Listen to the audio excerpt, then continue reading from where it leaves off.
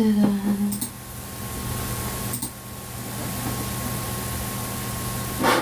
this is gonna show up. Here we go.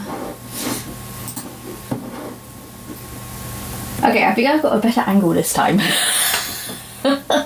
Okay, because before you guys were kind of shifted over here. I don't know, like my desk is over here and you guys are sitting on my desk, but now you guys are sitting on my floor and now it's more directly pointed towards my canvas, so you're not at like such a, you know, obtuse angle. You can actually directly see what's going on now.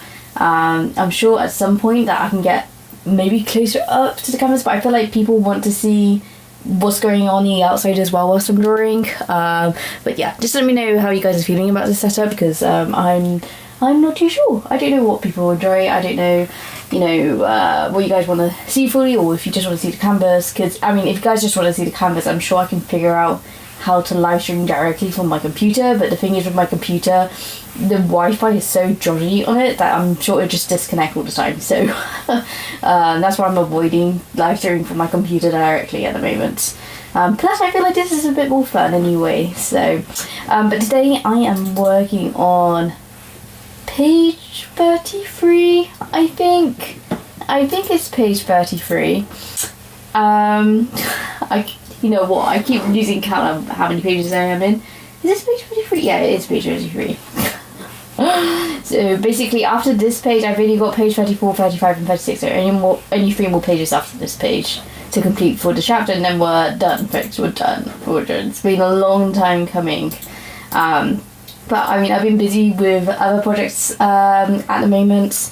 Obviously, if you guys have been following me on my social media, on like Twitter and Instagram, you guys know that I'm currently working on a project that I'm under an NDA for at the moment. It's a webtoon project. I can't say that much about it.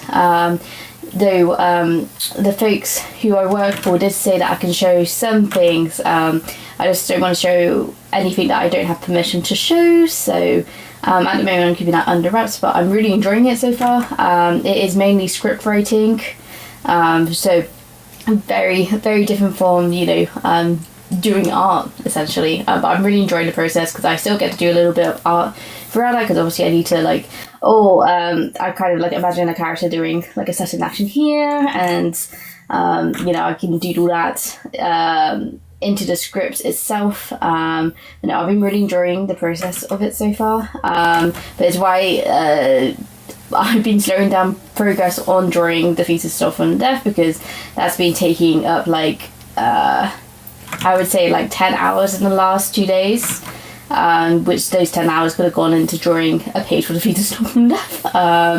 But it is what it is, because again, you know, the NDA I'm signed onto, I'm getting paid for. So whilst, you know, the fetus stuff from death, I always say this, I hardly make any money from the fetus stuff from death.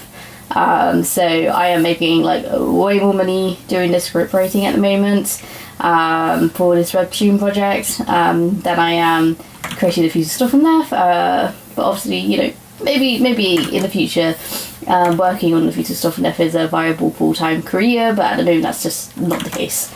But that is what I'm up to at the moment, but also it should kind of explain the slight delay of, you know, me not working on pages as quickly as I used to. But yeah, at the moment I'm still just doing a trial run for this webtoon project, so we'll see, you know, if everything goes successfully, if I'm on it for, you know, a longer run. You know, I just gotta wait and see, but obviously whatever happens, that will affect how quickly pages are made for the future stuff and death. So yeah, that's all the updates from me at the moment. And then apart from that, I'm still working as a library assistant at the moment, so obviously that takes up about a day and a half each week. So yeah, essentially I kind of got 3 jobs at the moment, which is kind of ridiculous. So I'm balancing a lot of things at the moment. So but yeah, all of it's enjoyable though. That's the main thing. All of it's enjoyable. I'm still, you know, not working full time as you will, but I'm still doing a lot of work. So yeah, it's a lot going on. Lots going on. And a lot of things I cannot talk about yet. which really sucks because I really like talking about things. But look, the thing is like, whilst I'm under an NDA for that webtoon project, you guys get to see everything I'm doing for the future stuff and that, which I have full control over, and I can show you whatever spoilers I want. So I feel like these two things do balance each other out. But today, yeah, if you guys are new here, hello, my name's Elodie Dow. I am the creator of the manga Thieves and Stuff from Death. You can read it online on Manga Plus Creators, Global Comics, webtoon Canvas, or you can buy that physical copy, which contains the first 6 chapters on my Etsy store. And at the moment, I'm working on chapter 10. Page 33 out of 36. I remembered this time post. So at the moment I'm just doing the line art for it. We'll get into some screen toning once I do the line art of this entire page. And I don't think there'll be much work at the moment for me to do my NDA stuff because I'm kind of finished with that at the moment until I get some feedback back. So this is just my free period of being able to work on this manga page. Right, so that's the windows. Oh, that's not the windows that before this line. Right, so that's the windows done. So what we want to do a bit of magic. Hold. You know what, it's like a difficult skill I'm trying to learn, because again, if you guys are new here, I don't live stream like at all. This is like my second live stream on TikTok. So for me it's very difficult to talk whilst drawing, but it's a skill I'm trying to learn. At the moment I'm just putting a white background behind the line art, just so when it comes to screen toning later it's just a bit easier. So that's that, and then do I want some thicker lines? I feel like I want some thicker lines. I'm going to put this back on again. Here we go. Oh my word, people are like joining left and right. I know it's a bit of a weird time to live stream because I guess like a lot of my audience probably are children. So a lot of them probably are still at school at the moment, but I guess for the adults in the room, hello. Or if you're ill, I hope you feel better soon.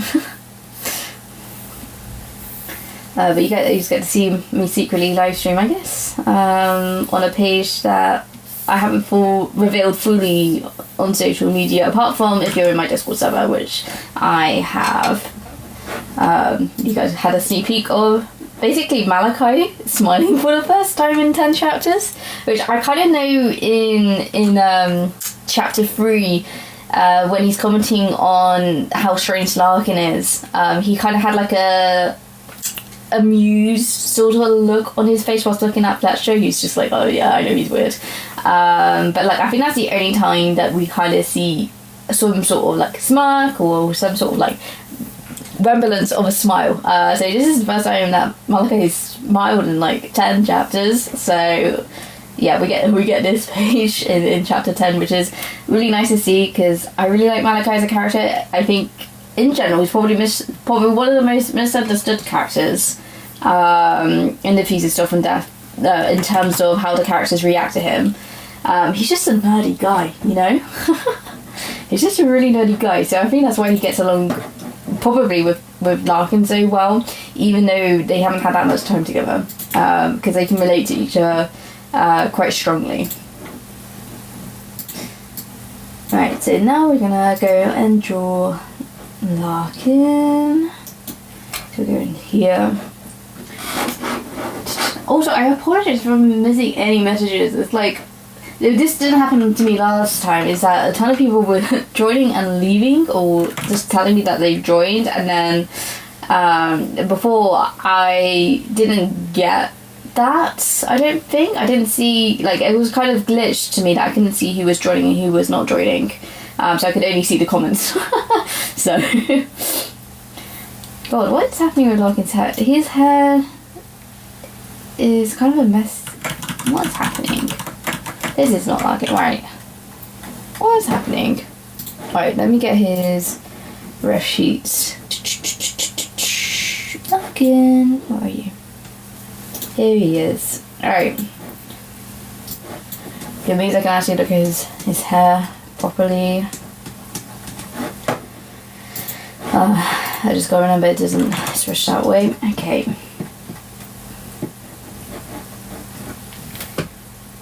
Right, and then it would help if I drew it on the back to there too.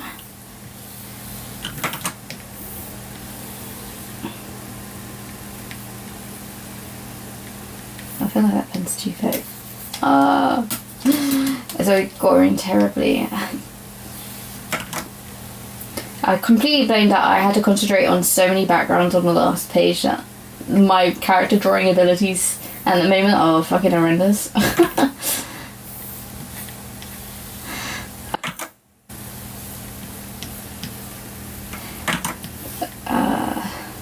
Right, and then because his partings on the left side, where's his hair? I don't know why his hair's so messed up in this angle. You can tell I was in a rush probably sketching this yesterday. I know it's just like a small illustration of Larkin, but I don't know why I decided to torture myself, but I always put like way too much detail into a panel in, you know, when a character's in a far distance. I put like way too much character detail in, but I mean, the thing is, now I've done it, I feel like I have to keep going with it, so this is what's happening here. Right, and then his draw's here. It feels like he's got no chin when I'm drawing him like that, but it will do. That will do. It's not perfect, but it will do the job, I think.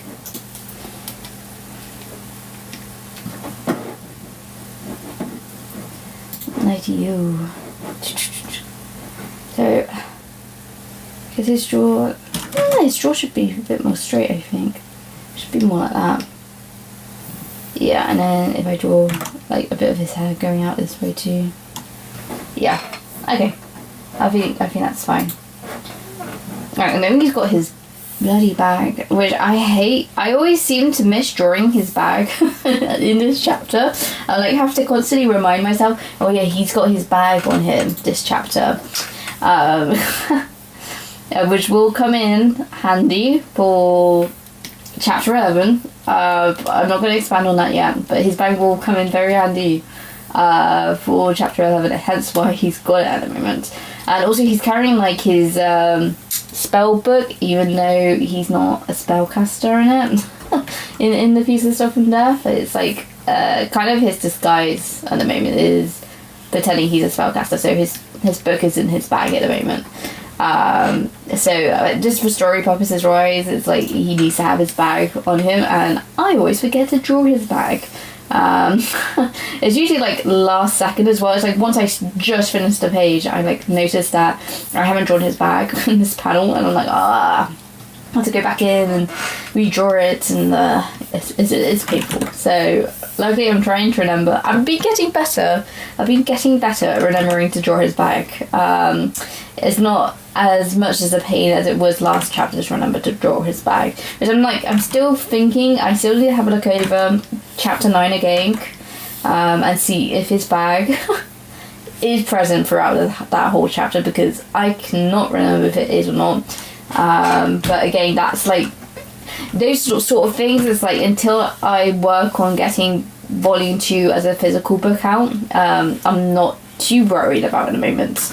Like anything like that, it's like tiny details, I'll work on the volume 2 release, so that will be on the to-do list when working on that. But obviously you still got a while to go, because I won't probably release volume 2 until chapter 12's out.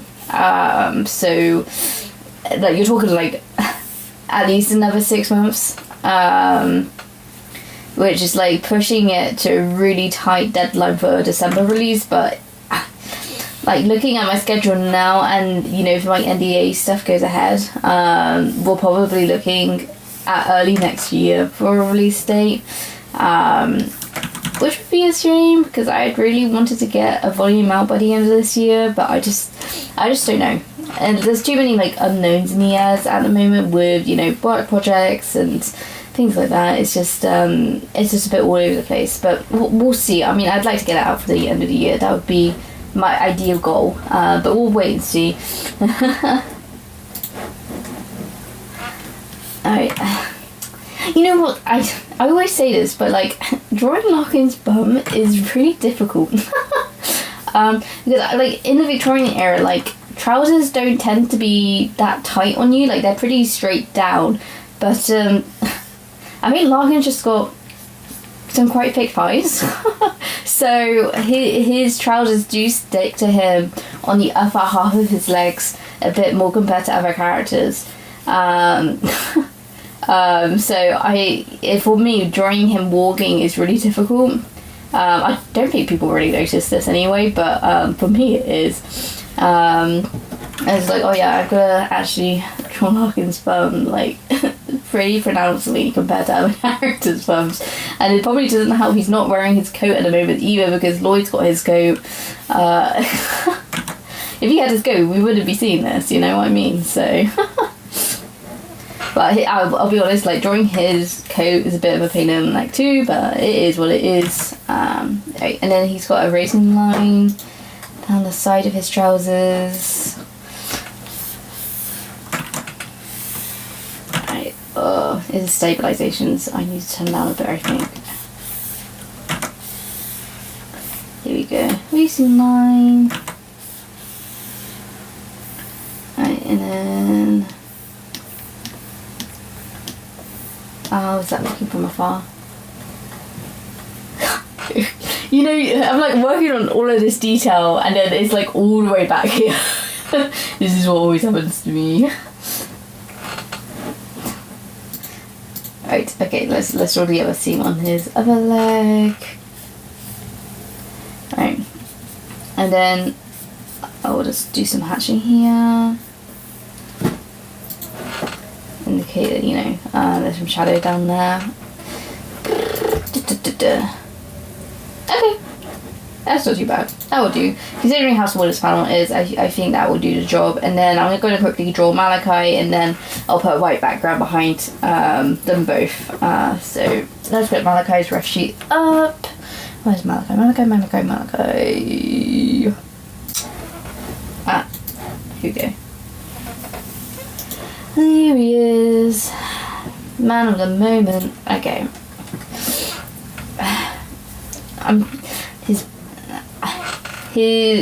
this thing. I keep getting the actual term for it.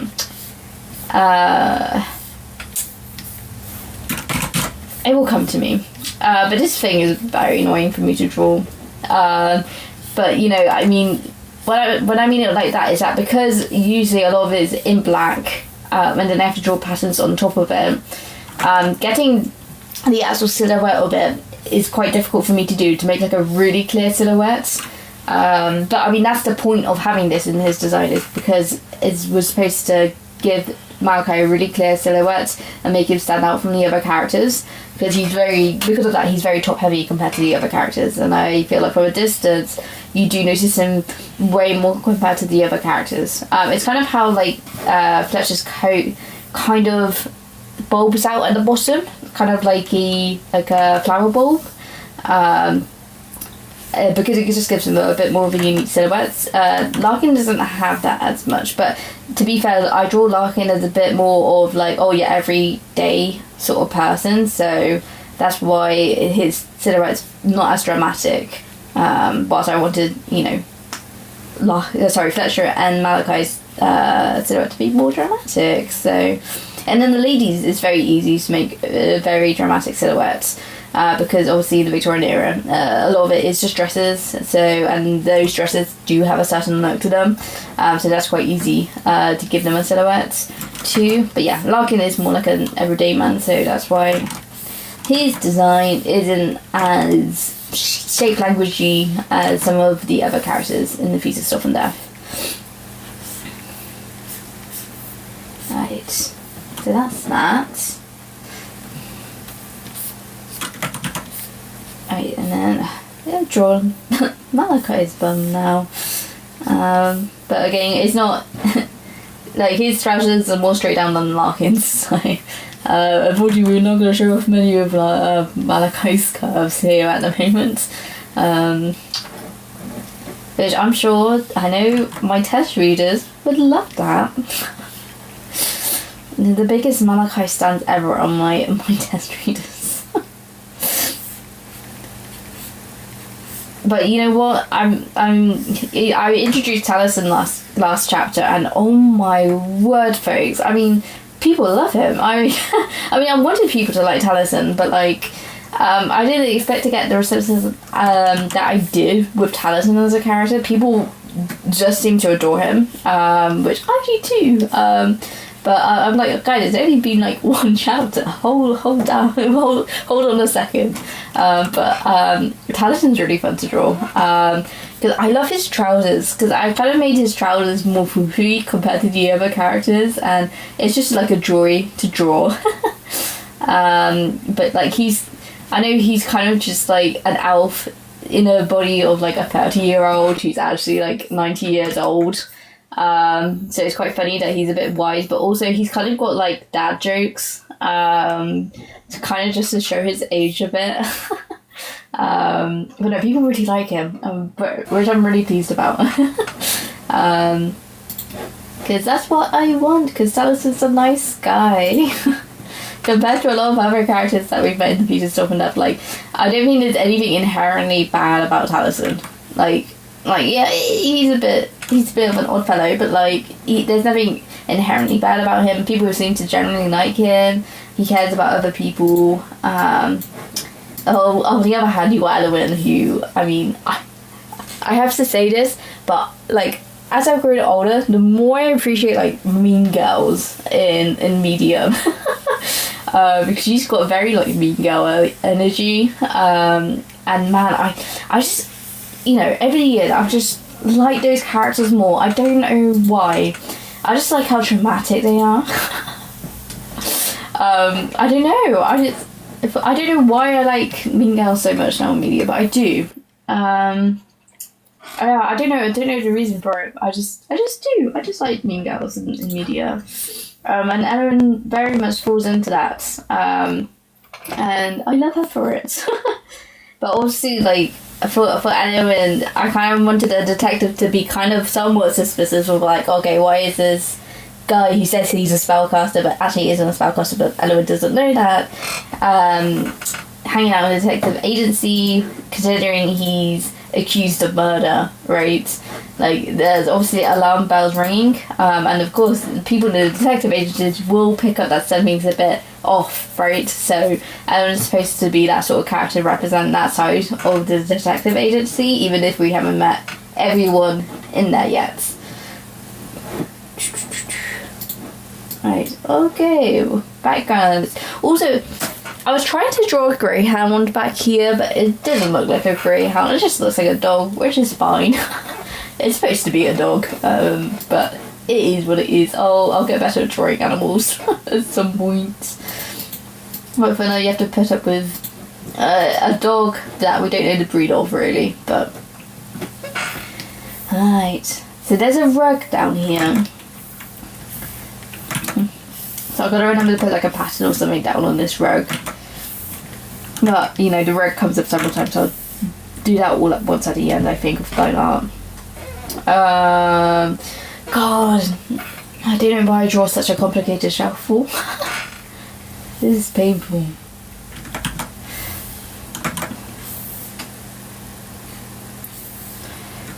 Oh my god. Okay, I need to reduce brush size, I think.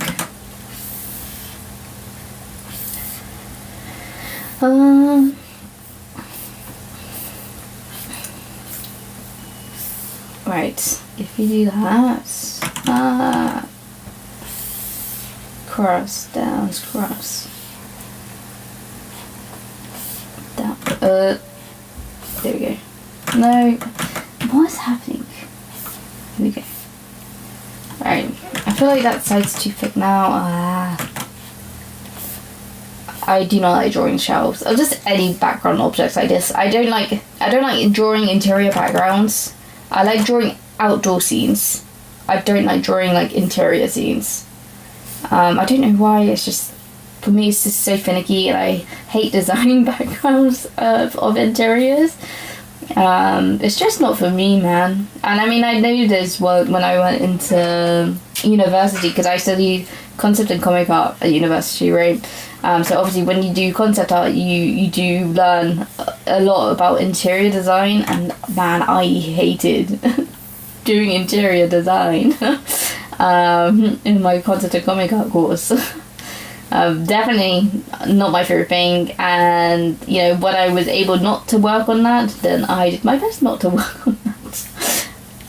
Yeah, not for me. But there's some people in my class who are really, really good at interior design, and if I ever had like assistants for this manga, I definitely have someone who would help me with the interiors, because again, I'm not great at the interiors at all, but it is what it is. Again, like in most backgrounds, they need to tell a story, right? It's got to tell you a bit on, who lives here, and a bit about the person. Like, we're in currently like a random ass building that these criminals have ran into, right? So we don't know if it's related to the criminals at all, or if they just hijacked this person's house for whatever reason, this rich guy's house. But obviously when you get the statue of like, oh yeah, a dog that's kind of supposed to be a greyhound but does not look like a greyhound, he's like, oh, okay, so this is a very rich person, but also they care about animals, etc, right? So but again, I'm just like, backgrounds really are not my thing. Right. Oh, I was just looking. Line art wise. Okay, line art wise, it's not too bad. What I'll do, I'll keep working at the same line weight, and then maybe I'll make the lines slightly smaller. But we'll see. Yeah, drawing backgrounds, not my favourite pastime at all, really. Exterior shots, I do like though. I do like a good nature scene, which is why I've been enjoying drawing the backgrounds in this chapter so much, until now. It's because it's all been in nature, but I did get a bit sick of drawing cave walls, I'm not gonna lie to you all. Drawing the cave walls being a bit of a pain in the neck, because it just gets so repetitive, right? I'm like, okay, let's draw something else though, please let me draw something else. Okay, and then I was going to reduce the line weight here.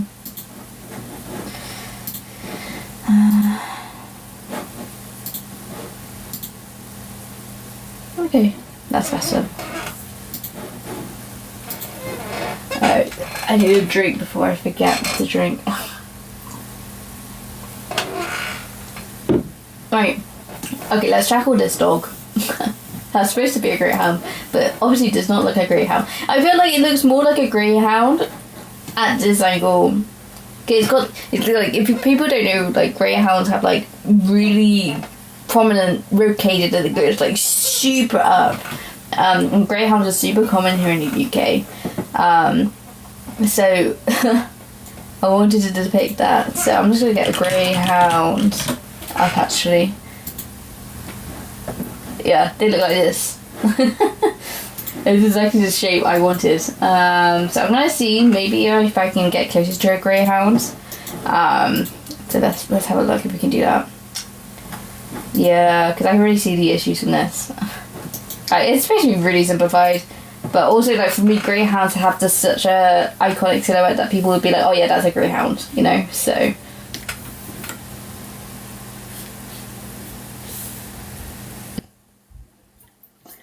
Alright, big boy, let's see if we can get you sorted out. But yeah, it's supposed to be a sculpture, like a stone sculpture thing.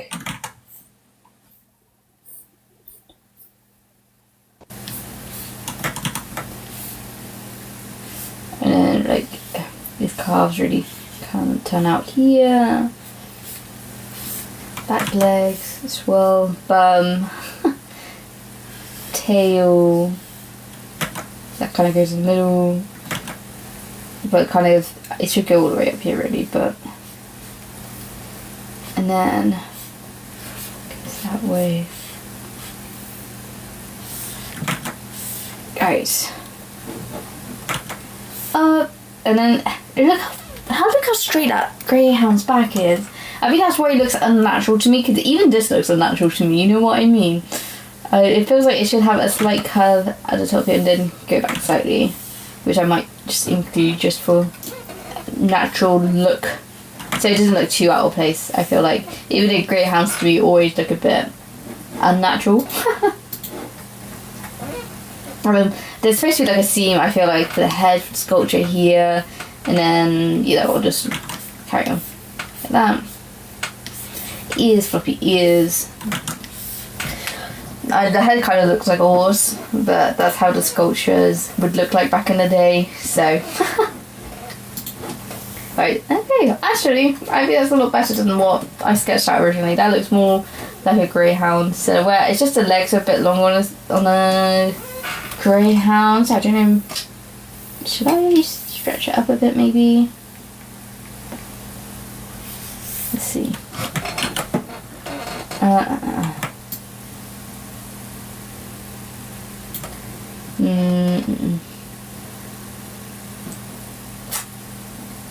This is not working, is it? Because otherwise he's going to be like a really tall boy. And I would need to size him down. Actually, I might be able to do that, but obviously his face I haven't sketched out. I'm sure I could draw his face out, but he's a bit longer than that. Oh my word. This is why I never draw animals, folks. I'm absolutely horrendous at drawing animals. Right, that will do. Okay, let me draw the rest of his floppy ears. And then, I don't actually know how the snout looks, but we're gonna just go like that. That will do. Oh, that will do. I presume that still looks pretty similar to this one. Yeah, it's just, I feel like in that sketch, just needs to just go higher up, but that's fine. We'll talk about that. Right, back to drawing this, I don't know what you call it, like hallway in between parts. And you go down. And then there's a box here. What's in the box, who knows? I'm just thinking of objects I can include on the shelf. And then I was going to have some books here and books down there. More boxes down here.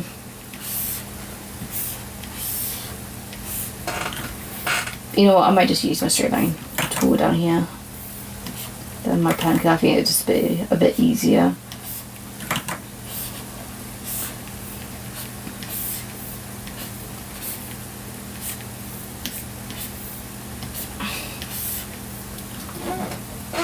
And yeah, there's like, I don't know what, I can't remember if I wanted these to be books or not, I don't know, there's something. Who cares? And then books, do I want to use a book brush? Nah, I'll draw it with my hand. I could use a book brush, but I don't know, I don't think that looked good at a cycle.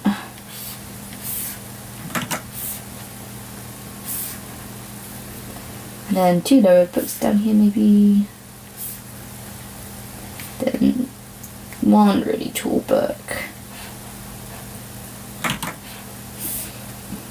And then get 1 at the same height again.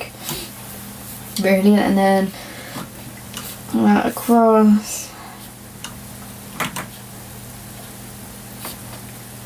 See if we can hit that up, and then go back here. Actually, I'll just drag the lines.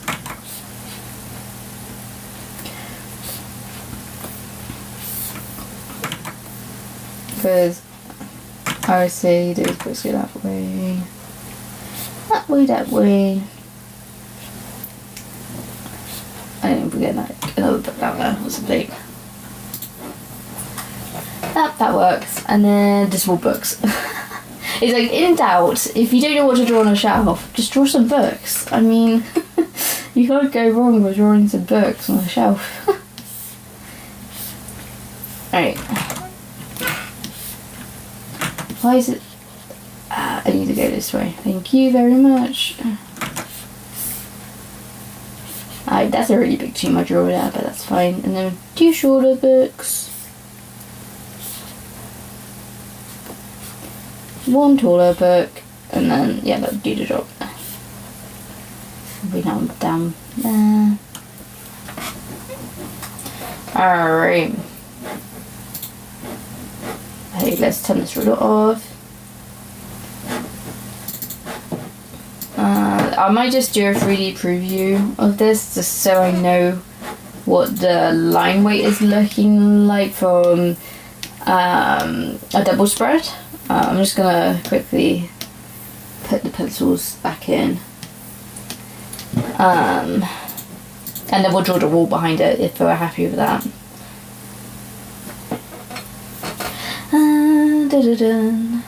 Let's have a look.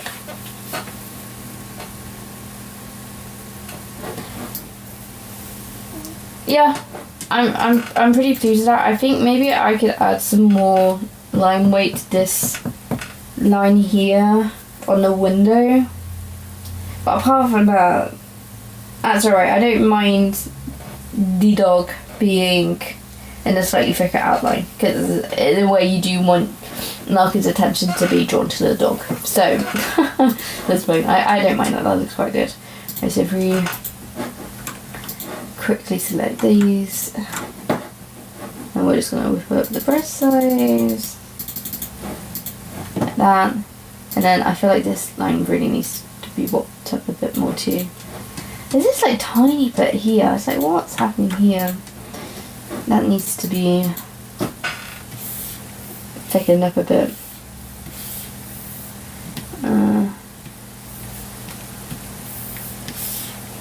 There you go. Okay, brilliant.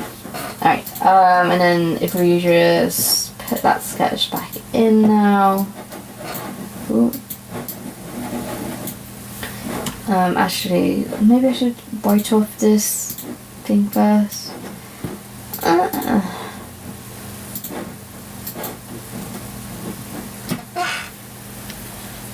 Also, thank you for all the hearts. Again, I'm still not familiar with TikTok Live as a platform, so literally if you send something, I really do not know what it means. So you guys would have to explain what just happened. You know what I mean? So, oh, I forgot to draw the lines down here. Oh no. This is why I wipe things out as well, because it's like, oh, I forgot to do this, or oh, I forgot to draw that line. Happens more than I like to say it does. It happens a lot to me.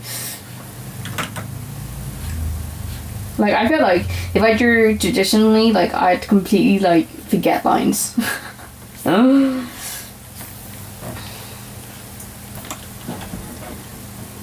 Okay, that's fine. Okay, we can select everything else to go now. And then I realised that Malachi's farm needs to be filled in as well, so we'll get back to that as well. And then... okay, I'm gonna have to erase that. Do I do lasso tool? I'll do lasso tool.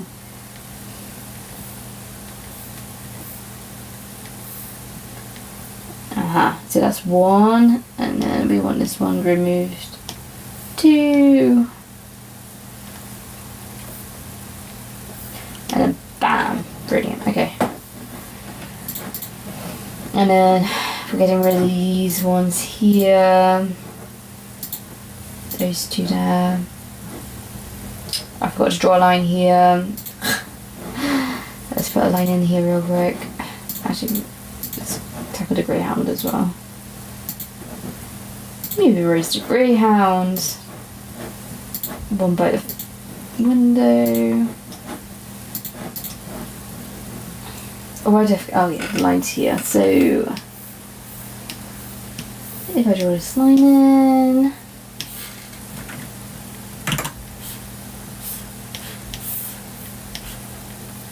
brilliant. Okay, and then I'll just attach that to, and then turn off the ruler again.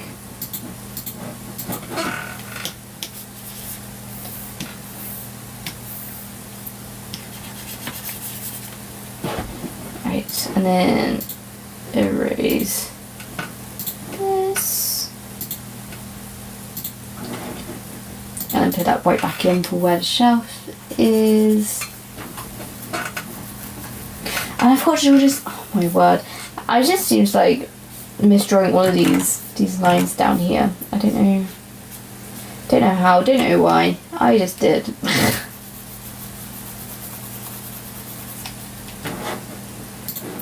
Right, and then that should be the final part of that shelf removed.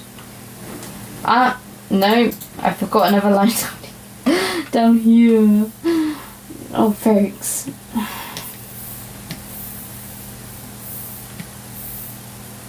Right, so it should kind of get back here, and then we should be done. Ta-da! Okay, and then actually we need to put Malachi's bun back into white, so that's the window layer, we want this layer. And then erase that out. Brilliant! Okay. Right, so now it's just the wall and the light fixture on the wall that probably will get cropped out anyway, but it's a wall lamp nevertheless. So we'll create a new plate layer. And then I think I'm putting a door there. I can't remember what I'm putting down half of the time. This is why I also write notes to myself in my sketches sometimes. I was like, oh yeah, this is supposed to be a door here. So let's draw the door. They'll go behind Malachi, I presume, yeah. And I will reduce the line weight once this is done. And then I feel like we kind of get a little bit of like indentation here. Same with down here, you get a bit of indentation. And then it kind of ends there. Brilliant, okay. So that's that one. It's a very tall door. It's a very tall hallway, so.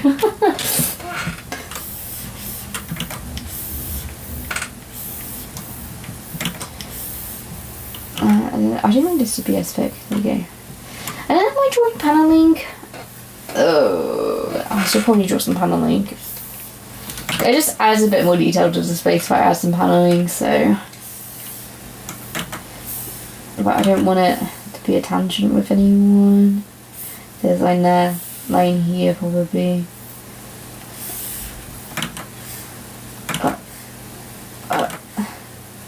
Yeah, line there, line down here, line down there. Oh no, line down here. Yeah, that'll do. Brilliant. And then light fixture.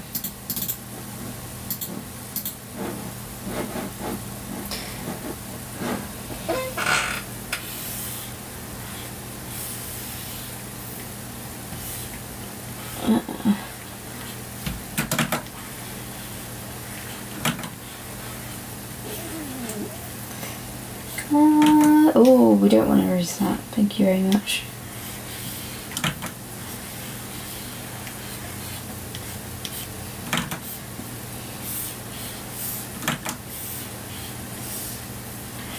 And a little flame. Alright, and then that goes back up.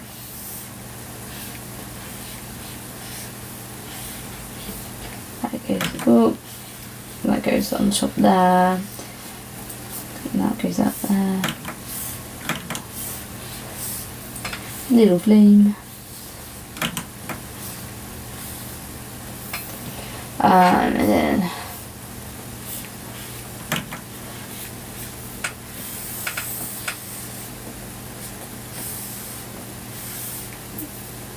Put it that way, down there, round down. Yay. And then I was thinking of like putting some sort of indentation here. Stabilization, where are you? Okay. Alright. And then it will melt off here. Brilliant. Alright, and that's the background done there. Alright, I'm just going to bend out the line away a bit.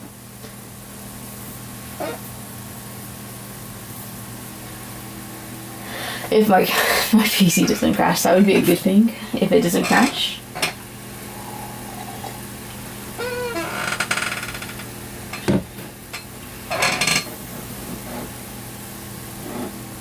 Okay. Oh no, my lamp. What's happened to my lamp? Oh.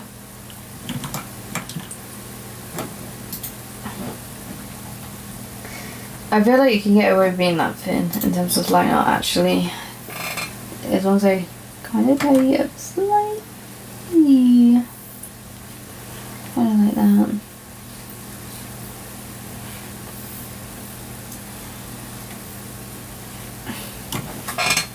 And then if I adjust the rest of the line art too.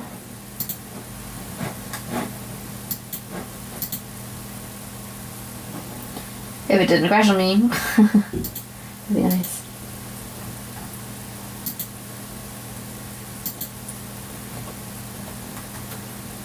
Yeah, that's nice. Okay, brilliant. Right, so that's the first panel lined art. So if we go and erase this panel from the sketch layer.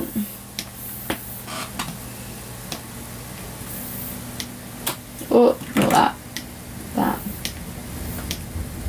Brilliant.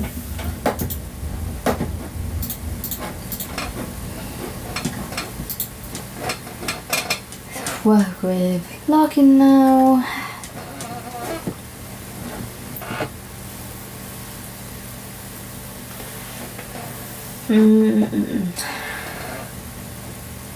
What am I doing?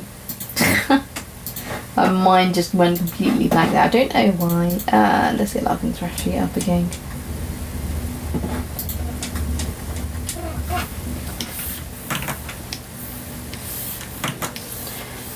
I mean, this part was just going to be silhouetted anyway, really. I don't know, maybe I'll fully screen tune it.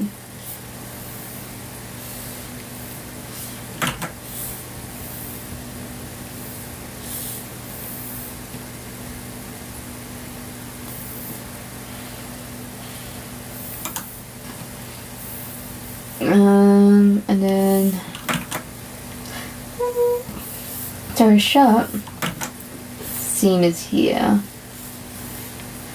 so that means the start of his vest is here, his book strap is overlapping that part, and then the rest of his vest is here. I think, and then if I draw the vest seam line,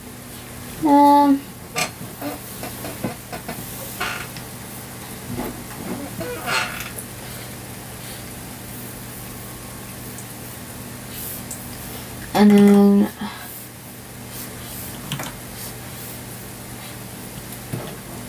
like that.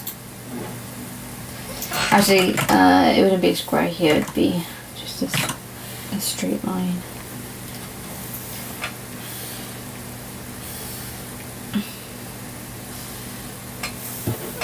Alright, and then I'm going to reduce the line with that.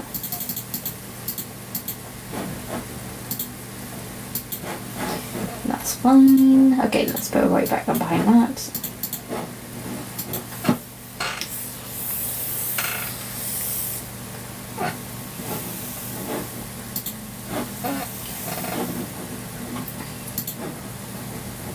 Right, Greyhound time again. Let's figure this out. The astral silhouette of this at this angle is not too bad. I just need to bring it back up again, I think. I'll just make you a bit taller in this perspective.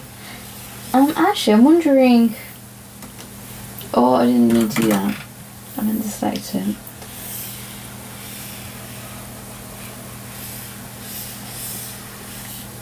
Alright,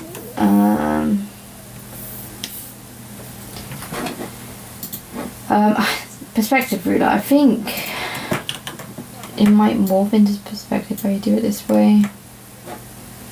Yeah, he's just a bit taller. Yeah, that's so much better. Brilliant.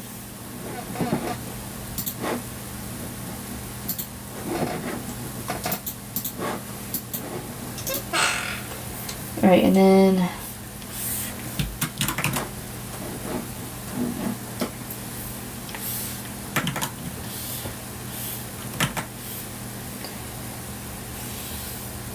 we go that way.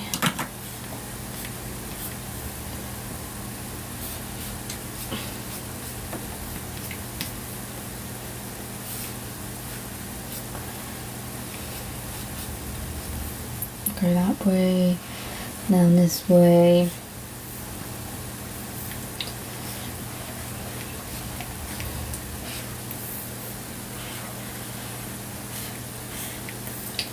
Sorry, I'm concentrating drawing this greyhound right now. Then you'll go down this way, just before the edge of that leg.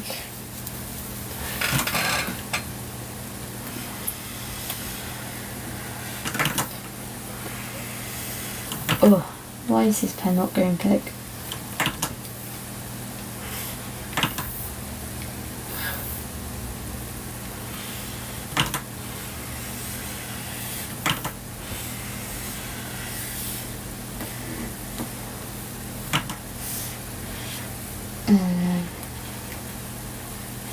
Something like that. Okay. And then same for the statue. Head. Got a big nose at the bottom there. Floppy ears.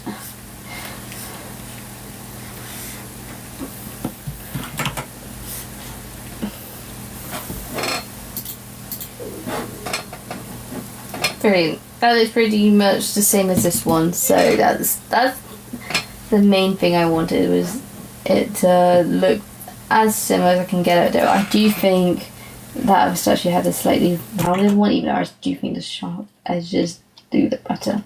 Here we go. Brilliant. Look at the little greyhound. Right. Alright, then I'll probably have that one separate later, because I'll probably add more detail to that greyhound in this in this panel. So.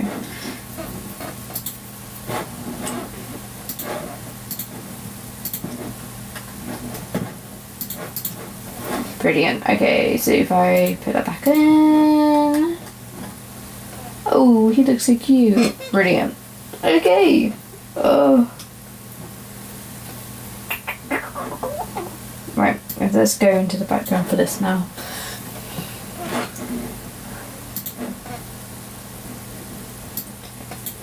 I'm back to drawing these shells again, and I can't wait to get over these shells, honestly. I'll go with a straight line tool. Detail. So that's 3.7. Remember 3.7.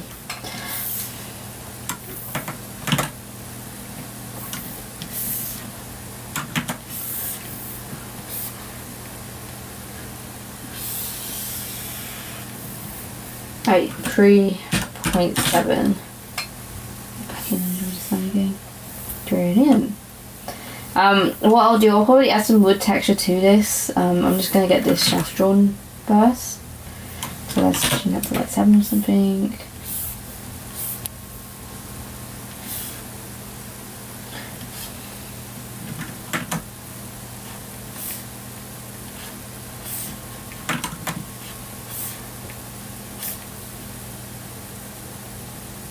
Right, and then go across. Oh, Just like that.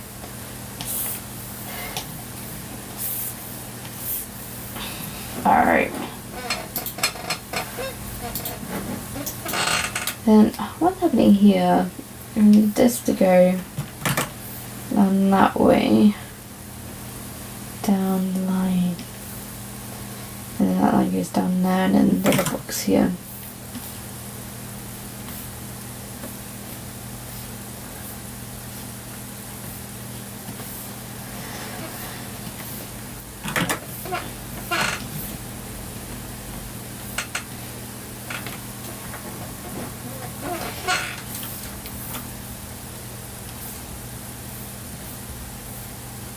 Right. And it doesn't really matter the size of these books down here because you're not gonna be able to see it. So we'll just do variation on like how thick the book is, I guess.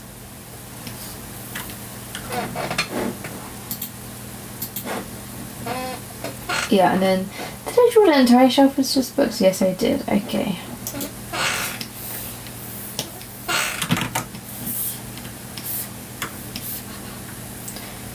Right, thick book, 2 fins, big thick, 1 fin, big thick, 2 fins, and then I'll just draw another one here. I'll just finish it up. And then there's no shelf on there, which has some like books on this side. So I don't know. Maybe I should draw that in. So like side.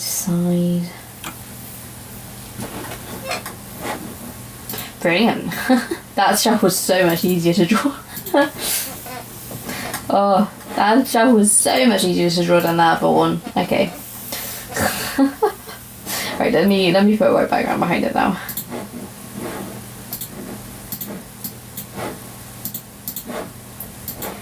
And go this way, go round, over and up, over and down. Okay, and then do that way. Brilliant. Okay. And then this should be quite easy to erase. So erase that. Nice. And then we just need to draw the background behind it.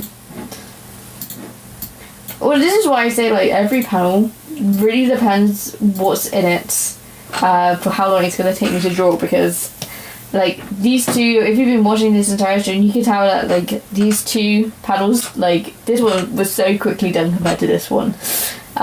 So you know, when people like ask me like, oh, how long does it take you to do a page, it's like it really depends what's in the page.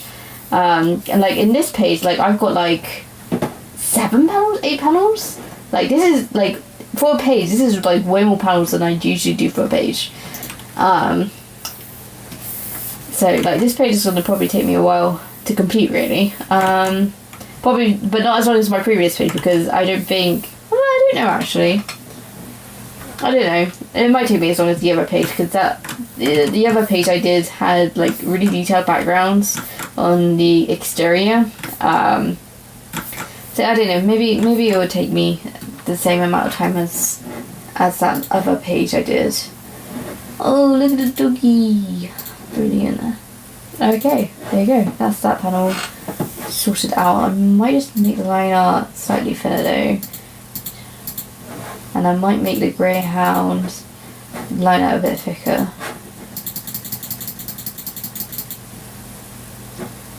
Yeah, that works. Brilliant. Okay, so let's corner off the rest of the sketch. And we can erase the sketch for the other panel. Brilliant. Okay. Should we draw Malachi now? should we draw Malachi? Let's get rid of this greyhound. We don't need this greyhound anymore. Let's draw some Malachi now. Now this like expression for Malachi is very similar to the expression he has in chapter 3. Because I thought it would be nice just to kind of rehash what he's done previously. I feel like it's kind of expected of his character to act that way. So that's why it's kind of a similar expression to like a previous page I've done for him.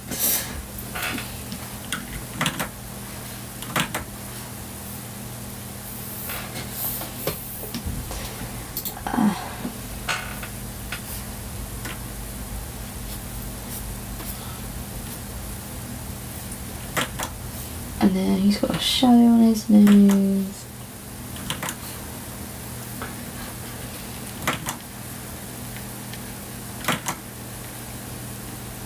Right, and then I don't know.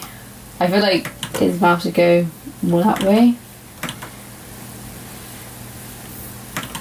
Like it should be like more like that, probably. I feel like he should be slightly more pissed off. And then his tongue goes like disappears down there.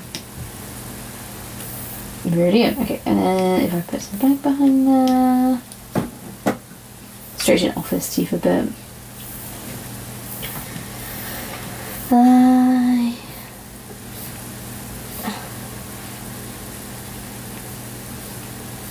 Like that's brilliant.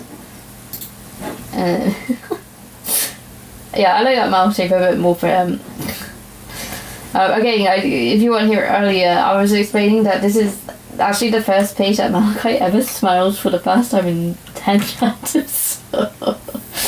Oh dear me. So it is quite an important page to... when I draw Malachi smiling, I feel like that smile has to be pretty much bang on. But yeah, we'll check it out when we get through it. At the moment, Malachi's so pissed off.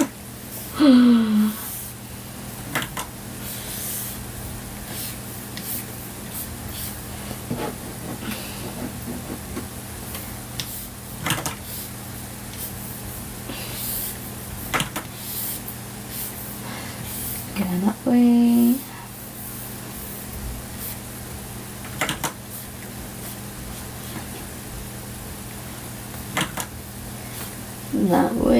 That way. Brilliant. Okay. Okay, and then I'm just gonna bold out that way. Just because this is a bit more front and forward. And then he's got a bit of hair. Tap at the back there. Right, and then either his ear cuffs. I think they're called ear cuffs.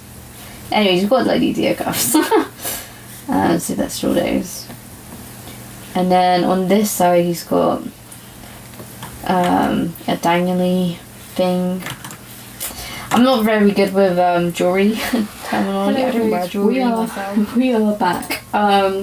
It seems like after like an hour of me live streaming, it seems like it always just wants to cut off for whatever reason. So here I am now. Looking at all of this because again I'm just like it's annoying when the live cuts out sometimes. You're like, oh, I didn't mean for it to cut out. I don't know, maybe there's like a limit on how long you can do a live for. Like if it's longer than an hour, maybe you have to reboot it. I'm not too sure. It's a bit strange. I don't know. That's an issue that that's happened a second time to me now. So I don't know. Hiya, how are you? It says sorry. I just rebooted my live because again it disconnected after an hour of me live streaming. This is always an issue. But I am back to drawing page 33 of chapter 10. And at the moment I'm drawing a pissed off Malachi who's eventually gonna smile for the first time in 10 chapters. So that's what I'm doing right now. And at the moment I'm drawing a pissed off Malachi who's eventually gonna smile for the first time in 10 chapters. So that's what I'm doing right now is June 1st. So I'd really like to get it out for June 1st. Because I'm also doing a Q&A for my chapter 10 anniversary.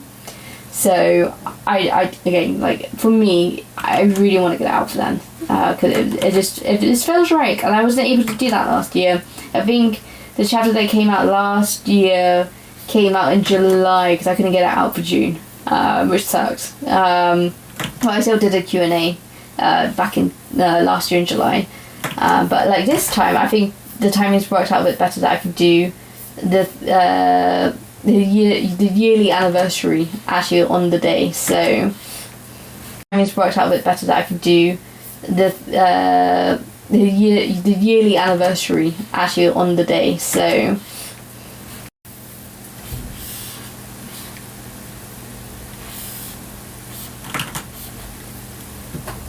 hi everyone who's joining. I feel like, again, it's like my live stream ended and then I don't know what's happened. It always seems to happen every hour that my live stream's like, nope, you're not live streaming anymore. I'm like, oh, okay. So, but I guess now I've rebooted it, it seems like it's pushing it to new people. So maybe it's a good thing that my live stream crashes all the time. I do not know. Or every hour it crashes. Hi everyone, if you're joining.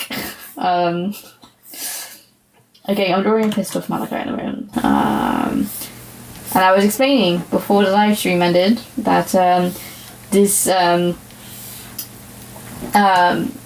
facial expression for Malachi is very similar to the one in chapter 3. So, because again, I just wanted to rehash it, essentially, because I really liked his expression back in chapter 3. And plus it's been like 7 chapters since then, so I can get away with using a similar expression, I feel like, so and then I feel like I just need to go up here.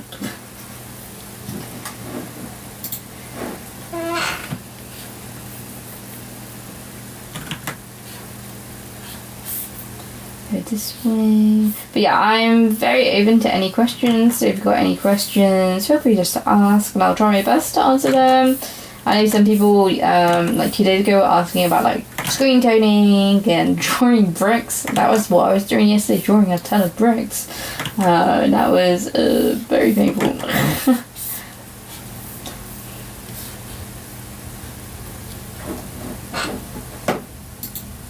Alright, and then he's got his metal leafings down here.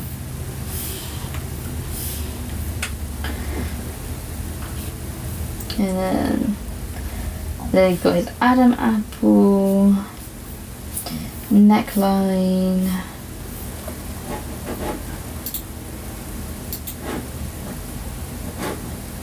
okay.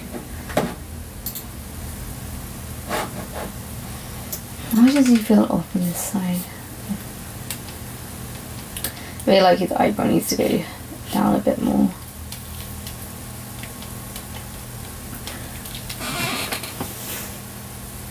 Oh, what genre is my manga? Yeah, oh, you've heard something that you read BL? Yeah, so it is Victorian era. So it's like a best way to describe it is like a crime mystery supernatural manga. Essentially, Larkin is our protagonist. He's the downtrodden, scientist who basically his boss gets murdered. His boss who's been plagiarizing all of his work, and the murder is blamed on Larkin, which is this character whose tribute I'm going to be drawing very shortly. And essentially, Larkin gets attacked during the night, and someone called the Golden Thief, also known as Fletcher Burnett, saves him. And basically, Fletcher's a part of like a detective agency, which is what Malachi's a part of, who investigates supernatural crimes. As such, like Larkin's got ropes into, and basically humans are not supposed to know about the magical world. So obviously Larkin's been exposed to all of this. So at the moment, Larkin's just trying to fit in, but Malachi knows that Larkin's a human. So there's a reason why Malachi's with Larkin right now, because again, Malachi knows that actually Larkin's not going to be really able to defend himself against, the threats that's in this chapter. But it isn't a BL. I will say that. But how do I put this? I think like there's some very obvious revelations in terms of Fletcher's expression towards Larkin that could imply that maybe Fletcher feels more for Larkin than we realise, or that he even realises later down the line. So, you know, the option opens up, is what I'm trying to say, later down the line. But again, there's a long way to go for that, because again, I'm only on chapter 10. So if there was any romance or anything like that, it'd be very slow burn. So I think you'd get away with it, you know what I mean? So, but I mean, Larkin here identifies as non-binary, but he doesn't care how other people perceive him.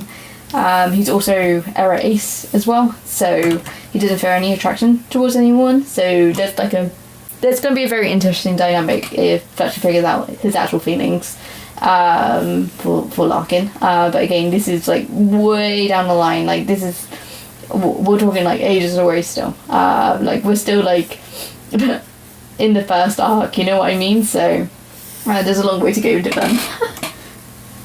Yeah, of course. You know, you can read online for free. I got up to chapter 9 online at the moment. Or you can buy a physical edition of volume 1, which contains the first 6 chapters. So, you know, if your parents allow you to read it, then, you know, those are the avenues where you can read it from.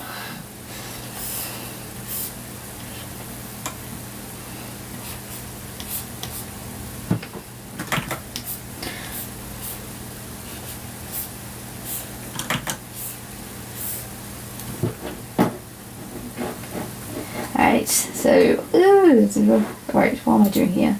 Oh, I forgot to draw the shake lines. The shake lines to go up, down here. And then I kind of want that to flow down. And then we want some little bubbles around the edge too. And then Larkin's next stuff's going up here.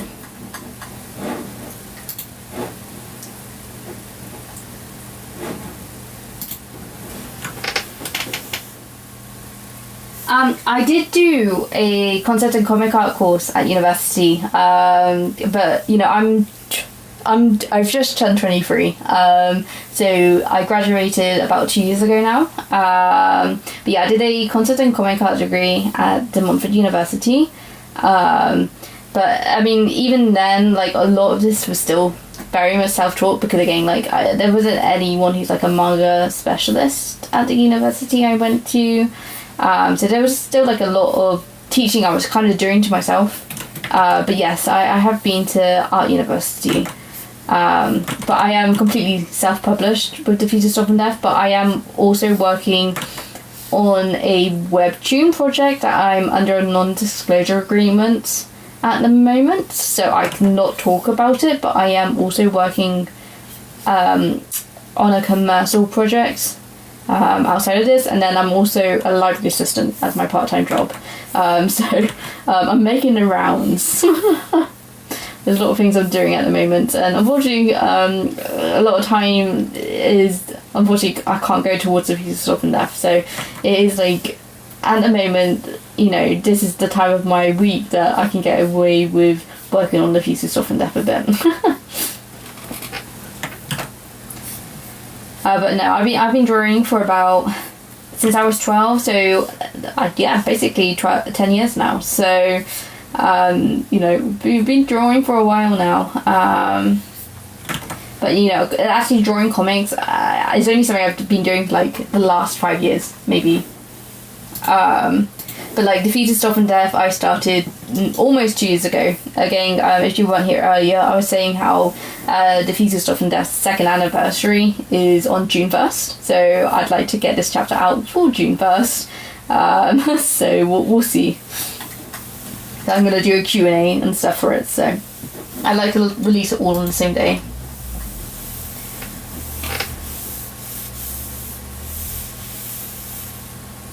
Oh, thank you. I'm glad you like my art. You want to get into digital art but don't know how to start it. So, you know, how I started digital art originally was literally, it wasn't even an iPad. It was like an Android tablet when I was 12. And I used to just draw with my finger on my tablet. I was more of a traditional artist back when I was 12. I really wanted like Copic markers and stuff like that. But yeah, I used to draw just with my finger on like my Android tablet when I was younger.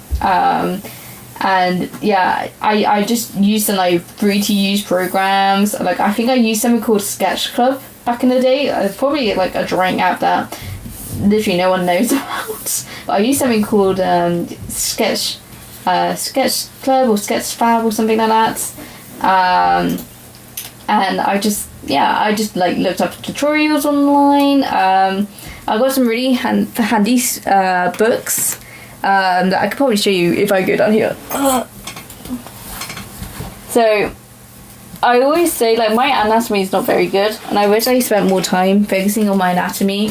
But one book I would really recommend is Constructive Anatomy, because you know it presents like a ton of like anatomy, mold, etc. Like it just shows you everything like the ear and things. Like this is really useful. That's what I used at university. And then if you want to talk about drawing comics itself, I will always recommend Scott McCloud. So you got Making Comics, which is just, you know, the process of making comics.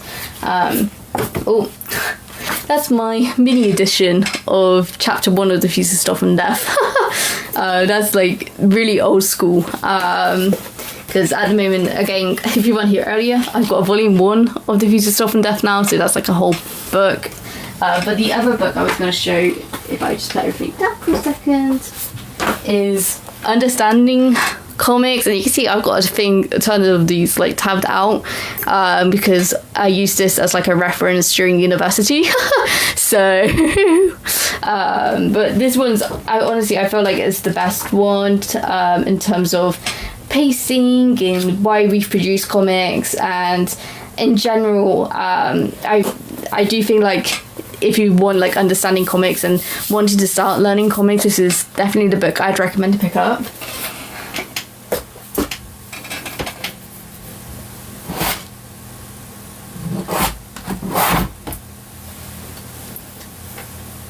I use an Adobe app, but I use my finger too. But on your phone, didn't know if a course was worth it. Honestly, I feel like it really depends where your art's at. Like if you're struggling like with learning anatomy and like perspective and compositions, like if you kind of really struggle with your fundamentals and basically want to learn from the ground up, like I definitely say that university is very much worth it.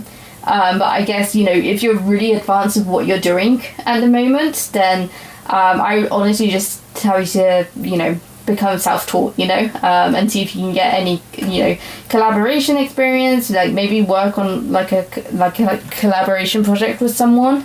I think that would be I would suggest, so you can get some experience working in the field. But yeah, if you're really just looking to improve your craft, and really just want to improve your art, then I definitely say that, you know, going to university is definitely worth it, or doing a course. But yeah, it really depends like where you feel like your art's at the moment.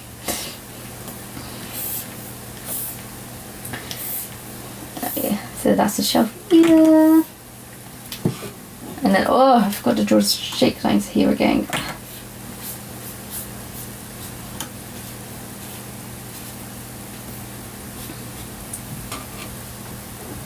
But I hope that kind of gives you a bit of perspective. I mean, I really, really enjoyed university. I mean, again, you know, when you're going to university, you're not just going there for the course. Of course, that's like the main purpose of going to university.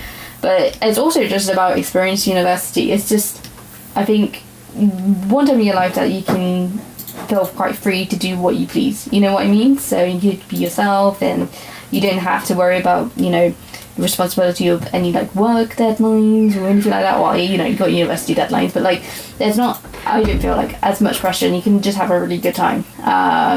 So, you know, there's also like the university experience in general you've got to keep in mind too, right? If that's like uni is like the right place for you to go, or maybe, you know, doing an online course might be better, you know what I mean? So Yeah, I definitely need to work on my anatomy. Thank you for the advice and keep the amazing art. Thank you. Yeah, again, I always struggle with anatomy.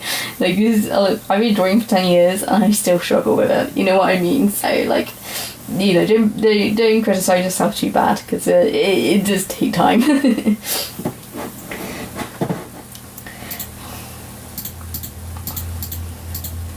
Alright, I'm just gonna see backgrounds. Hi, you can probably see me now. That's the one I wanted.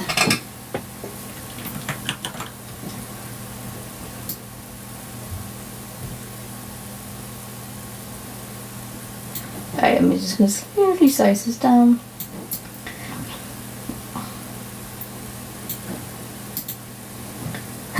Oh yeah, I like that. I like that. That's good. I like that. Okay, so if I just square that off.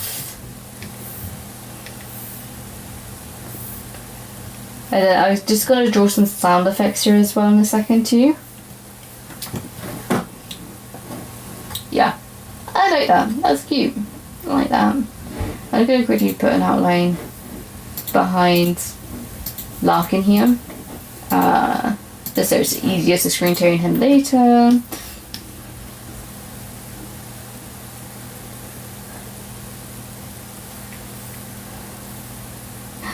Yeah, I'm going through. Okay, I think I got it.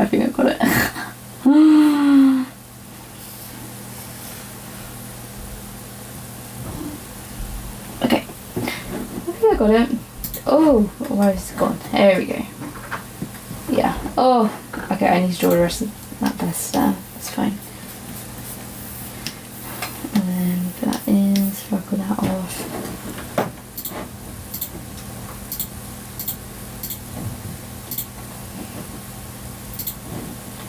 Alright. Well, actually, should I draw... I'm wondering if I should probably draw the leg of that table as well. Let me do that too.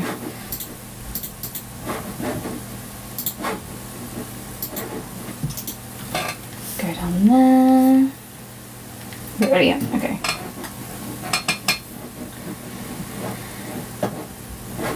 Okay, and then, what? I can't remember, what am I doing? I'm doing like a hair. I don't think I've got a Hoya saved in my lettering already, so I'm just going to write this out. Where's my lettering tools? It's like... he's kind of just like shocked here, isn't he? So it's good, like... Okay, if I do an outline on here... He's like... yeah. Or something like that.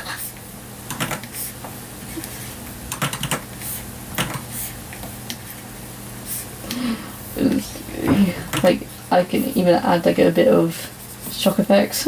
Yeah. I quite like that. Yeah. And then I'm just gonna put that outline of, ooh, don't want that. We want it white outline. I like that. Okay.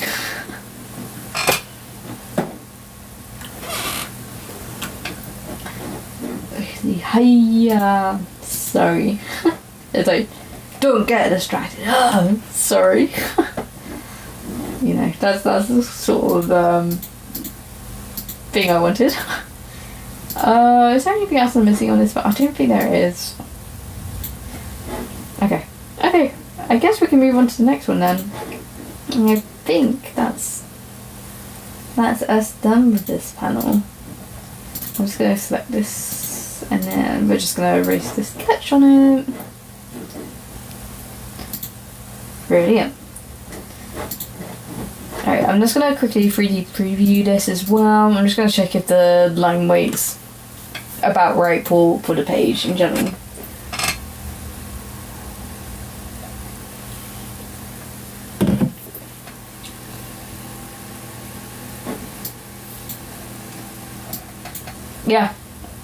Yeah, that looks good.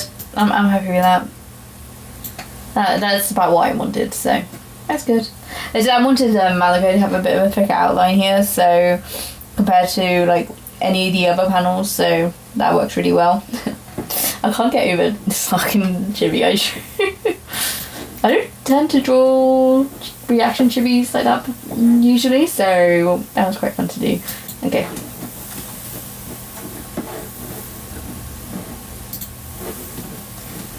Okay, right. We are on panel 4, and I don't have a folder made for this yet, so let's make a folder E4.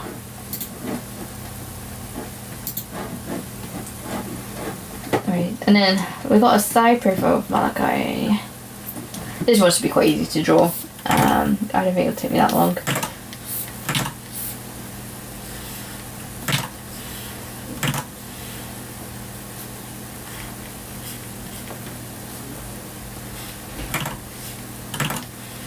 Down there, chin.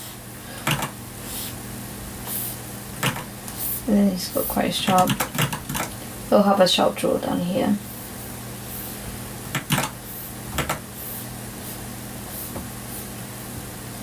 Down there.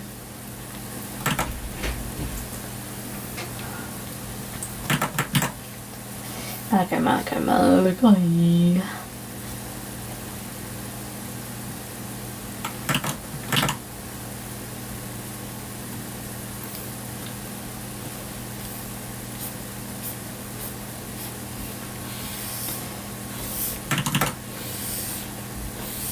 You guys get a bit of ASMR.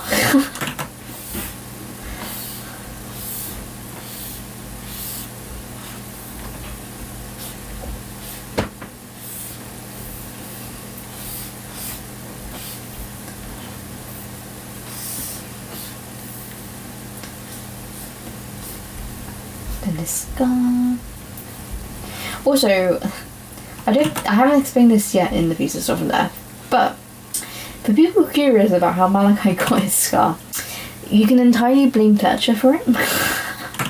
I will touch upon it at some point. But yes, it was caused by Fletcher. But yeah, we'll dive into that in a future chapter.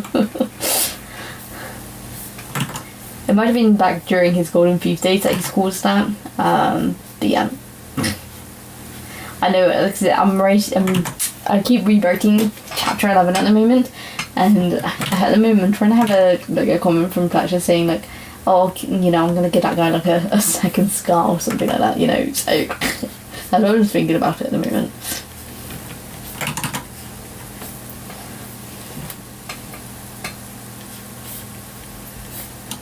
Alright. I like how he's slowly getting more happy.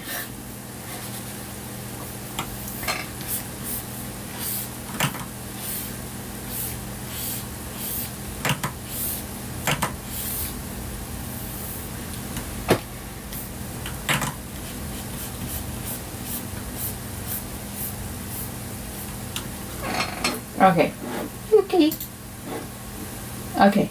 Oh, I forgot to draw his shadows in that panel. Let me quickly just change that again.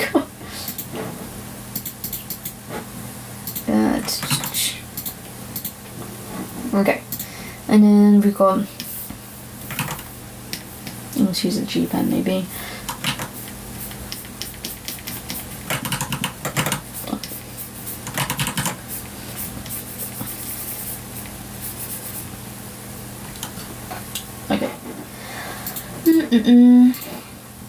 Go down there. Brilliant. Nice. I knew something was off.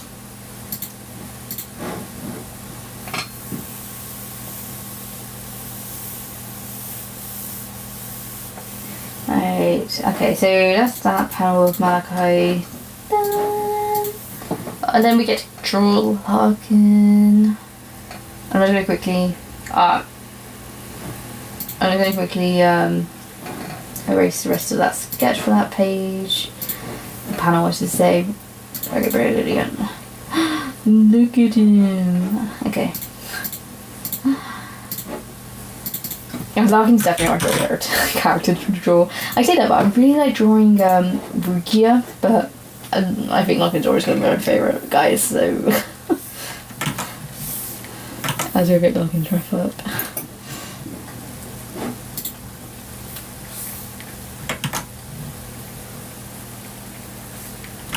What is happening with this pen?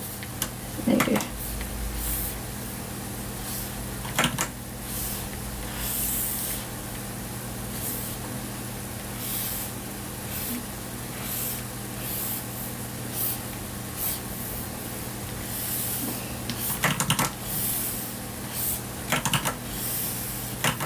Come on. Come on there. There we go. Actually, I feel like it's too fake. There you go. I feel like it should come down more, which is what I wanted. Then this hair goes back there. Hair parting.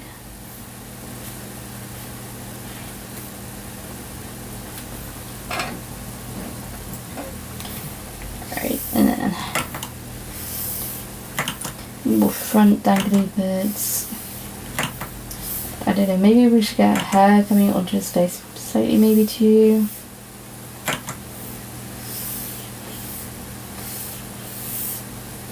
But yeah, and I can hide it up there. Then some other bits of his hair can go out that way. He does have a ponytail, it's just you won't be able to see it at this angle, so. And I won't have enough room to draw his neck scarf, I don't think either, so. Otherwise the panel will just get too cluttered.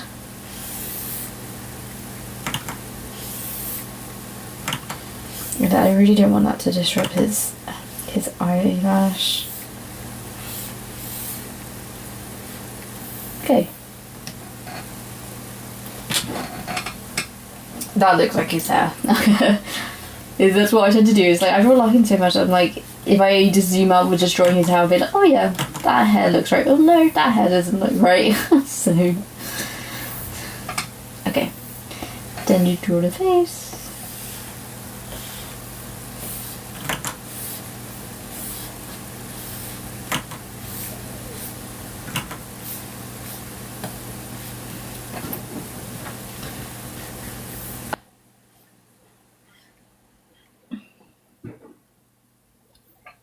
His nose. You know, guys, you should have seen how I drew noses back in the day. I used to draw the nose like all the same. It was terrible. Like the nose was always like the worst part of those old drawings I used to do. They're a lot better now.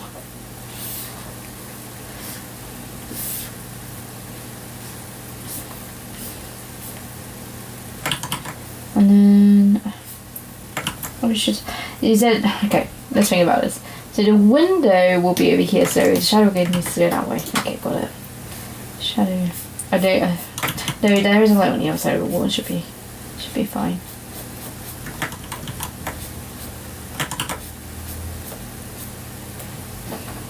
And then his Adam apple down there. We'll get a bit of his next cloth in. Collar.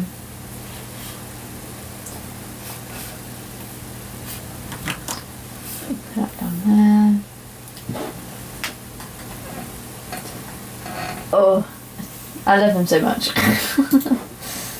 I love drawing him so much. Right, and then the rest of his neck needs to go down there.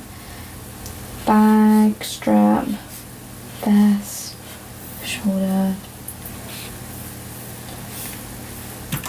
vest. Right, let's draw the other part of his hair in. And then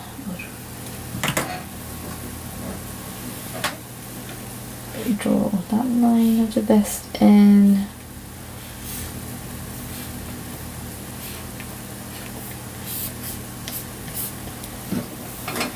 How is that looking from afar? Yeah. I don't know, maybe his shoulders just slope down a bit more.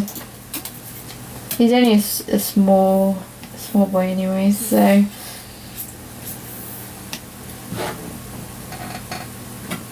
Yeah, that would do. I'm just gonna add seams there, seams down there.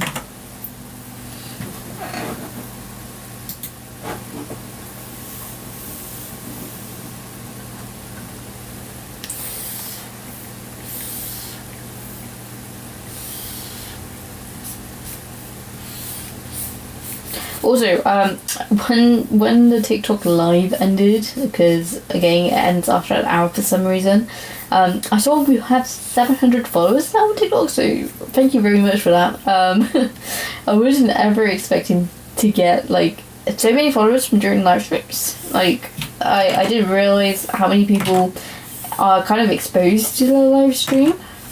Let alone, you know, look at my art and want to follow it. So I really appreciate everyone who has been following. I really appreciate your support, because again, I'm only a small guy here on TikTok, and my manga's not very big at all, so I really do appreciate all the support that you guys have been giving me. Again, I'm not like, I don't think I'm like the best on social media. Like I don't think I'm naturally like charismatic, you know what I mean? So for me, like advertising or promoting my series is really difficult for me to do, because it's just not the sort of person I am really, right? So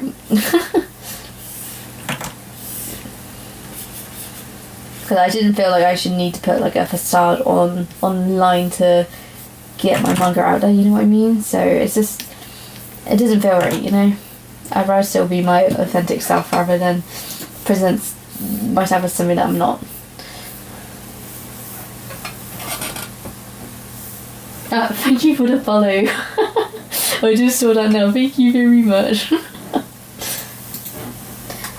If you're new here, I'm the creator of Thieves Stuff from Death. I'm working on chapter 10, page 33. I'm remembering. So I'm nearly at the end of chapter 10. So I'm trying to get it out for the 1st of June, which is the 2nd year anniversary of my manga series. So I'm trying my best to get there at the moment. So that is what I'm working on right now. So I'm just doing the lineup at the moment, and then at the end I'll do all the screen toning, which I think people really like seeing me screen tone.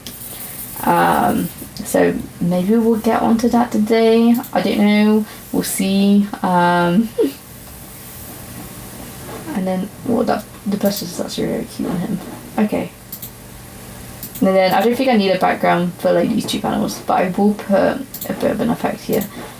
Thanks. Notice. Where is my brush for notice? Here we go. Go like that. And then we'll put a black outline on the outside. There you go. And then, oh, yeah. Nice. I really like that. I really like that panel. Great. Right, so we close that back down. Right. I think he does. Drawing Lucky took as probably as long as drawing Malachi. I'm just really quick with him. Sorry, my monitor's just about to go off on the other side of the screen where you guys are, so we'll quickly choose that. Right, and now we've got a really detailed panel down here. Okay.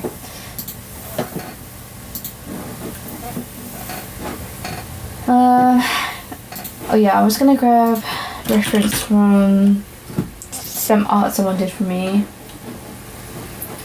Where is he?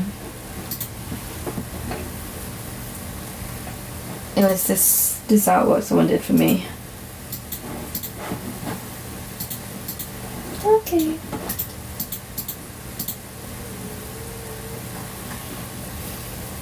Yeah. Because this is sort of angle I wanted. Just in my own style.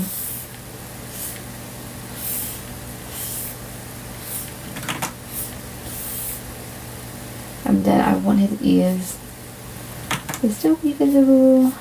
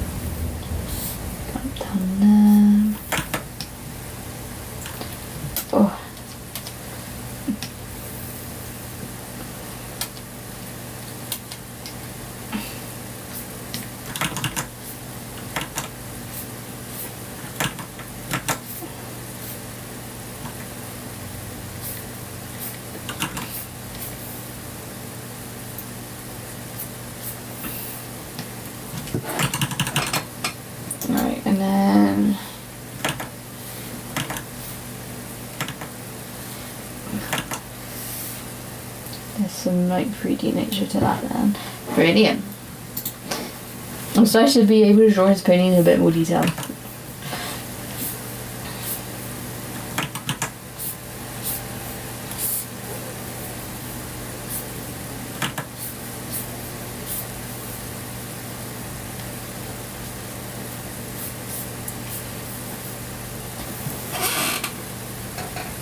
Thank you.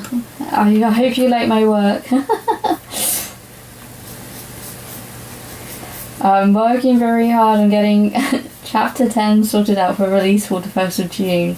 That is my goal, to get this out for my 2nd year anniversary for the Thieves sorted out.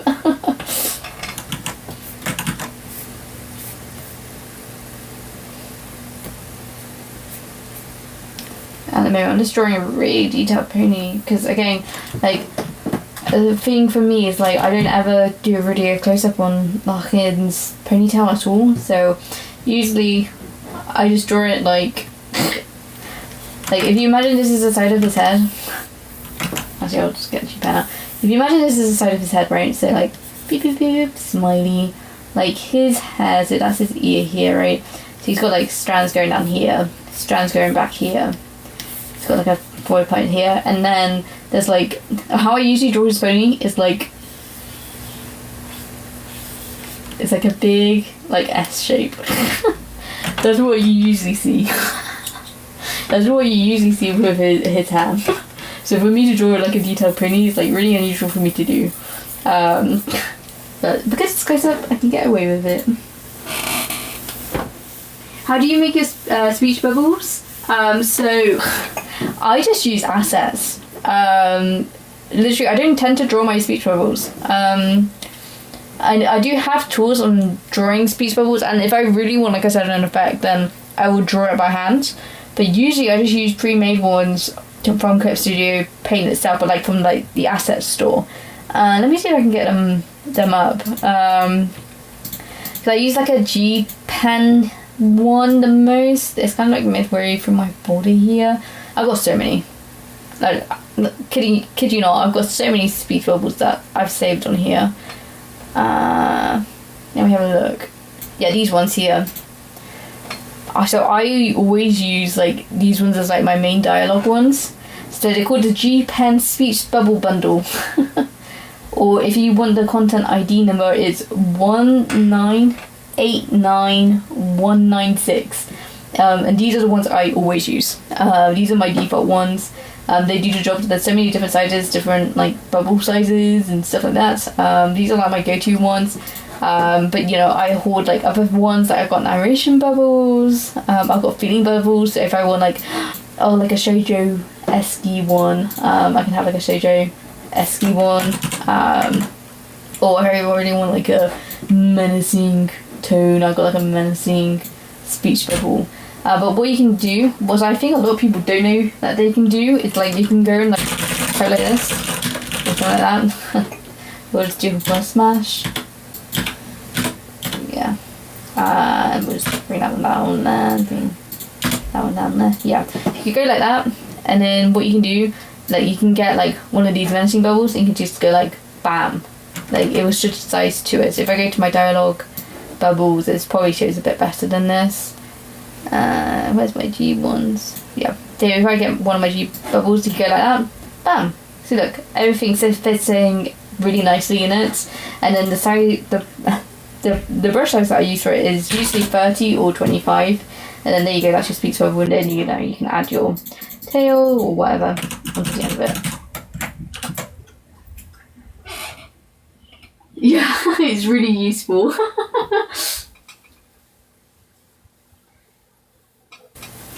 No, I honestly highly just recommend installing these ones. They're only 20 clippy, so as long as you've got 20 clippy, you can easily install it. If you're looking at a way to quickly get clippy, just like make an asset for the Clip Studio asset store, and then you'll gain like enough clippy for releasing it for 48 hours to get it. So I mean, I also buy gold on Clip Studio Paint for certain manga assets as well. That's really handy, like for like special effects and stuff, because a lot of it's hidden. unfortunately behind gold payments, which I understand.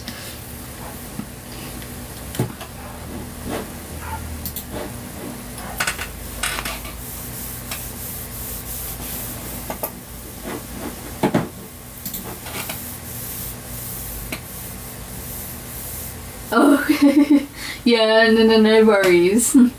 It's only 20 clippy, so you're not having to spend your money on gold or anything. So, but you know, I work as a library assistant part-time, and then I'm under an NDA at the moment for a webtoon project that I've just been assigned onto as a script writer. So I'm gonna get paid from that as well. So you know, I've got money to, you know, put into the Thieves and Stuff and Death, as you will. It's like I am making like a tremendous loss on the Thieves and Stuff and Death at the moment. Like the amount of hours I put into it, and you know, the amount of monetary gain I've gotten back from it is like insane. Like I don't know how much it would be per hour. You know what I mean? Like it's definitely under like £1 an hour. So.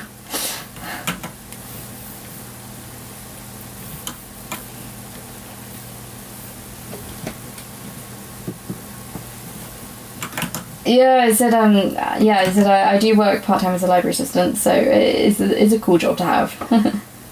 But I only do 12.25 hours a week, so it's not a lot of work. I'm very fortunate to, you know, live at home, you know, a privilege that a lot of people don't have. But you know, I'm saving a lot of money as well for myself, whilst I'm working these jobs too. But you know, I'm very fortunate that I can focus on, you know, developing my comic skills and things like that. So, yeah, does take time. It's just, you know, I think that a lot of people have very unrealistic expectations when it comes to like making comics, especially something like making manga. You have to be like super passionate about it, because like I don't have a lot of readers. Again, I struggle to advertise myself. I'm just not someone who's charismatic enough really to advertise himself properly, I guess. You know, because I feel like I would have to put a fake version of myself online, which is that's just not the sort of person I am. So actually to get the attention, you know, the recognition, a lot of it comes down to luck.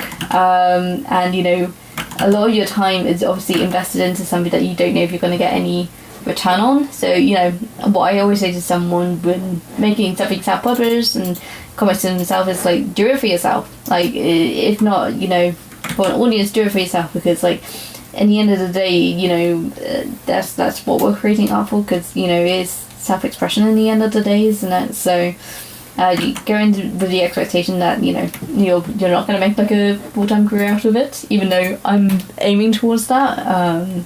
And you know, just go in with low expectations whenever, you know, if you want to make comics. Because I've got a lot of friends who, you know, some people are published with like Viz Media with their one-shots. I know other people who have self-published their own books, and like none of them are like full-time in comics.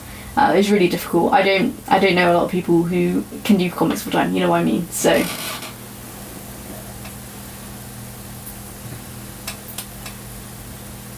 oh, thank you for following. No, I really appreciate it. So yeah, there's not many of us online on TikTok, are there? So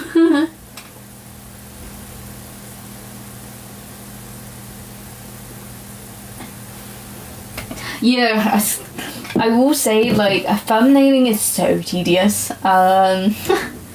It takes me a while, and usually, like, once I arrive at the page, I'm like, okay, I'm going to change the format of this page anyway, because I feel like it would work better this way, and this is what's happened with this page as well. I don't know if I can get the thumbnails up for it.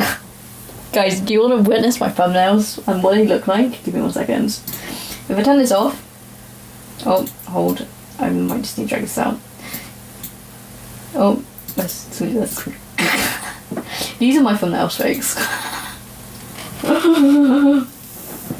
These are my thumbnails, okay? Like, look at these thumbnails, folks. Look how horrendous these thumbnails are. Like, I can understand what's going on in them, because again, like, they only need to be enough for me to understand what's going on with the drawing here, right? But like, to a lot of other people, they'll be like, what's going on here? But then obviously if I throw that on top, remove that, this is how the pages turned out now. So but I draw a lot of it. I just draw a little stick man with names and the faces. Honestly, that's not a bad way of doing it too. I know people who do it like that. Mine are just kind of unintelligible, you know, to do it. I don't know, cause the thing is, yeah, I do thumbnails on here, but I also do it traditionally as well. Like, I always do my thumbnails traditionally. I don't know if I've got, I do have my book here. Let me see if I can get it up. Welcome to my thumbnailing class. I just, you know, dump a bunch of ideas in here. I feel like these are my thumbnails that I do traditionally. So for me, I can see it on like a double spread then, you know, all together, so I can see how things flow and stuff. So I don't know if this, I can't remember which chapter this is. Oh, this is chapter 8 thumbnails. So you can see, oh, that's my cover idea that never happened. I really still like this composition though, so maybe I'll still do an artwork like that. But yeah, it's like all of my thumbnails kind of like this, so they're a lot more detailed, actually my traditional sketches, I feel like. So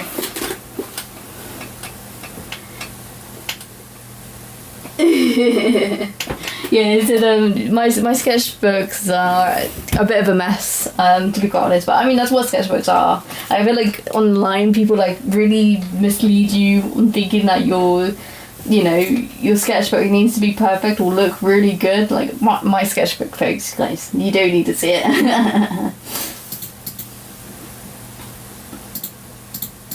Okay, well, which one am I? I'm on panel 6, aren't I?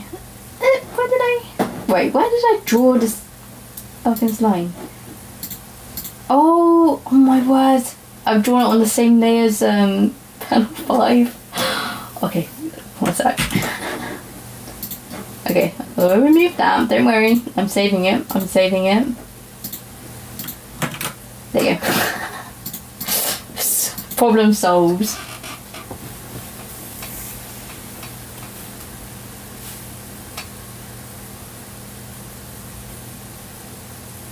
Only one of them is presentable to show people. Nah, I feel you. Like, I've got like one that I'm like, okay, I'll put a lot of effort into.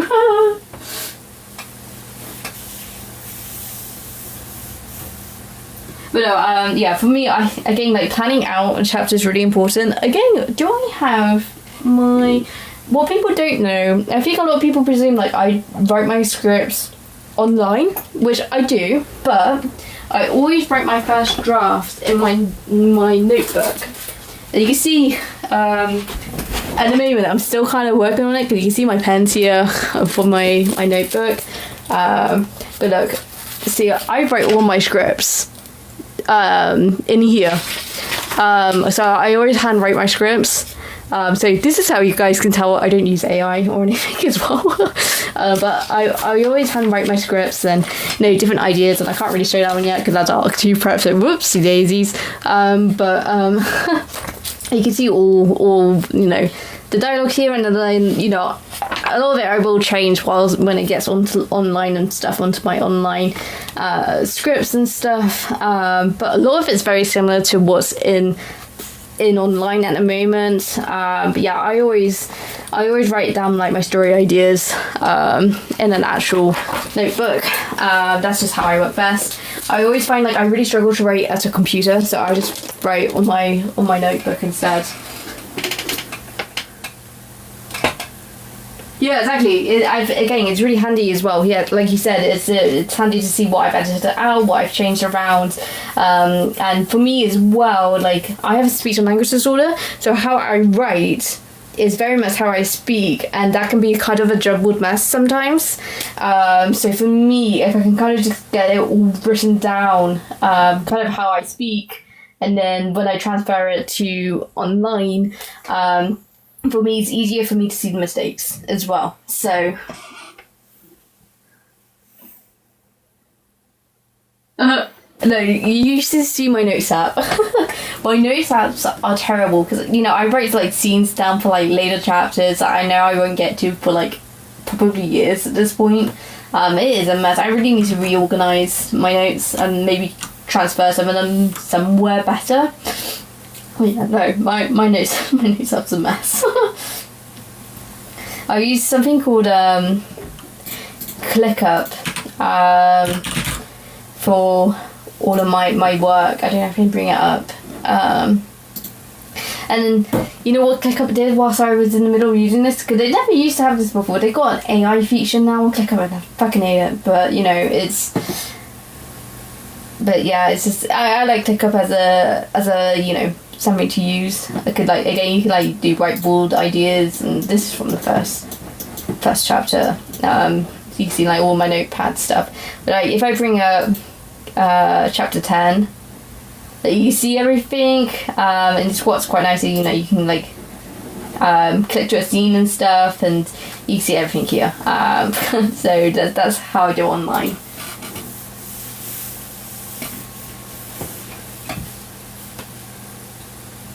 Yeah. Oh, you use Obsidian. That's not a bad idea, honestly. That's a really good idea to actually use that. Yeah, I really like the whiteboard effect on ClickUp. I don't honestly use it enough. I should use it enough. I'll probably use it a lot more when I'm, you know, Arc 1's done and I seriously plan out Arc 2, which what I'm trying to do at the moment is plan out Arc 2. But I still got like a lot of gaps in Arc 2 at the moment because I was like, okay, I know certain scenes that I want to happen. I'm just trying to fit them all together. So I'm sure once I get chapter 12 done, that will be my main goal, and I probably will be using that whiteboard feature once more. So, and then his back goes back here.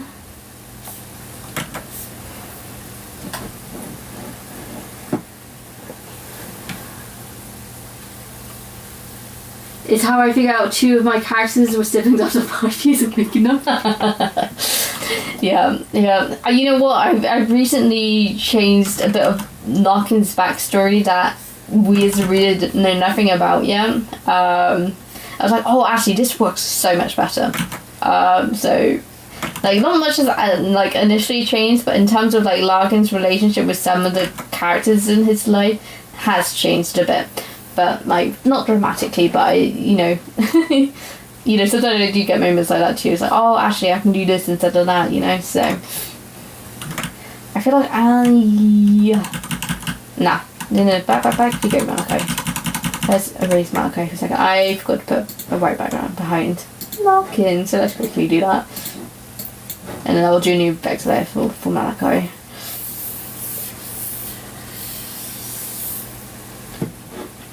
That work? Oh! Is this not going to work because... It's not going to work because there's no border here, is there?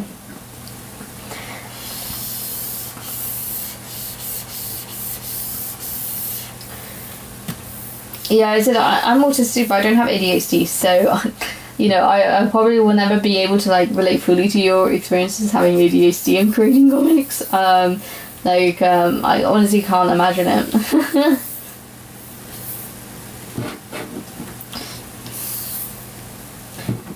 Like, I'm in like the rare amount of autistic people who don't also have ADHD, so.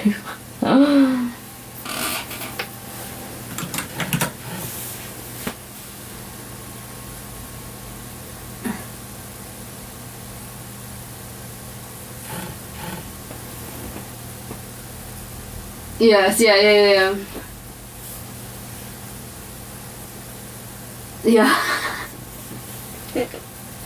Yeah, no, I'm like that a lot. It's like, yeah, no, I totally agree with you that. It said, there's a lot of overlap, isn't there, so. But no, I honestly, like, I do feel for people who have both autism and ADHD. Like, honestly, I can't imagine that. Yeah. Like, I know, you know, with just being autistic, how difficult it is, so. Oh, I forgot to draw some of his hair back here.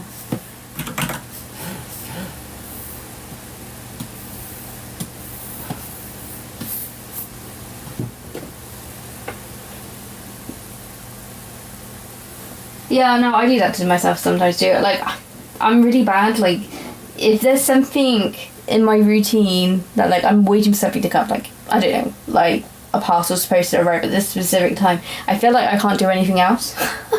So I really struggle with that. You know, if there's something that's supposed to happen, I can't do anything else. Like all of my attention's focused on that until that one thing happens. And that's something I really struggle with. So I feel like, and then I get mad at myself that I felt like I'm wasting my day, you know what I mean? So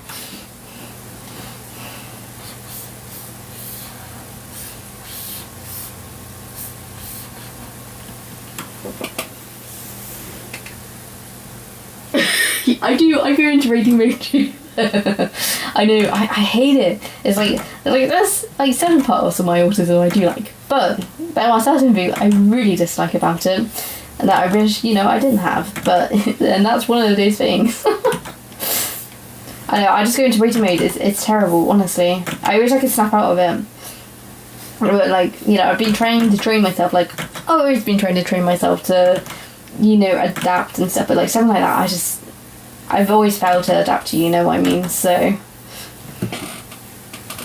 like, someone could tell me, like, oh, it'll be okay, you can go and work on this, but I feel like I still can't do it, you know what I mean?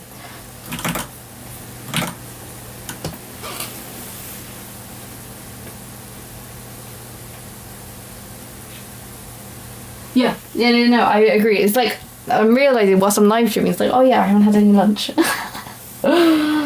You know, it's like, or, you know, I should be going and doing this, or, you know, like you said, like washing up or unloading the dishwasher or something, and then I just get completely like hyper fixated on something like drawing or something like that, you know what I mean? So it's really tough. You know what would be probably handy for me to do if I'm ever live streaming like this is probably having like timers set. So I know, okay, I need to go and get like some lunch, or okay, I know I probably need to get like a refill with my drink or something, you know what I mean? So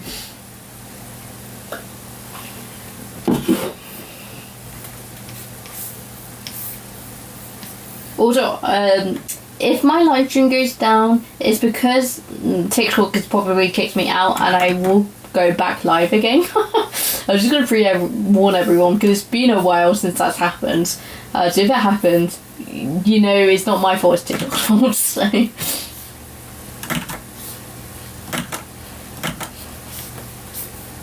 And again, getting Malachi silhouette, he is really important. So he's always supposed to be a bit more top heavy in general, a bit more of a triangle at the top.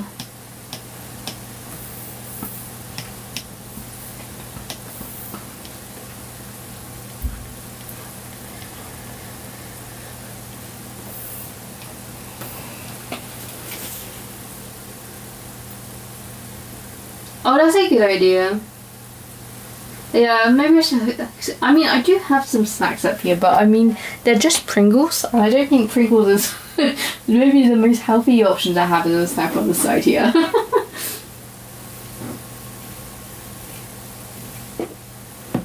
No, yeah, Malachi's face is really difficult for me to draw. I feel like he looks different in every page I draw of him. It's because he has quite like a square face. I don't know how to describe it. He has a very square face, and I don't tend to draw square faces that often.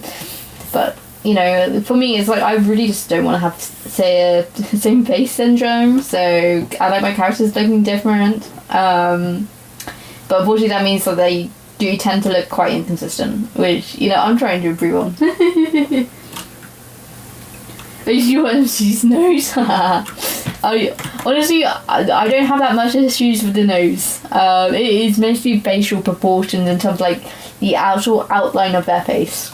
You know what I mean? Like the actual silhouette of their face, I really struggle with drawing. Like they just, to me, they never look the same. But to my readers, like, yeah, it looks like that. Look like them. So I'm like, okay.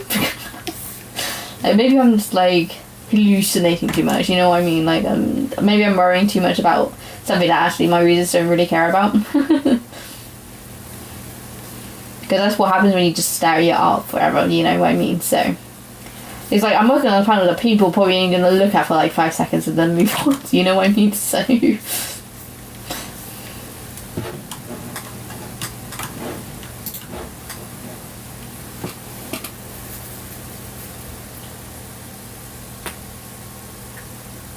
Yeah, no, I agree. Yeah, I'm glad you like my characters. Yeah, I think as artists we just hyperfixate on anything that we see as an error. Like for me, like I just kind of accepted the fact that my anatomy is not great. So I don't tend to criticize myself too much about anatomy anymore, but it's like, okay, I know this is wrong, I'm going to try and redraw it, and if I try my best and it still looks a bit off, I'm like, okay, I'm just going to move on, otherwise this page is never going to get done. Sometimes you just got to admit where your losses are and just move on, and that's what, when you're creating like a comic, there's a skill you've got to learn really quickly, otherwise you're just going to be like redrawing chapter 1 over and over again, and that's like a trap that I see a lot of my friends falling into all the time. I was like, guys, this story's never going to get done unless you get past chapter 1, what I mean? To like just accept your losses and move on, so my art's very different to how it was in chapter 1, and that's just because I'm learning as I go, so there's nothing wrong with that.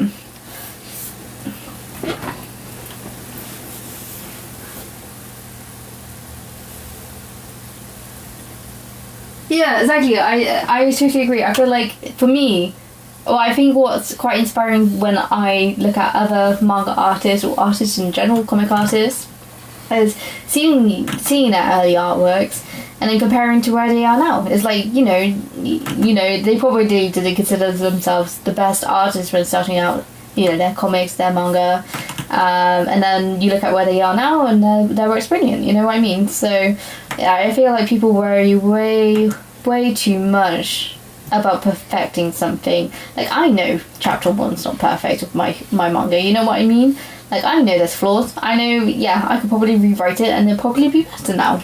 But it is what it is at the same time, you know what I mean? So it's just, because, I've had 2 years of experience now. Of course I have to do something a bit differently in chapter 1 now. It's like, that's like a silly question. Of course I would do things differently. But, your mind changes all the time. Like, your mind always will change all the time. It's just, the reality of, improving your craft.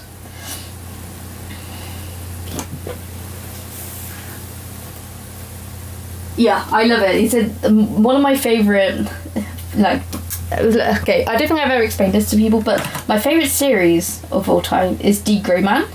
And D. Grey Man has a very special place in my heart. And if you look at Katsura Hoshino's artwork for the early chapters of D. Grey Man and compare it to where she is now with her art abilities, like, bear in mind she's been working on like D. Grey Man for over 20 years now. It's been like 25 years now, I think. You'll see how her art's changed dramatically. So that's for me very inspiring to see. Someone like Katsura Hoshino get to where she was with her art style at the start, and improve her craft, and still have a very popular series. You know what I mean? So again, what I will always emphasize is that your storytelling is so much more important than your artwork. Like, I think a lot of people worry about their art way too much than their storytelling, because I've been writing longer than I've been drawing, and like, I will always tell you that, like, the actual story is so much more important than your art when you're creating comics. Please, will you tell me you got that tablet, please? I got it off of eBay. I got it for a really good price off of eBay. Well, 1 second, I'm just going to solve a puzzle. Otherwise my live stream is going to end. It's giving me like one of those spinny projects.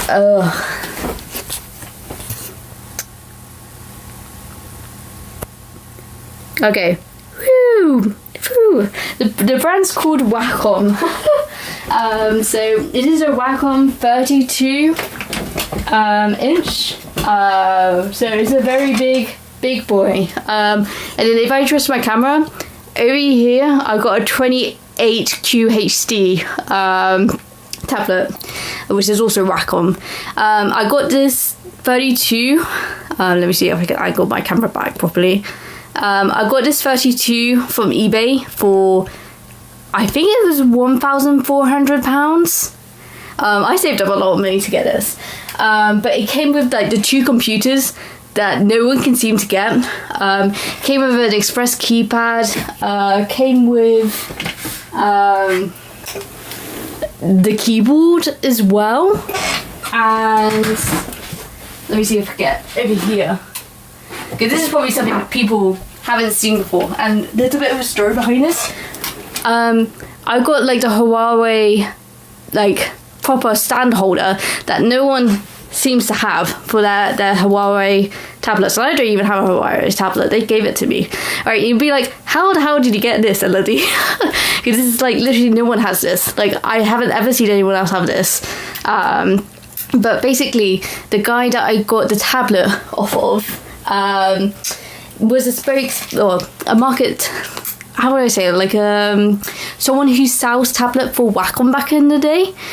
So he just had like a ton of these tablets lying around once he left his job. And you know, Wacom never asked for these tablets back. And he was just looking just to get rid of them because they were taking so much space, especially like this 32. Like, it's massive.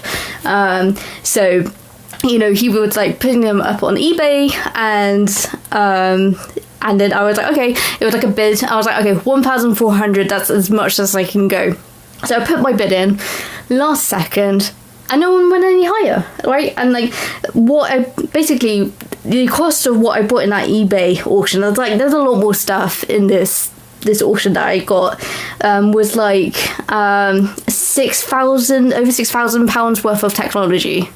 For £1,400 from this person, and yeah, insane. I was, you know, I was shocked that I managed to get this for 1,400 with both of the computer engines that again hardly anyone has because no one ever bought them. So I was extremely lucky with buying this 32 for such a good price.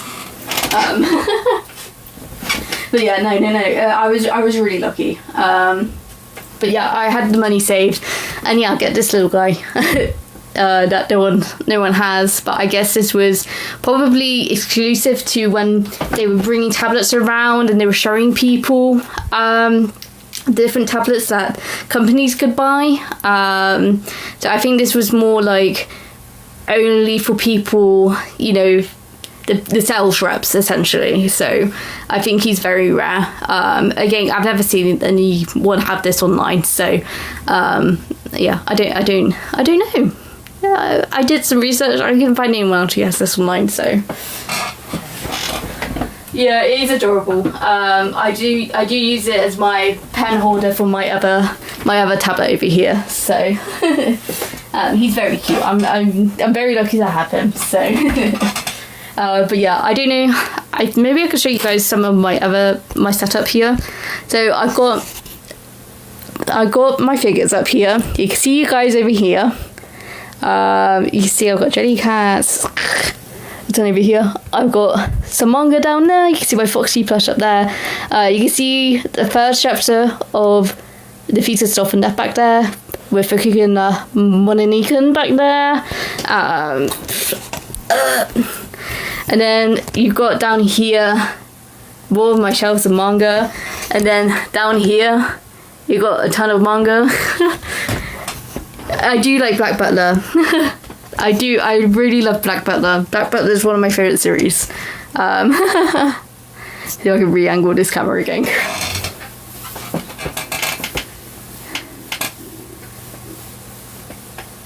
Yeah, I really like Black Butler, who is one of my favorite manga series. Yeah, is it I've also I'm a really big fan of Moriarty the Patriot, which is down there, and I can't speak. I need a drink, I think. 1 second. Yeah, I really like Moriarty's Patriot. Big fan of The Grey Man. I need to sell My Hero Academia volumes, I think. And you can see over here, if I can point my camera again, I'm a really big fan of Sarah for the Ends as well. I really like Sarah for the Ends. Also, I have like all the volumes of Case Study of Vanitas, but I'm not a big fan of Quesadilla Vanitas. Like, like, I can't emphasize, guys, like, I'm not really a big fan of Quesadilla Vanitas.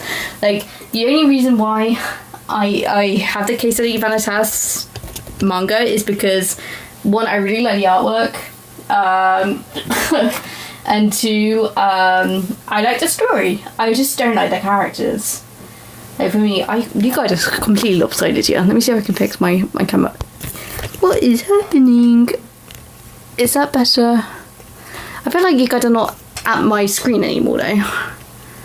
This is why I don't move my camera. There you go. Is that better? I think that's better, guys, yeah.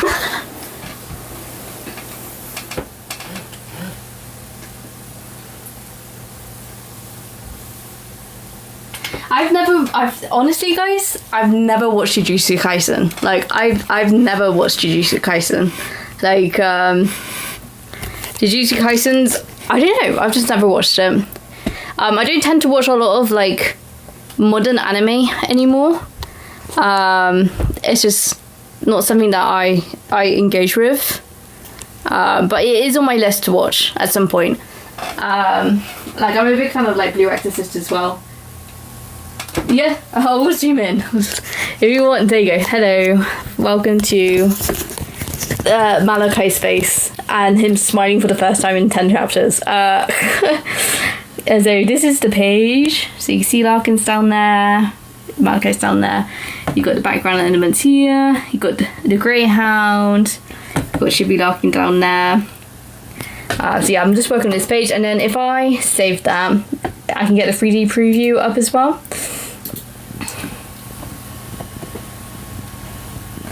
I know. I love Malakai. I really like Malakai's design. It's like Demon Slayer without swords. Yeah, I said it was like Jujutsu Kaisen's like kind of like an exorcist sort of thing, isn't it? So but yeah, there you go. So that's the page I worked on 2 days ago. So you can see when I was talking about drawing buildings, I'm really meant drawing buildings. That's Malakai there.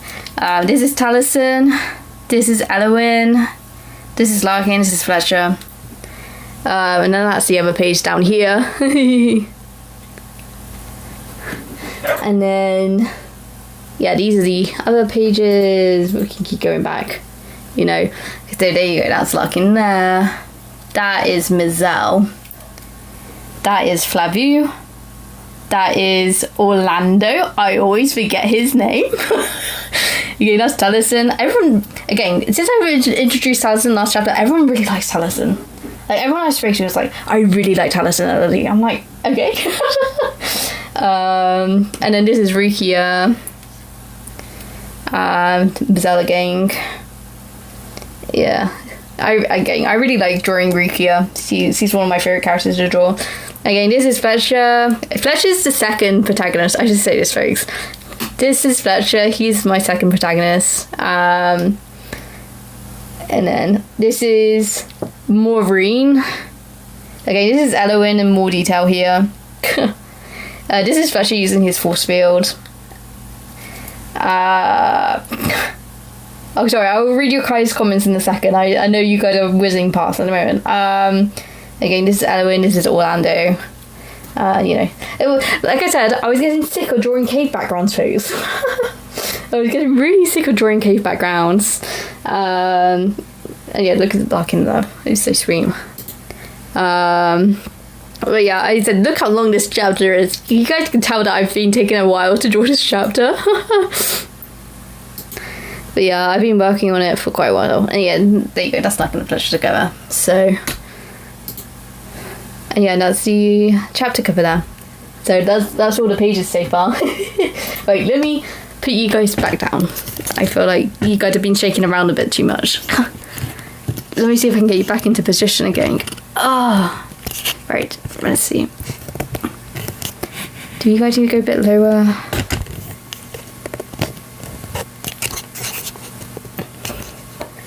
I feel like the page is so down low. How did I'm wondering how I angled my camera before this. Because I feel like you guys were able to see my screen closer, but maybe I'm hallucinating. Let's have a look. Oh, you go down there. I think that's as good as I'm gonna get it. I don't know if I can bring you guys further forward really without the tripod breaking my desk, so I think that's as good as I'm gonna get it.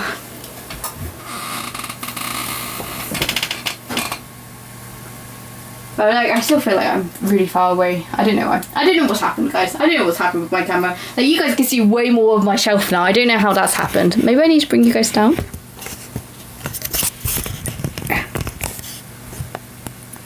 Okay, I think that's better.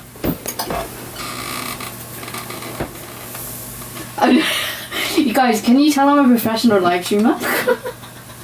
I'm really not a professional live streamer at all.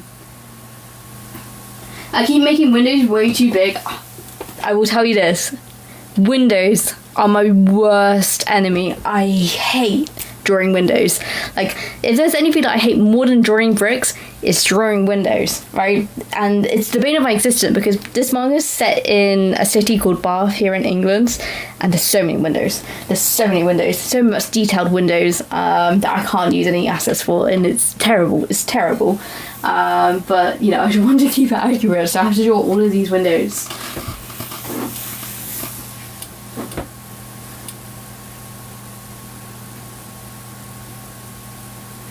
I'm not with Barclays, unfortunately, but I did see that you can print on your Barclays cards now, and I thought it was really cool. Like, I think someone was showing me like their Barclays card with their spouse on it, and I thought it was so cute. And I'm very jealous. I wish Nat West did that. It said because I'm with Nat West, so.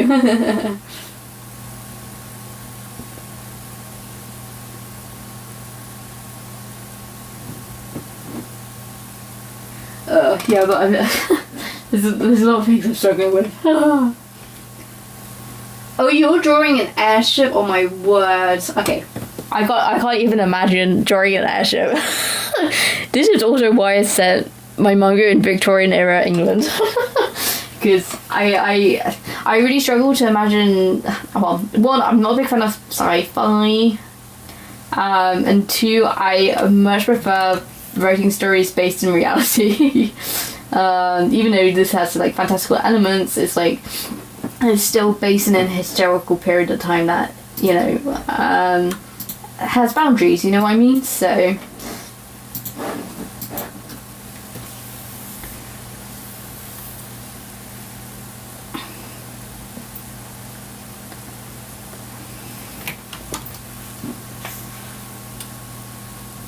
right, I feel like if I shift my seat over, maybe, I think I can bring you guys closer. If I don't move my seat, then the tripod won't fall over. You're getting, I don't know. Oh, I think I know what I did last time. Hold. I think my camera's falling down a bit. I think that's why. I think it's supposed to be more like that. There you go. I think I fixed it a bit.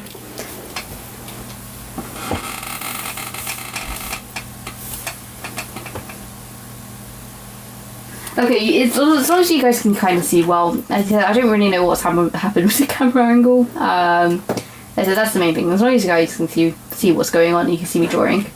I know it's a bit difficult if you're viewing on a phone. I guess if you're on an iPad, it's pretty good. But you guys get to see me draw background decals now.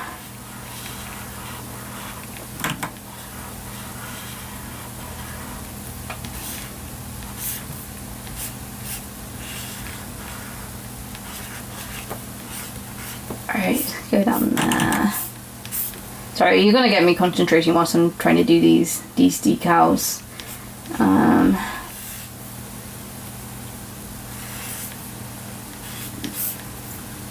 And then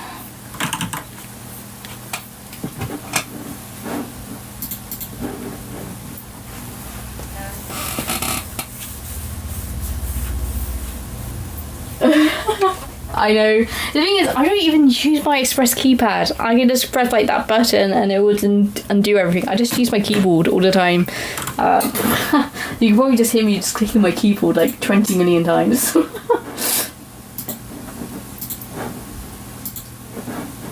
Right, I'm just gonna use straight line tool. I'm not gonna use my pen, I'm just gonna use straight line tool.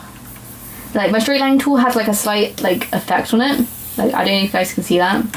There's like a sketchy effect to it, so it's a bit easier to get away with that. It looks like it's drawn, but it's actually not. It's just a straight line tool. Right, and then this is a door frame.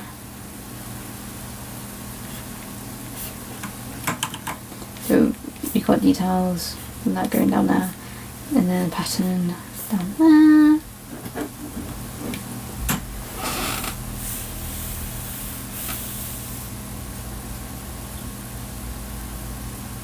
Oh, your undoes on the side? I don't have that. See, on this Wacom pen, I've got like color selects, and then that's it. I've only got color select. I haven't even set this right one. I've only got color select on this.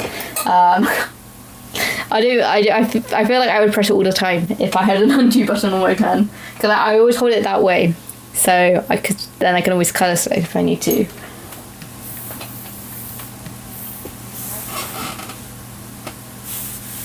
Also, thank you for all the follows, everyone. I really appreciate it.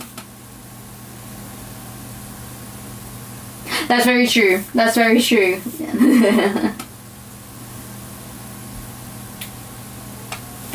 But yeah, I said I should really use my Express keypad a bit more.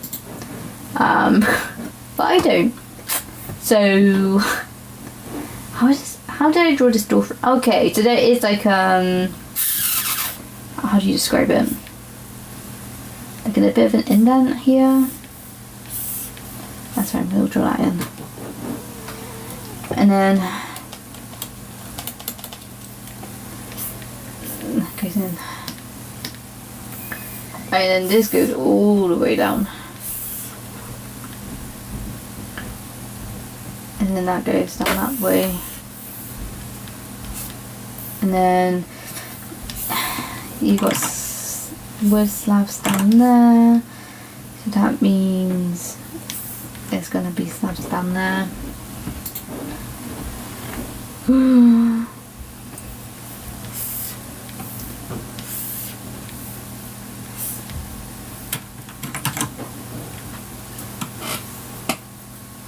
Hiya, welcome to the stream. Again, if you're new here, we've been chatting quite a bit. My name's Elodie Dow. I'm the creator of the manga The Thieves from Death. You can read it online for free on Manga Plus Creators, Global Comics, and Webtoon Canvas. And there's 9 chapters available online to read. Well, that's what I was going to say. I've got a physical edition of Volume 1, if I can find it, which is here, which contains the first 6 chapters. So if you prefer physical, you can get a physical edition. I'll keep this down here now, so it's by me. Yeah, if you've got any questions at all, feel free to ask in chat. We're just having a bit of a chat. At the moment, I'm drawing a page from chapter 10. Specifically page 33 at the moment, so I'm just doing a line up for this, and then hopefully we can get onto some screen toning, which should be quite soon by the looks of things, because we were up here, I was doing the line up for this first panel about an hour and a half ago, so we should get there very soon actually, but we just need to get this background element in.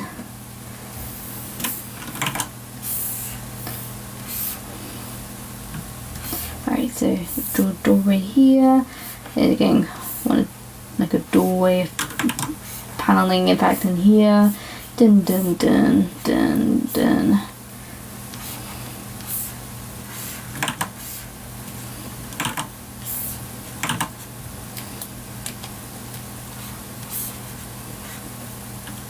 Oh, that's way too out. Oh my word. That goes down there. Okay.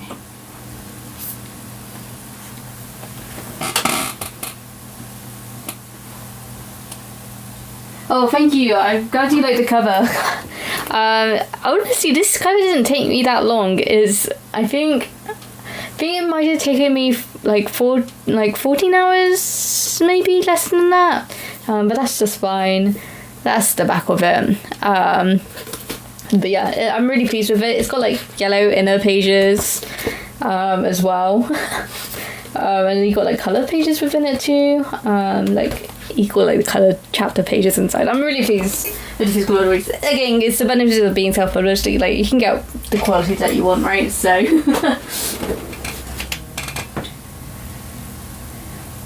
oh, look, I've drawn, I don't know, like, how many manga pages have I drawn now for the Thieves stuff for that? Over 300, right? I've drawn like over almost 400 probably now, pages for the Thieves stuff that. Like, I'm bound to find ways of doing line art quicker, you know what I mean? So, it is just a lot of practice and knowing your losses at the same time. So, like, for me, I've just gotten less delicate, I guess, with it. Like, there is a bit of like messiness to my line art, but I feel like it adds to the quality of it. Like, that's kind of what you expect from my work, you know what I mean? So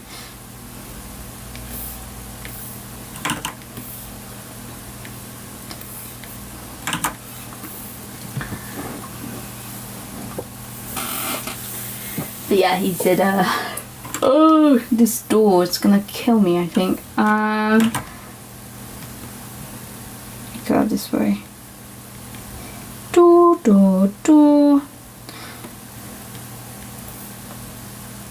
That will do. That will do. And then if we do the floorboards now.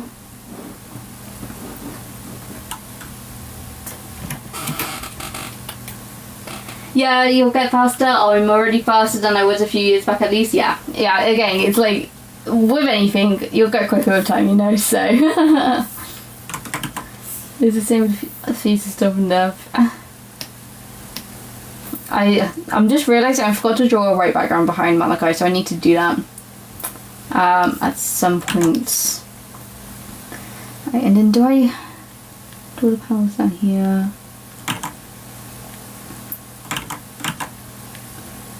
Okay, and then floorboards. My word. Again, if people don't know me, I hate drawing interiors. I much prefer drawing outside. Outside is my preferred spot to be drawing at instead of interiors like I'm doing at the moment. So this is very painful for me at the moment doing interiors.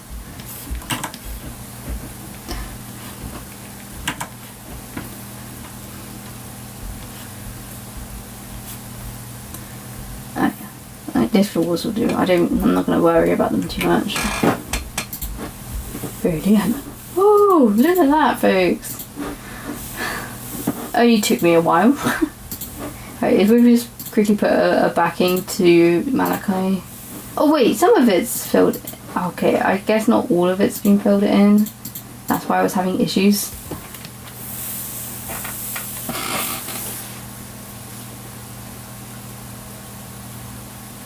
I know, this is why I'm very thankful to Clip Studio Paint for having 3D assets, because essentially I could just put down like a square and then basically delete the square, take the perspective ruler from that square and just draw with that perspective ruler.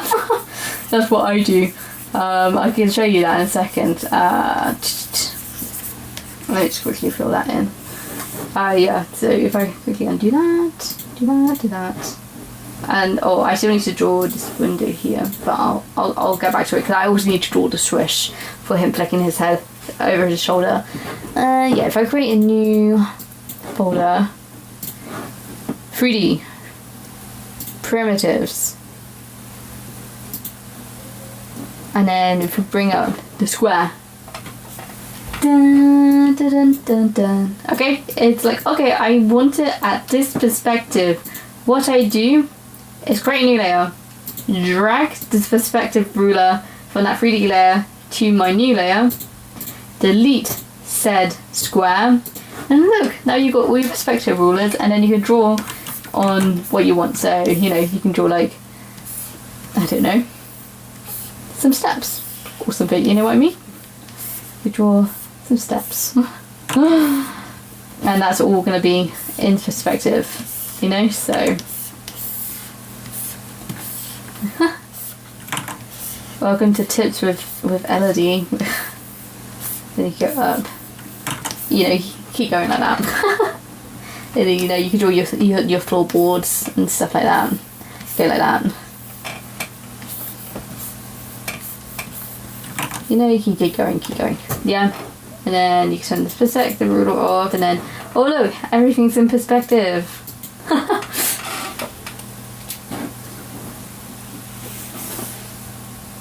Yeah, he said that it is a good hack. It's a hack I use all the time. There's a reason why I have so many perspective rulers on these file layers, because I do that all the time.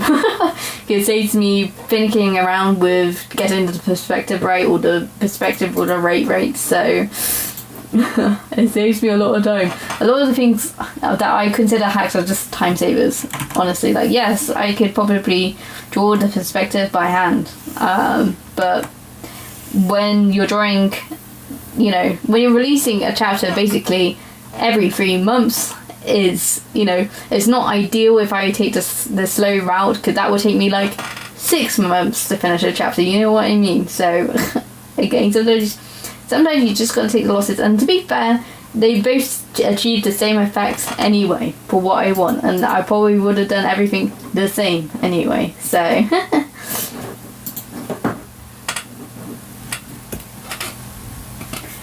Thank you, I hope you like my work. Alright, speed lines.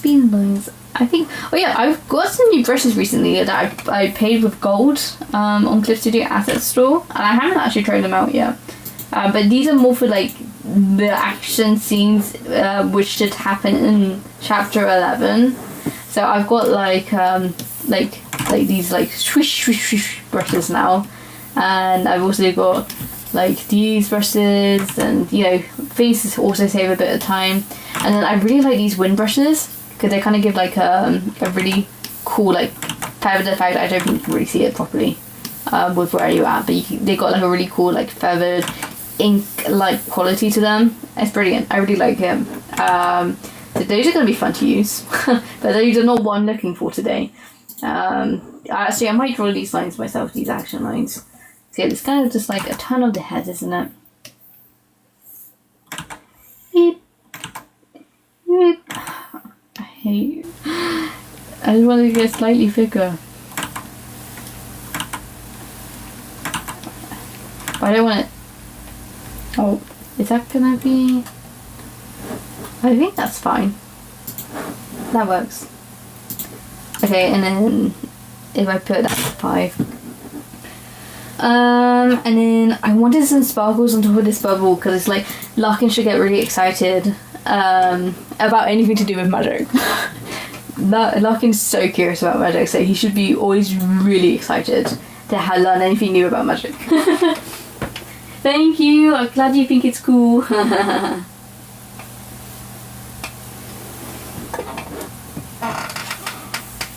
What software do I use? I use something called Clip Studio Paint, and specifically it's the expert edition of Clip Studio Paint. So it's the more expensive version. But I'm currently on, is it version 4.0? It's like the latest version of Clip Studio Paint. But yeah, I would not use anything else apart from Clip Studio Paint, because I love it. It's great. I highly recommend getting it if you're into comic production, or just even illustrations. It's a great program. So I'm just gonna do some twinkles. There you go. Okay, and then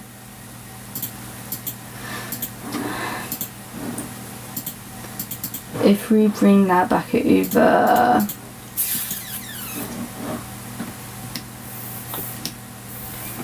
if we just, basically we only want the sketch part now on these last 2 panels, which, oh my word, I drew so many panels for this page.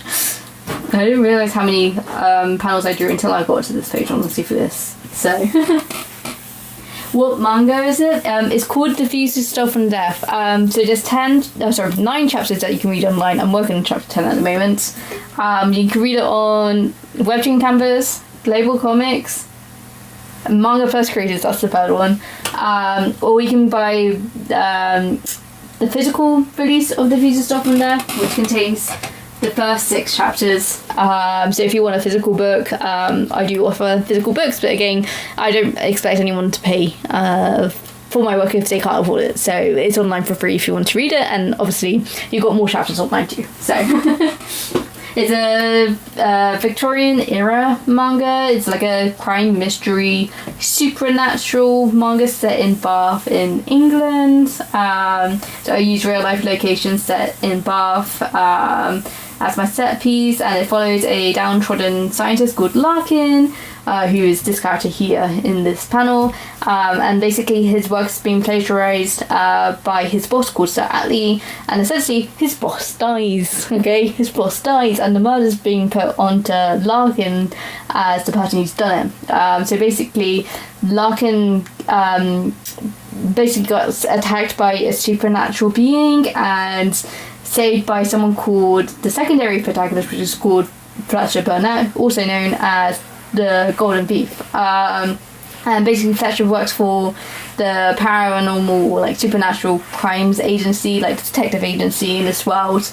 And basically Fletcher's gonna help Larkin clear his name, essentially. And Larkin's exposed to this whole world of magic and things like that.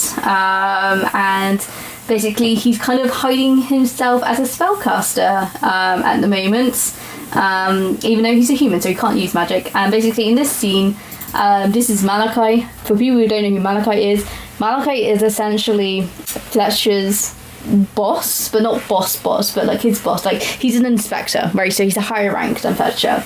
And Malachi in this scene, he knows that Larkin at this point doesn't have magic. So in this scene, he's doing his best to protect Larkin. And that's, and they basically in this page, you get to see Malachi smile for the first time in the Thieves of Stuff and Death. So obviously these two get along because Malachi has quite a hard exterior, but actually like he's really like a big nerd. He's like a massive nerd, and I think a lot of people misunderstand Malachi in the Thieves of Stuff and Death, especially people in the detective agency really misunderstand him. But like, yeah, he is very blunt. He can come across as rude, but he's really passionate about his work, including researching and creating new spells, which is what's being talked about in this page. So basically, Larkin got Malachi to smile for the first time in the Thieves of Stuff and Death in this page. But essentially that's what's going on. But like there's a lot more going on in this chapter, but again, unless you're up to date with it, it's unlikely you understand anything, so which panel are we on now? So we're on 1, 2, 3, 4, 5, 6, 7. P7. Okay.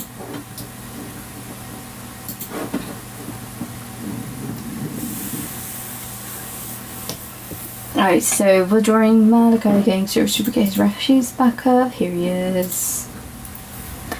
And then, oh my word, it feels weird drawing Malachi smiling, not gonna lie. Like, he's just, I just never drawn him smiling before, so it's really weird for me to draw him look kind of happy. It's so weird.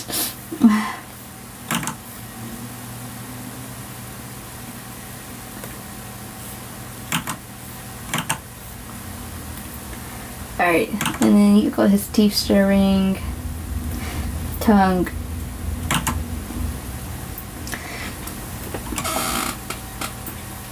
Let's have a look. Also, thank you very much for all the follows, guys. I really appreciate it. Again, I'm not great on social media. Like, I could probably make like a really grand persona on who I am on TikTok or online to get me like more views, more followers, or come up with like controversial things or something to get attention, but it's just not the sort of person I am, and to be honest, I just don't it's not me if I'm posting a fake version of myself online, so I'm not very good at advertising. I'm not very good at promoting my manga at all, really. So, you know, I really do appreciate anyone who's checking out my work or just supporting my artwork in general, even if you don't read my manga or anything like that. I really do appreciate everyone's support. You know, because, yeah, I'm not, again, I don't think I'm maybe the best online personality, you know what I mean? So, I'm an artist, I'm a manga artist, this is the main thing. It's like, I shouldn't have to be using, like, social media to get my work out there, you know? But it is just the landscape of our time, unfortunately, isn't it? So, because, you know, there's a lot of people who come up to me and be like, oh, why is your, you know, why have I never heard of your manga before, or whatever not, and I'm like, well, you know, it is what it is, you know, I can't change that. The only people who can change that is, like, you know, my readers, or, you know, my audience is just, like, you know, talking about it a bit more, you know, but, you know, I'm not going to force anything, like, I'm not going to force, like, anyone to, like, talk about my series, unless they want to, you know, but, is what it is. But no, I've got, like, a Discord server. I don't know if people know this watching, I do have a Discord server. So this, like, it's very small, but, you know, it's a chill community over there, where we talk about, you know, other things that's not related to the Thieves stuff, and therefore my manga or my art. It is like a place that, you know, anyone can join. There's, like, fans, manga creators, artists. It's like, you know, it's a pretty chill place. But again, like, for me, this comic project is like a passion project. So, you know, I don't get a lot of money from it. I do it for myself, first and foremost, really. I get a lot of enjoyment creating the Thieves stuff and death, so that's why I do it.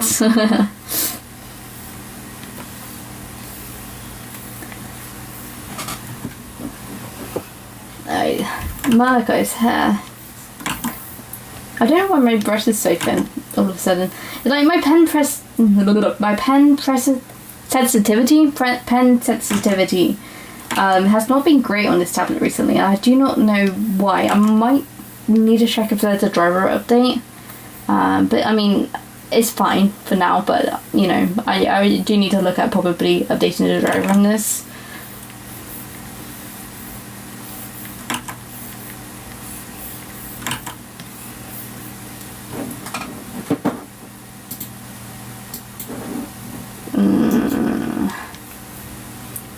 I don't know why his sketch is looking better than the line art, I'll be honest. There's obviously something that I've kind of fucked up on.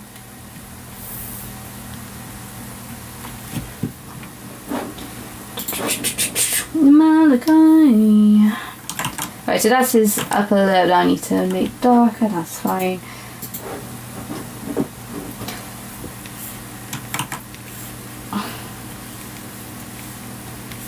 Right. Done that. This way, this way, this way, this way.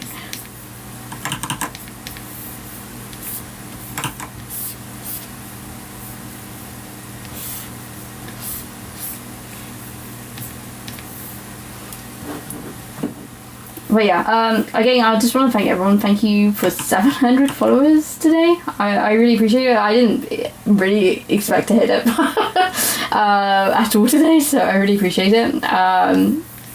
You know, I post every so often on TikTok, you know, some videos and stuff. Usually it's like time lapses or something like that. But again, I just kind of wanted to venture into live streaming my process a bit more, because again, I feel like I'm able to chat to people and, you know, hear their thoughts, you know, we just have a general chat, you know. I feel like, for me, it's a better way of interacting, you know, in general with my audience, so, go like that. You know, I know I say, you know, Malachi looks weird, but I feel like Malachi just looks weird because he's smiling for the first time at the same time. I think that might be the main issue here. It's like, yeah, I've just never seen Malachi smile, so of course it's gonna look weird.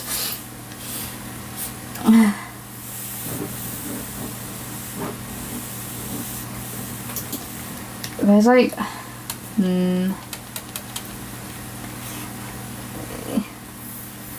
think it needs to go up slightly.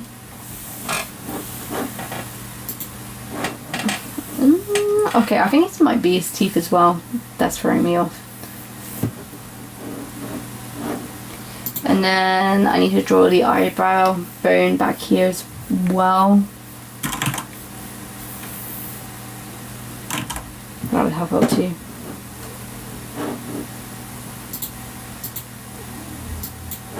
Right, brilliant. Okay, and then his hairline just goes down there. Then his Adam apple.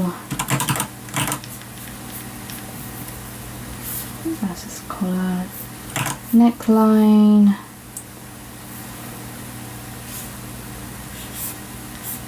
And then this is his cloth. And then his shadows for his neck.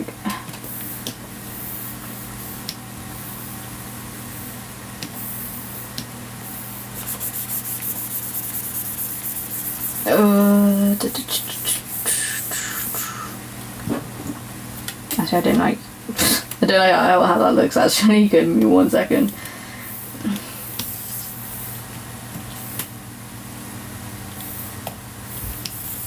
Alright, so that's black. Dun, dun, dun. Dun, dun, dun, dun. Why is that so big? Okay.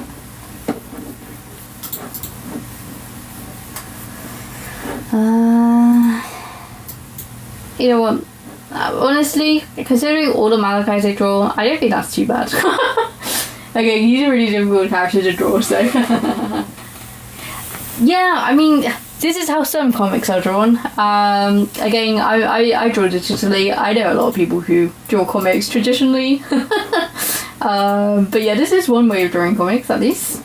I feel like I have a weird like file format for my comics though, and how I draw my comics. Like, yeah, I've got a weird system, I think. I don't know, but it makes sense to me and my workflow. So, but yes, this is how comics are made, as you will.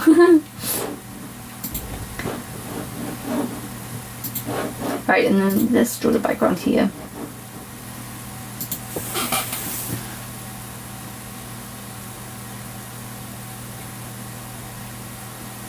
I do struggle making multiple panels of the same character. I struggle with facial proportions, like the actual silhouette of a character's face. I really struggle with, not in terms of the actual detail on the face, but the actual outline of the face. I really struggle with depicting. Body types, not so much in terms of keeping a consistent body type, but I will say for facial structure, yes.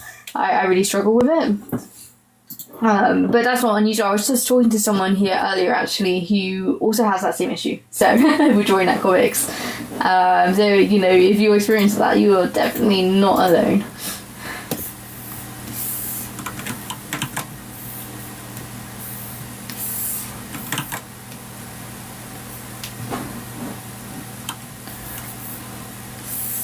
Why does this line up? Up we go. Thank you very much.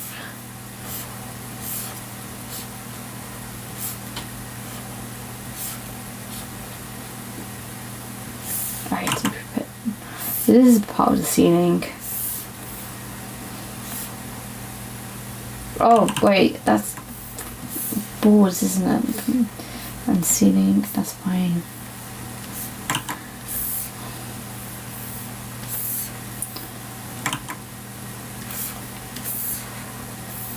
And then that's the window pane there. Pull that down. Oh, that's another window thing here. Pull that down. Brilliant. And then there's another window indent here. And then light fixtures as well. So we'll check it out in a second.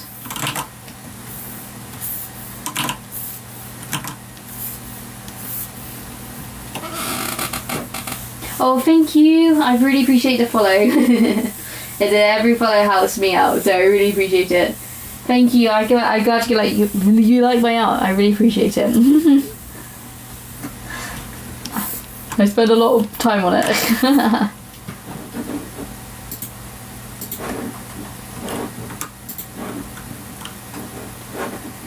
Alright, Right, and then, okay, light picture time, and then that should be that background drawn, and then we're almost on the screen toning. Oh my word, we're almost there. I have to say, I really enjoy screen toning, so, like, you guys are going to see me finally draw live some screen toning, which I know some people have been wanting me to do for forever, so I'm very excited to show you all how I screen tone, because again, I feel like I do screen toning in a pretty unique way that is, like, literally only my way.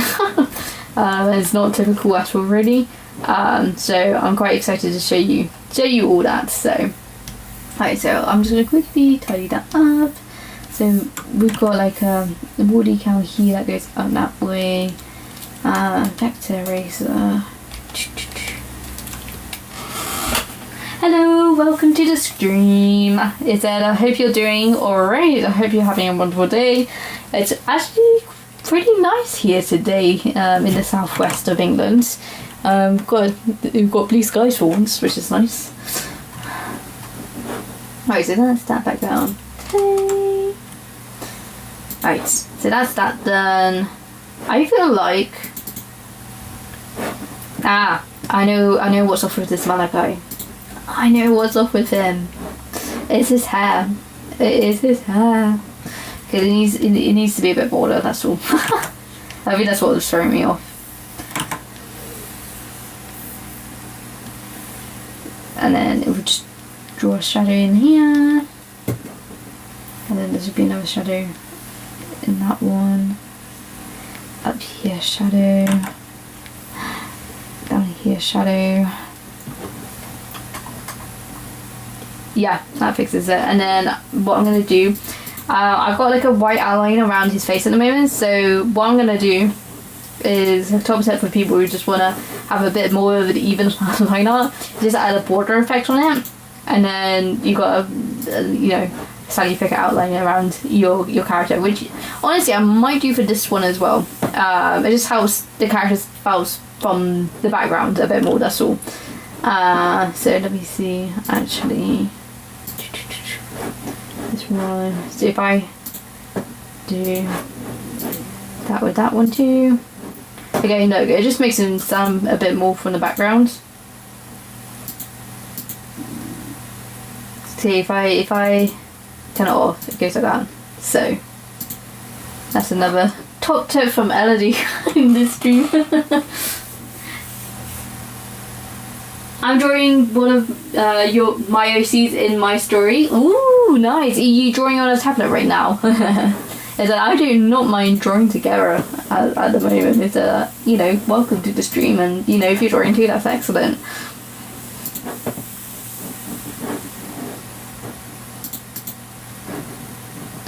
Right, and then there's a black outline. I mean, this part here is going to be cropped out anyway, but I'm just going to fix it anyway. Oh, we don't want that. We want white. There we go. Brilliant.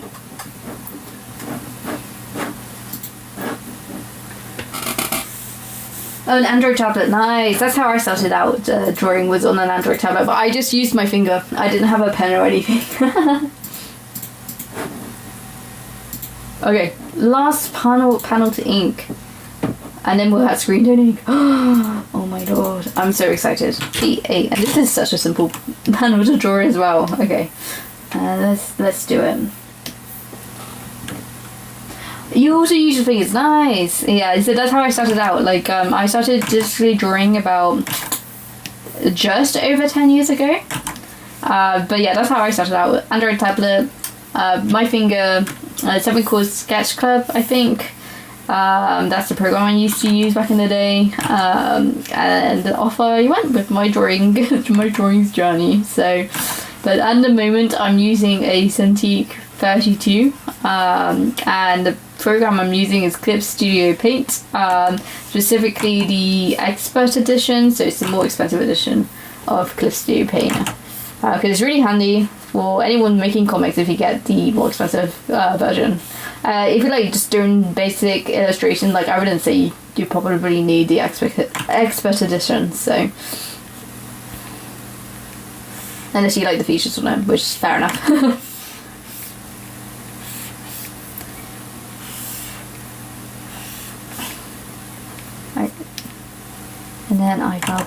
bone.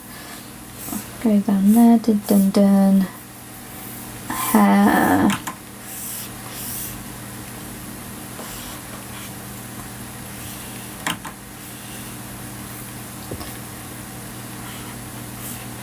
That way.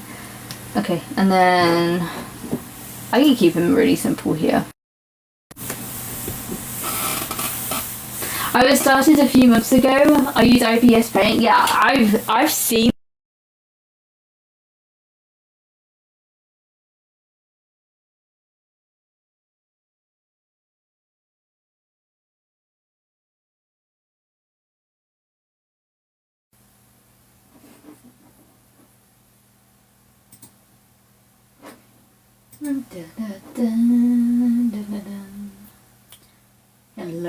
Hello everyone.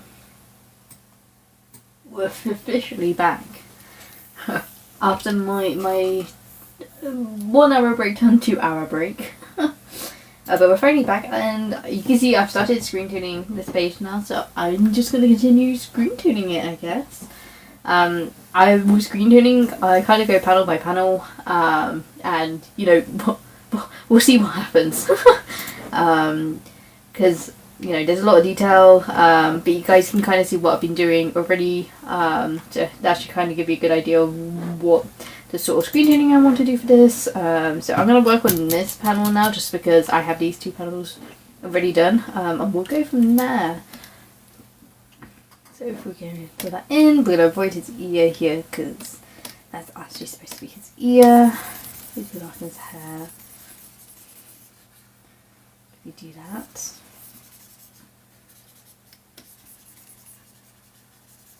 Brilliant. And then,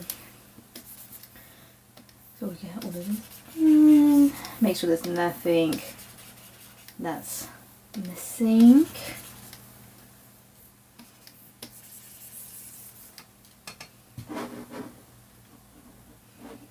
Right, and then if we select bottom of his hair, we want that to be pretty dark. So if we select that, ooh, you can tell that we've missed a spot here already. There you go. If we select that, we put that in. Start screen tuning that.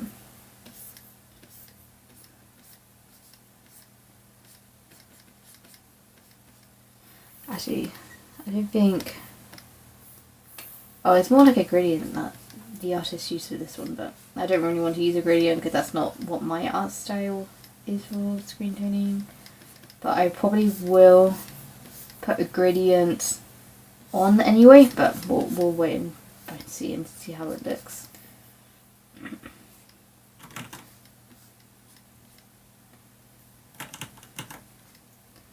Because that wants to get on there. Clean that up. And this is back hair, so we will need that to be dark.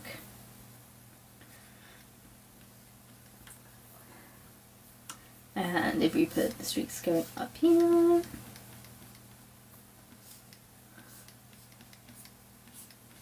I apologise guys, it's been a while. I was supposed to only take an hour break. It turned up being 2 hours because I didn't realise Dead by Daylight was announcing their Five Nights at Freddy's collab. And if people don't know, I presume people don't know here on TikTok if you only follow me here on TikTok, I'm a massive Five Nights at Freddy's fan.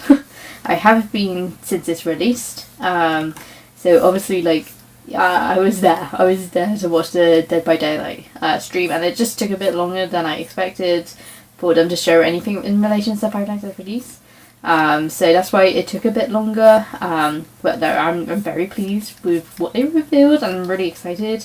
I'm really excited to see like videos that people make with Springtrap in Dead by Daylight. So I'm super hyped for when that releases in June. But obviously, like, The Secret of the Mimic releases in June as well, so it's going to be a really busy month for Five Nights at Freddy's, so I'm a bit scared, I'm not going to lie. I have already released the manga. So the mangas you can read online already. So it's available. The first 9 chapters are available on Manga Plus Creators, Webtoon Canvas, and Global Comics. Or if you want a physical edition of the Thieves of Stuff and Death, I've got a physical book which contains the first 6 chapters. At the moment, online you can read up to chapter 9. I'm working on chapter 10 currently. So that's what I'm doing today.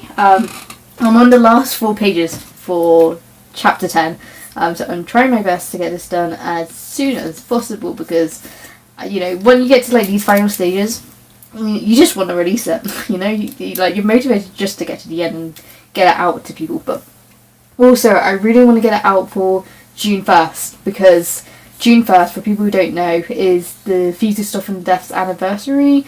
So it will be 2 years this year since the Thieves of Stuff and Death has released. So I'd like to do like a little Q&A. So I feel like if I can get this out for June 1st, it'd be very suitable, you know. So that is my goal at the moment. But I've been caught up with another project that I cannot talk about because I'm under an NDA, but it's a webtoon project that I'm working on with someone as a scriptwriter, and that's been taking a lot more of my time this week recently. I'm just kind of on a trial basis at the moment, so I'm very busy with that at the moment, and obviously that's taking time away from working on the Thieves of Stuff and Death. So at the moment I'm just, you know, I've got some time, so I thought, okay, let me see if I can get another page of the Thieves of Stuff and Death done today. And, you know, get a bit closer to release day, you know what I mean? So that was my goal for today. So I'm just gonna put the gradient here.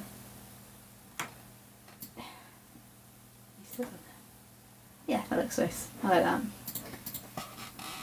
Hello, welcome back. How long does it take to make one volume? Well, that first volume, I think that took like a year and a half, right? Consider this, I don't work full time on the Thieves of Stuff and Death. I am very much on and off of it because, you know, I work as a library assistant. So, you know, sometimes I'm called in to cover extra shifts, and, you know, it's a bit unpredictable how many hours I work at my library assistant post.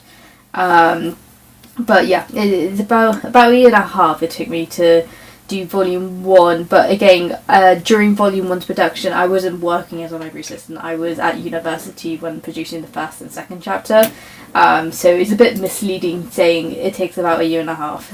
It's probably, to release a manga volume with over 200 pages, it takes probably like 2 years, I would say, with unfortunately the limited time I have to work on it.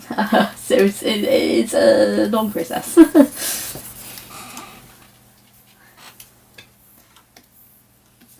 But yeah, that's it. I don't think I've ever live streamed myself screen toning before, so this is probably a new experience for everyone. I know I've like done like a time lapse of me screen toning before, but like this is like proper, oh, I'm doing it live sort of content. So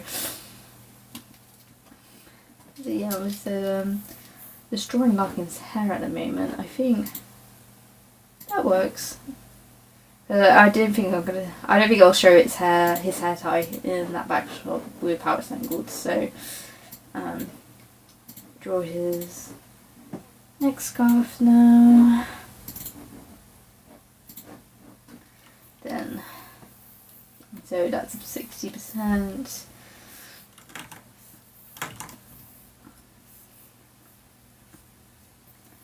Do that.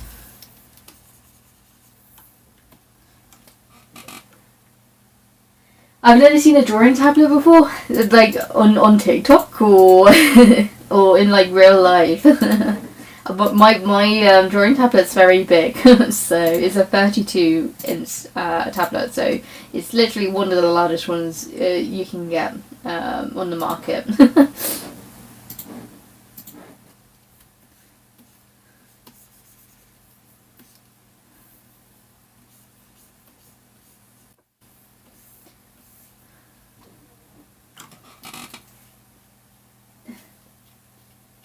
It is odd, I know, yeah. I guess if you haven't ever seen someone draw on a drawing tablet before, it's probably really strange. It took me a while to get used to drawing on a tablet, to be fair, because it's a bit of a difference working on a tablet compared to like an iPad. So it's a bit of a learning curve. But I mean, I've always been kind of a computer whiz. So for me, I much prefer working on my PC and having like more facilities right by my fingertips. I'm going to put a shadow under his collar a bit.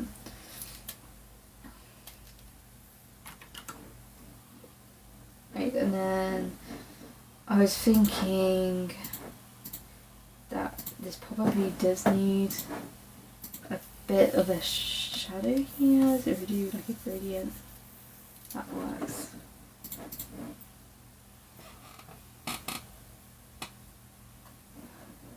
But no, thank you for all the love at the moment. Again, like when I my phone died, because like 2 hours ago my phone died, right? So it's why I ended my stream a bit earlier. And you know, I was busy watching the Dead by Daylight stream. Before that, obviously I was working on the line art. And I've lost my trail of thought. What was I gonna say? I was gonna say something in terms of the last live stream, but I cannot remember. I'm sure it'll come back to me. Yeah, I thought it will come back to me. Oh, I'm just seeing that some Larkin's hairs moved a bit. I'm just going to adjust that. Also, oh yeah. He said, you guys might notice that, like, I don't have, like, anything that I'm referencing my toning to. That's just because with these characters, I just know their tone codes off the top of my head. Like, I don't need any sort of guidance, I guess, to be told what colours the characters need. So, like, I know people probably expect me to have something on the side that I really don't, so. Oh yeah. How am I on 606 likes already? Who's been spamming it? Oh, I appreciate it though. Probably pushes my stream out to more people, so.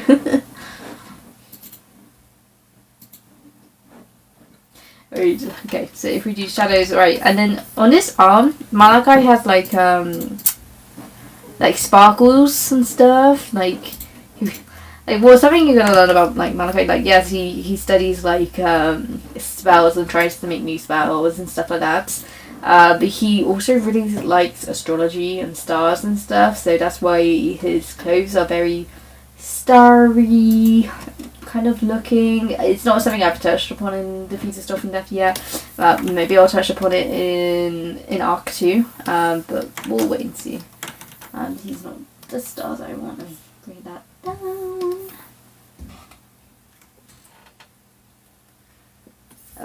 Oh, whoa, this is so small. Why is it so small?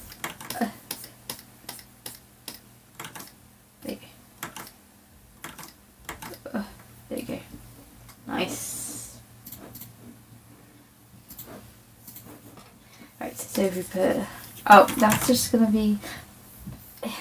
This is going to kind of just match his... I don't know whatever to call it. I think it begins with an S. I can't remember though. I was struggling about this last year. I couldn't remember what I call it. Like a stroll or something. I don't know. It's a very like Victorian era, early 1900s sort of thing. But obviously it's just being adapted a bit for Malachi. It's what a lot of women wear actually during that era. I can never remember what it's called.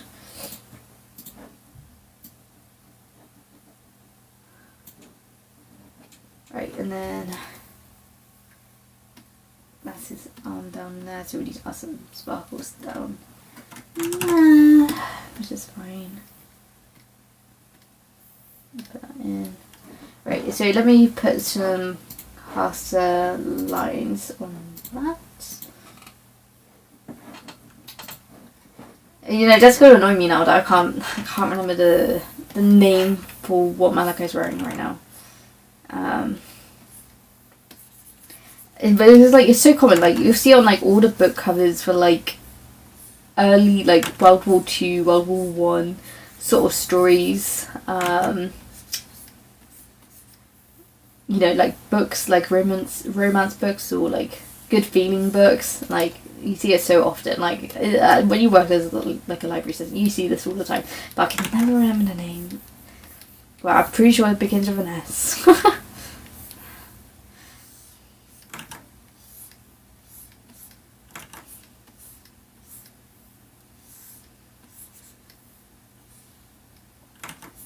Might as well just send that all back. And that's hashed like that. Bam, bam, bam. Okay. Right, and then we got his little halo lines. I don't know if you guys can see that. It's got like a whole like shiny thing. We won't be able to see all of it, but we will put some of it in. So there's gonna be dots that way, so it would be a whole line going down that way. Dot, dot, dot. And then that's a dashy sort of line going down that way. And there's another line going that way. And that's it. Like there, you can see that there's a circle here, but it kind of fades out on his back on that side. So we won't see any bit down there. So that will do.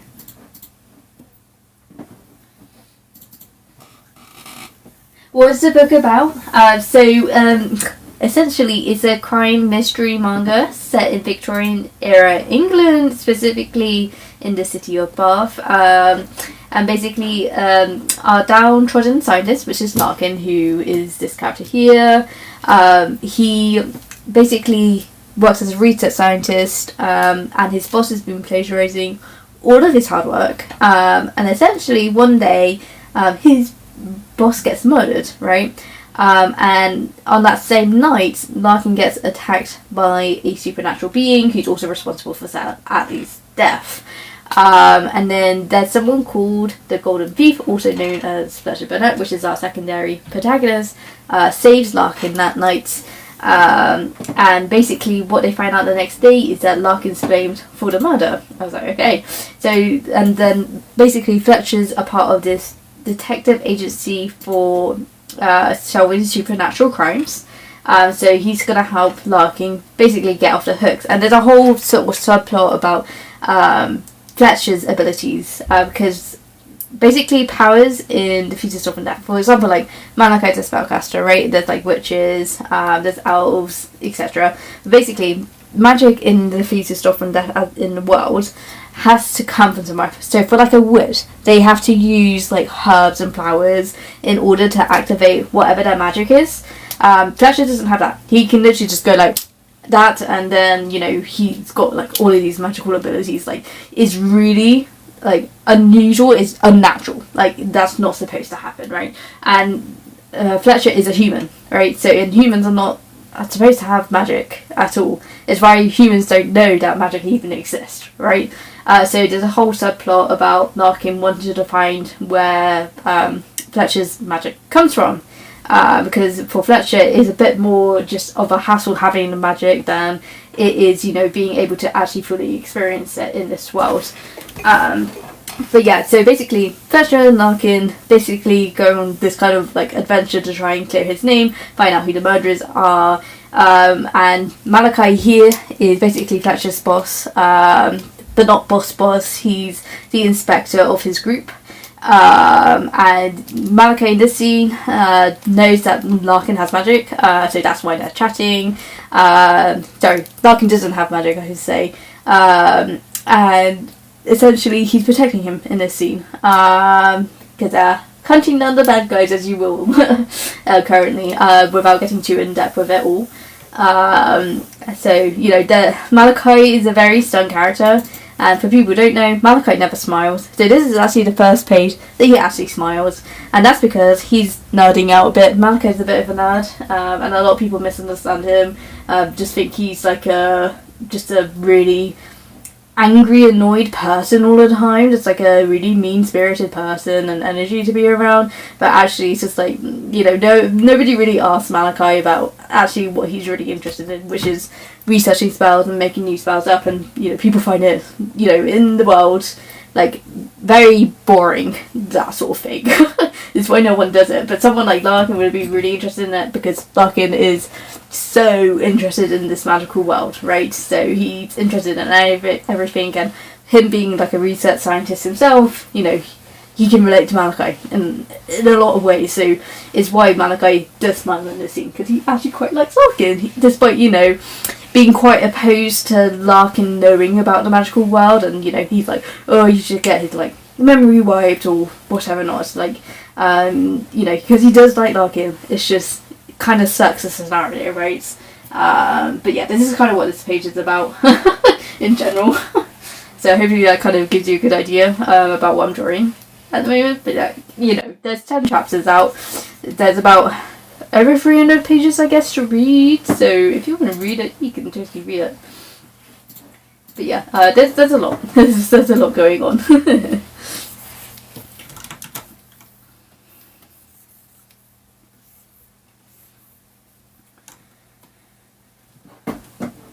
Alright, and then we need to draw his pattern here. Or actually, I'll just grab an image and I'll drag that down. So that should be my favourites. All the way down here. He's got like this marble effect here.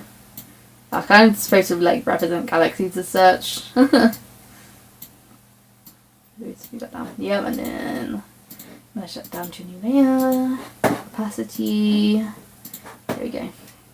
Right, now let's make Malachi not actually white. Let's actually give him his melatonin back. There we go.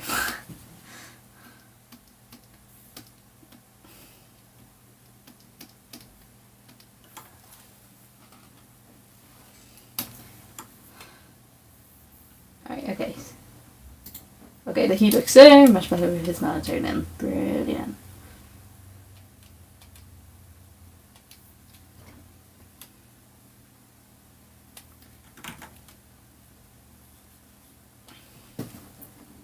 Hey, there he is.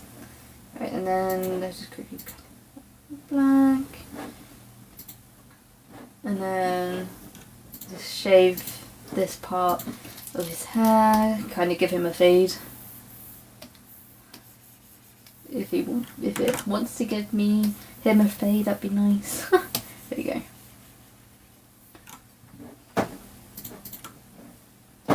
Right, and then let's put in the shadows of his face.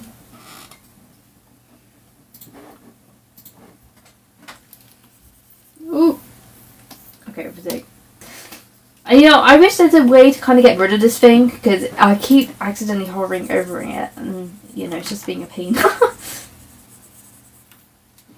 Right, and then he's got a darker top lip. That'll be shown. Brilliant, and then shadows.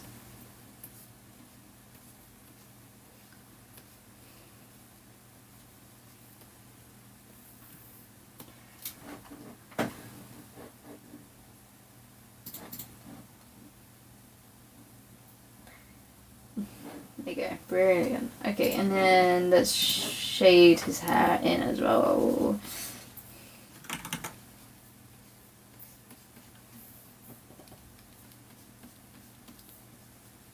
You know, screen toning is like the quickest thing for me to do. It's probably because I really enjoy it. It's like, it's very satisfying for me to see like the artwork fully come together. So I think that's why I enjoy the screen toning the most. So this is real. I am basically just colouring in.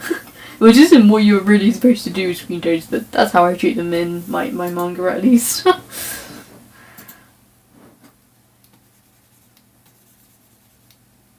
then that's his metal parts. Nice. Okay. And then I guess we'll work on the background elements here now. Let's have a look. Right. What should we work on first? I guess if we do the doors and the paneling, and then we'll work on everything else. So if we do a gradient, going up like that. I'm not going to add too much detail for the backgrounds because it's not what's needed. Otherwise it just distracts from the actual characters themselves, which is not what I want. get a screen tone. Oh, I think that did work, but not fully. Okay, I'm just going to have to colour that in then, so that's fine. Right, just bring that down that way. Colour in the door. Right, and then we'll do slabs up here. Brilliant, and then we want to do the floorboards. Right, and then I'm gonna have to quickly lasso tool this so it doesn't spread to the other panels. There we go. And then that's brilliant. Right, and then also I'm gonna bring a gradient going downwards. We've got to angle it that way. There you go, and then oh, we're missing something now, aren't we, Larkin? Where's the door? It's because Larkin's got his white layer on top, that's why. Let's get rid of that, there you go. Right, and then this is my fancy party tricks, guys. This is why I put the white layers for each characters, right? So if I go underneath, now if we go underneath like Larkin and Malachi's layers, I just put a white layer underneath and then I kind of just separate them out from the background. Kind of like that. That's how you kind of do like a little halo effect and kind of bring more attention to the characters themselves.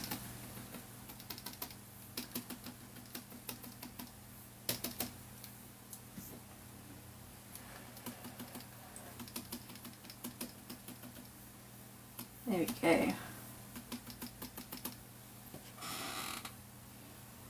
There you go. So that makes them stand out more from the background. So that's like, I think if there's one tip that I tell people when drawing manga is like you can do stuff like this, and it just makes your art a lot more readable. So there you go. That's something you can learn with me today. And then we're missing something here, aren't we?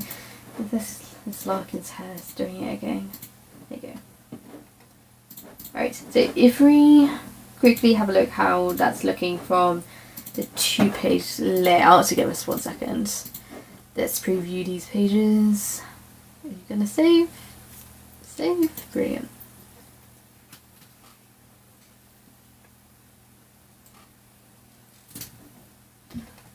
I've just kind of drawn so many pages for this chapter so far. It's just taken a while.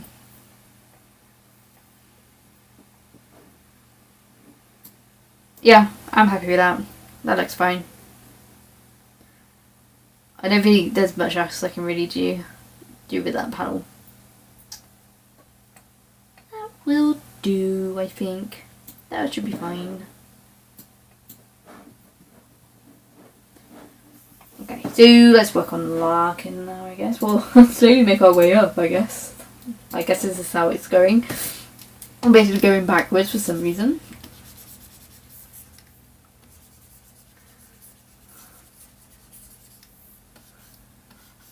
Guys, brushing it out just in case.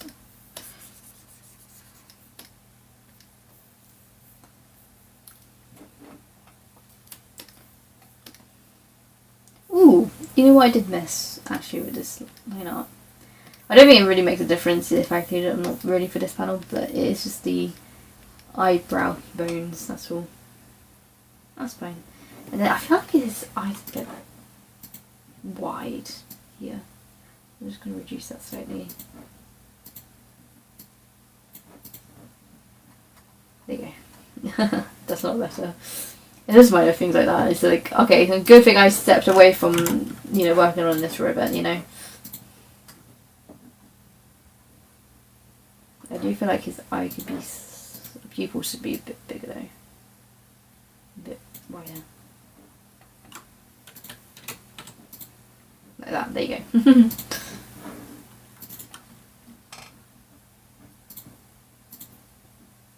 Right, and then let's do more shading.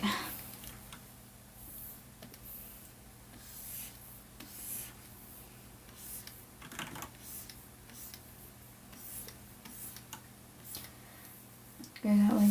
Also, I got a review today on my Etsy store, and I always appreciate when customers include photos of their orders, right, on Etsy, because you can include photos when you order something off Etsy. And I got like my second order with a photo, and it's so nice, like seeing everything arrive safely to someone, because I'm always like, oh, is it going to arrive safely, especially when it's like an international order, which I would say like 1/3 of my orders on Etsy are international. Like a lot do go out to other countries. So it's, for me, I got really happy when I saw that today, and they actually messaged me saying how much they enjoyed the manga, and I was like, oh, that's so nice. He said it was really nice seeing that today, so I really appreciated it. But they've attached the I don't know if it's some people who know me are watching right now, but some of you might remember I posted on my story a while ago about how I recorded a TikTok video, and then my TikTok literally crashed and then never saved the video I was working on, which was a pack manga order with me, and it was supposed to have a Malachi doodle in. Well, they posted a photo of that Malachi doodle. So it's definitely gotten to them. So you can see that Malachi doodle in their photo. And they said to me, oh, I'm going to frame that artwork you did for me, like the sketch you made for me. I'm buying a frame for it so I can frame it. I was like, what? That's so sweet. That's, it's like, oh, you like the artwork, the doodle I did so much that you can actually frame it. That's so sweet. And it's always nice to hear like, oh, I really enjoyed it. I'm really looking forward to volume 2. I was like, oh well, I'm trying my best to get it out for the end of this year if I can. But it's more looking like probably the start of next year at this point. So we'll wait and see.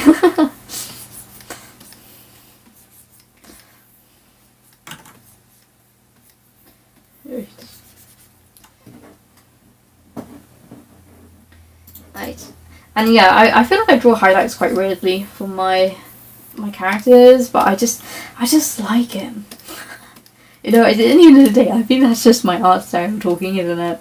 It's just, I just like it. That's why I draw it that way. Right, and then put some shadows into Larkin's face.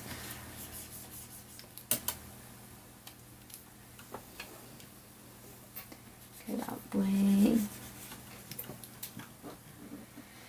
And then parting goes on that way. Eyebrow bone.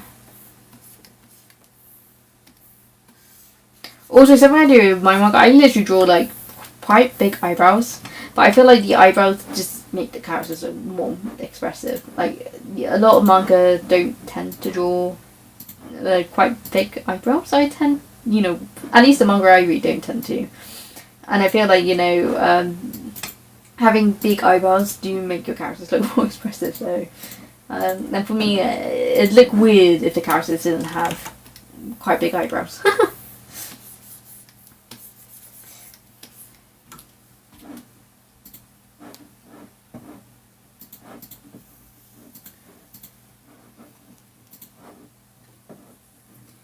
Right, so we've got a shirt layer.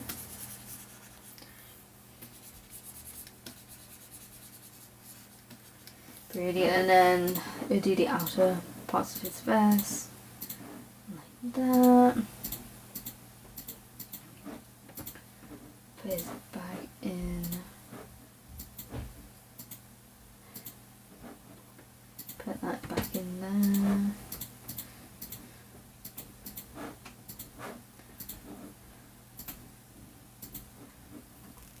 Brilliant. Yeah, I don't want to add anything else into that background because you've got background, it overwhelmed the page too much if I did too many backgrounds. So I'll just leave it like that. That is fine. And then we've got another Malachi drawing here. And I've got to block off these gaps before filling it in. Right, that should be fine.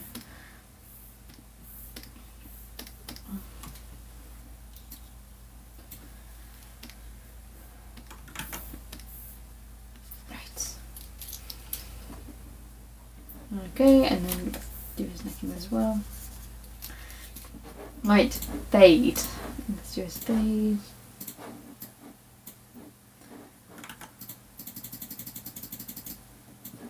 Brilliant.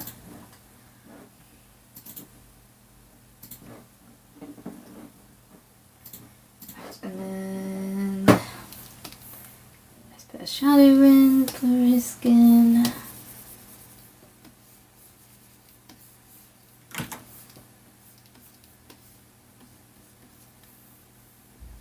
Eyebrow shadow into the top lip as it's shade darker.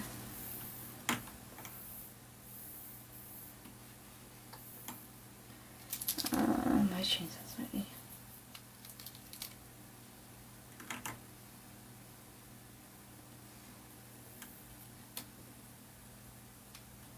Right, and then is there anything else? I don't think so. Oh, his neck. Let's make that slightly shorter. Okay, brilliant. Right, and then his scars 10%.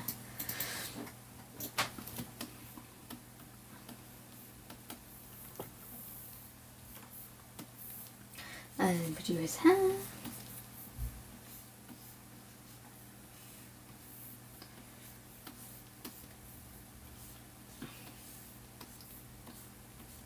Brilliant. Okay. Right. Again, I'm just gonna keep it simple with these backgrounds. I'm not gonna do too much detail. Alright. Okay. So I guess it's for this panel. I'm just seeing there's a white outline here, which I presume is actually from that panel. I'm just gonna fix that real quick. It's just because I probably put like a border around it or something. Yeah. Just and it wouldn't be noticeable unless it went to print, really. And even if it went to print, I don't think many people would notice. But whilst I spot it, I'll just fix it. Right,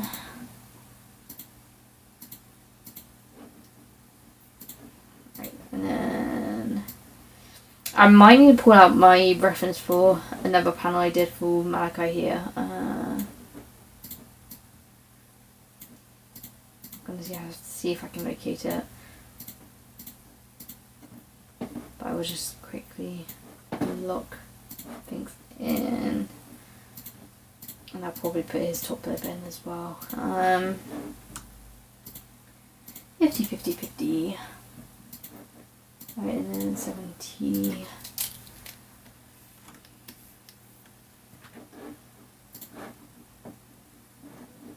Right, and then actually I'll put a shadow here, and I'll put a shadows by his neck as well.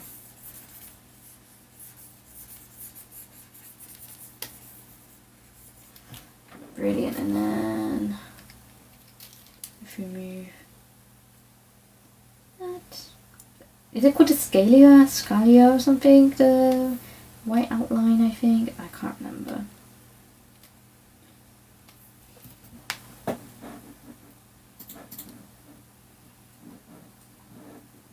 Right, and then shade that up too. Oh, that's not what I want. There you go. Okay, let's see if we can pull it up. That's not what I want. Files. We want volume 1. Go Namikomi.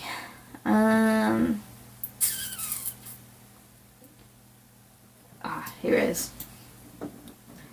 This is the panel. I don't know if you guys can see it. This is back in chapter 3. that's the vibes I wanted again for Malachi's face. So that's what I'm gonna aim to achieve. So we'll have a play around. First thing I notice is I do not like his eyes, how it's drawn at the moment. So I'm just gonna quickly change that. Looks like I can read it with some of that screen tone that's bleeding in a bit.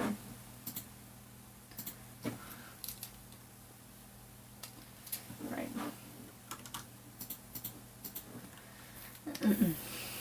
Let's have a look. Let's have a play. It's like he's still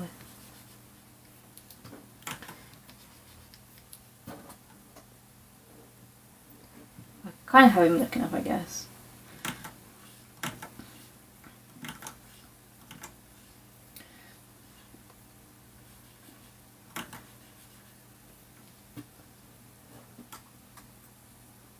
Yeah, that works. I might delete these parts.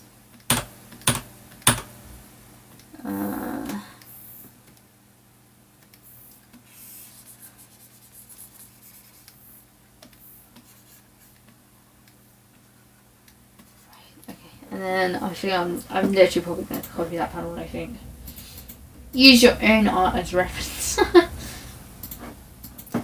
Right, and then let's do this. So, oh, actually I just noticed that really needs to be in, okay.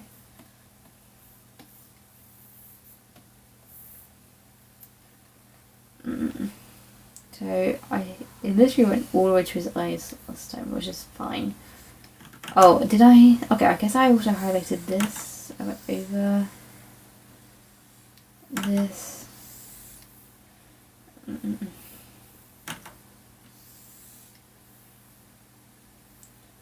right here. Sorry, you guys probably just saw a Discord message down there. This guy I'm working on the webtoon project at the moment that I can't say much about. I'll just make sure he's not saying anything that shouldn't be seen on stream, that's all. But I think actually my camera hides it, so it's be alright.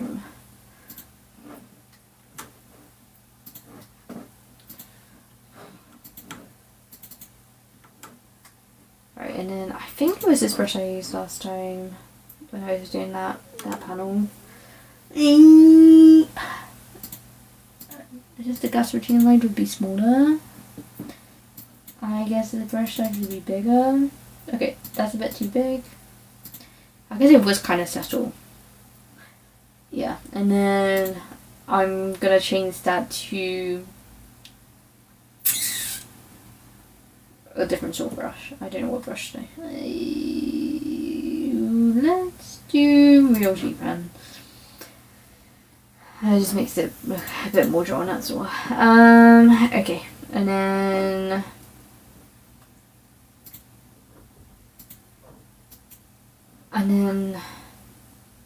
what did I do before? I think I put 60 down.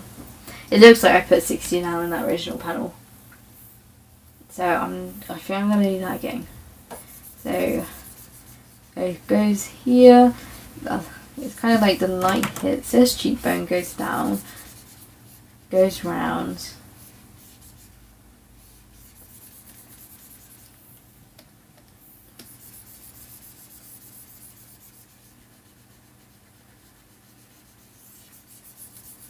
I guess I'm not right. I think. Okay, yeah. That looks right. That looks right to me. That was unselected. That looks how I want it to look. Right, and then I think that just means I need to change this top lip colour a bit. Because it might just need to be slightly darker than usual. Yeah. And then if we put a shadow here.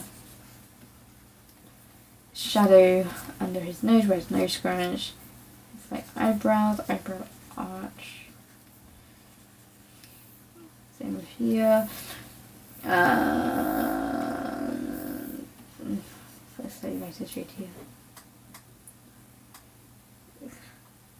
Oh, his face looks really dark.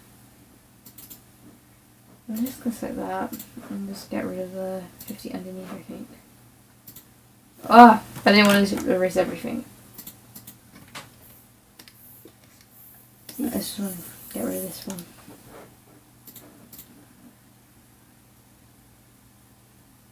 Yeah, that's fine. Right, and then let me change this to 20.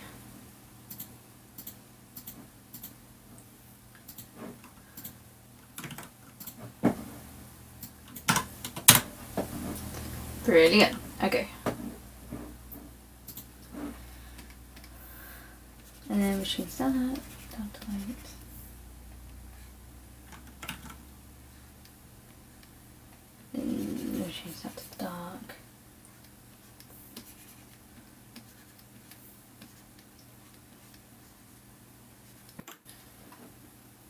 Okay, and then quickly add some highlights to his cufflinks. Shadow here.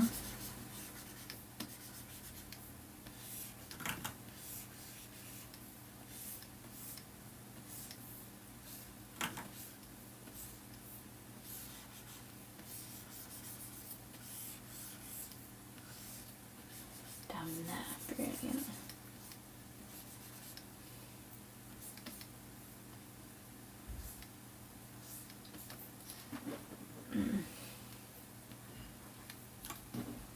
Also, yeah, the last stream, as soon as I went offline, I opened up my TikTok, and I see I have like 730 followers now. I'm like, how did I gain like 30 followers in like a 2-hour stream? I do not understand this. But I guess it must be reaching the right people, which I'm glad about. I'm glad it's reaching the right people, because this is what, I was always kind of curious about like what kind of TikTok live could do for me, and so far it seems like it can do a lot of good things for me. Right,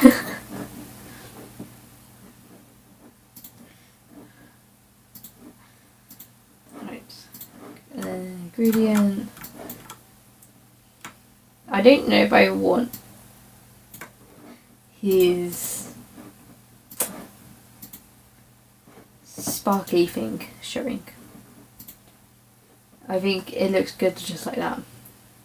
Honestly, I think that works. If I just add in some of the harsher shadows, I think we won't include like the lines. And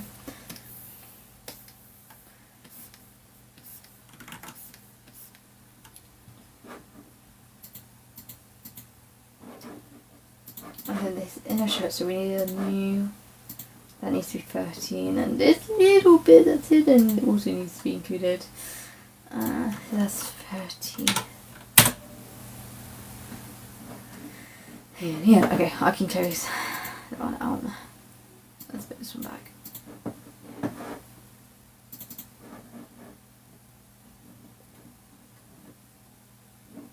Right, and then we're working on a little larkin down here. Let's figure this out. 1. I can see I've missed a line here, so I'm just going to quickly put that one back in.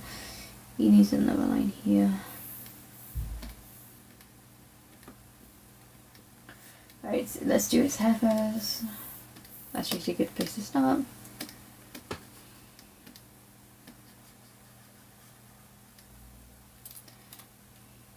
Oh. For a rubber down there.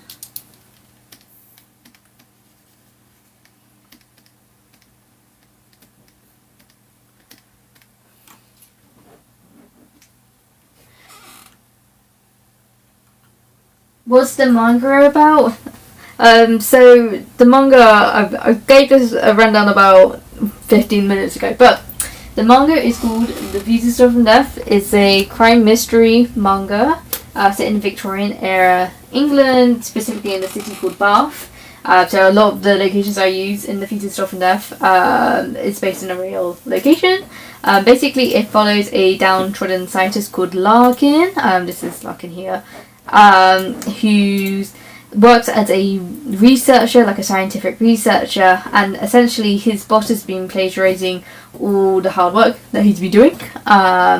So Larkin's a bit fed up with obviously being taken advantage of, and essentially one night his boss dies, and on that same night Larkin also gets attacked by a supernatural entity, and then this person called Fletcher, which is our co-protagonist, basically saves Larkin from this supernatural entity, and essentially what they find out the next day is obviously that Addy's dead, his boss, and that Larkin's been blamed for the murder. So essentially it's about 2 people going and basically trying to clear Larkin's name, and essentially Larkin's introduced to this whole world of like magic and trying to navigate it, and obviously humans are not supposed to ever know about magic, so they're also trying to hide Larkin as someone who does know magic, but obviously it from the magical point of view, people they see him as, oh yeah, another magical being, you know, not a human. So Larkin's been trying to hide that. But basically they're going around trying to see if they can get Larkin's name off the hook and if they can find the real culprits. In this scene, you've got Malachi, who is the darker skinned individual in this page, and basically he's Fletcher's boss, but not really his boss. He's the inspector in his kind of like unit. So you know, by this point in the manga, Malachi knows that Larkin's a human, and basically Malachi's quite an authoritarian figure, so he's like, oh well, humans shouldn't know about magic, so blah blah blah blah, we should wipe his memory. You know, he's very like, okay, let's never let humans know about magic, you know. But his boss basically let Larkin kind of do a trial run, and basically, you know, okay, look, clear your name, you know, see what you can do. We'll sort of from there. So essentially in this scene, we can see what the point of this scene is that Malachi does not hate Larkin. It's never implied that Malachi hates Larkin. If anything, he just cares for his safety and safety of other people in the magical world. And in this scene specifically, obviously there's been hints that Malachi's a bit of a nerd. Everyone is kind of like always a bit scared of Malachi because he's so serious all the time and just bad energy, bad vibes all the time. But I think that's because people don't get to know him. But because Larkin's a researcher, Malachi is very similar in regard because he likes to research spells and try and make new spells and stuff. Something that's very old school actually. And you know, a lot of people find very, very boring. So they're kind of bonding over the fact that they, you know, research, you know, they both research, just very differently, and Malcolm's very enthusiastic about learning this from Malachi because Malcolm's heavily interested in how this magical world works. Like, of course it's going to happen if he's a researcher and he's a, you know, scientist. He wants to find out how things work in this world. So, and this page, for the first time we see Malachi smile. In the first time in 10 chapters we see Malachi smile. So, it's quite, in a way, it is kind of an important page, that needed to happen. So, this is me drawing it at the moment. I'm almost done actually. I've only got this panel to finish up, these 2 panels, and then I've got 3 more pages to draw after that, and then that's chapter 10 done. So yeah, it's giving case study of Antas a bit. That's kind of the point because if you don't know, I'm a big fan of Black Butler, Bungo Stray Dogs, Moriarty the Patriot. Those sort of series I'm really into. I will say I'm not a big fan of Case Study of Vanitas. I love the art style. Like, trust, I'm up to date with the manga, got all the manga. I really like the story. I just really hate the characters. I don't like the characters in Case Study of Vanitas, but that's something I've always had an issue with Jun's writing, even with Pandora Hearts. So I think it's just a me issue with Jun's writing. I don't think, you know, Jun's a bad writer at all. I think it's just the characters are just not for me. But I also take inspiration from Case Study of Vanitas in terms of story and also art style. So yeah, and my biggest inspiration of all time is The Great Man. So those sort of series is all sort of series that I'm really into and also inspires the future stuff from there.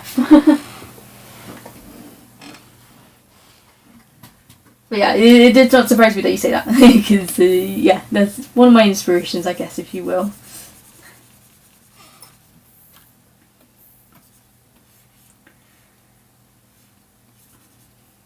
But no, it's a bit of a shame though because it's like Black Butler's probably going to be ending soon. The Grey Man's still got a while to go. No clue what's happening with Bungo Stray Dogs really. I don't know if that's going to be ending anytime soon. Case Study of Vanitas, I think there's still quite a way to go. And then obviously Moriarty the Patriot just kind of started its second part, which I'm really excited because I haven't read any of the second part yet actually. I've only been reading the physical release, so you know I think we're like 2 volumes behind at the moment. But yeah, I think Black Butler's ending soon, so I think there's going to be a lot of people looking for a new series once that ends. Yeah, but I think you've at least got like, I would say maybe another 3 years of Black Butler. I would hazard a guess.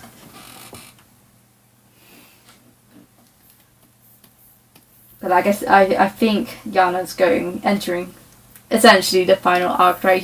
She's kind of giving the backstory of like all the servants and stuff at the moment, and you know that's all done. So it feels like they are wrapping up to go into the final sort of arc now. It feels like it has been for a while.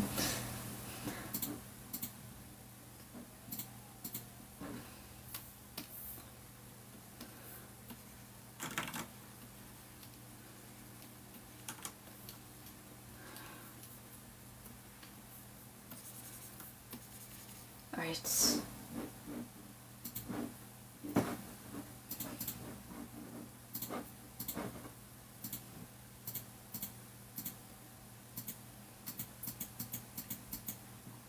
Oh, why is this not putting it?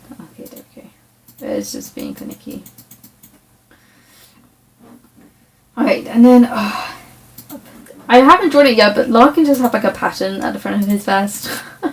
I just haven't had a chance to draw it yet, so let's draw that in.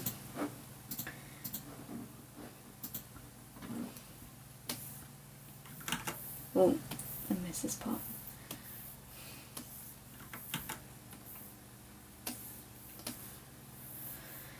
Screen tone, that brilliant.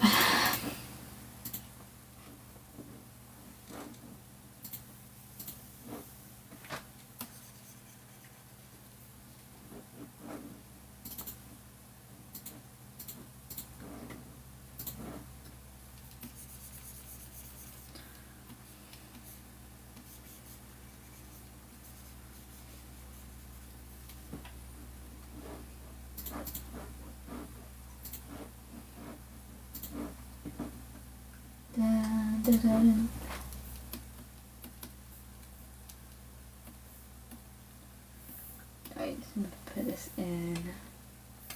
Put that in 90.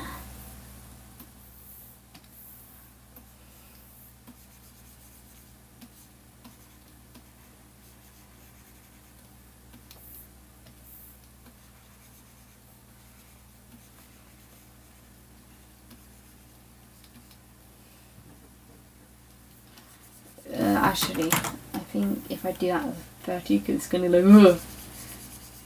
It should be kind of like, oh, why did I do that?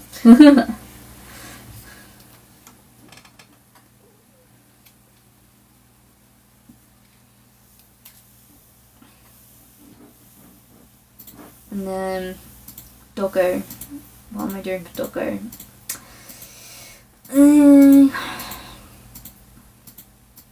I feel like he just has some sort of like marbly effect. I don't actually know what I want to do for Doggo. Let me see. Do I have any sort of like nice patterns or something? Some nice like greedy patterns, like something like this maybe. That works. I quite like that actually. Let's see how it would look if I put it onto this one.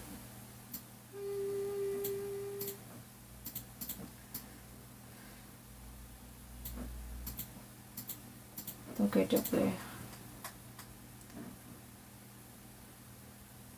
Yeah, I like that. Okay, that's good to know. I will keep that. But I might just add some highlights to that one. It is supposed to be a statue.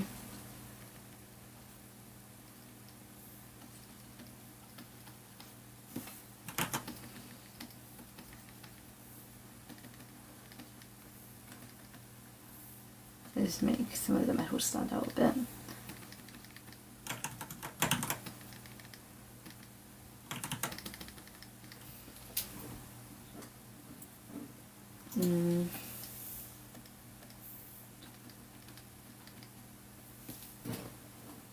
Yeah, that works. That down. That's nice. That looks like it's actually made out of metal then. Thank you very much for the follows, everyone. I really appreciate it. I didn't appreciate, giving myself a follow. I feel like it's happening constantly at the moment as I live stream.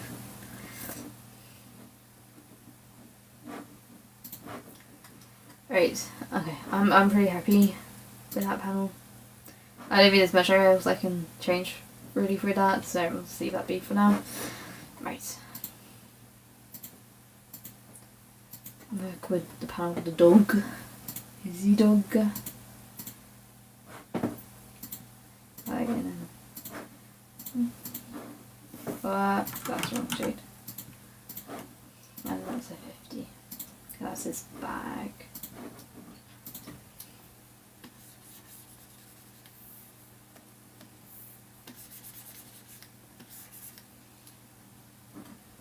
Right, and then put the 50 down.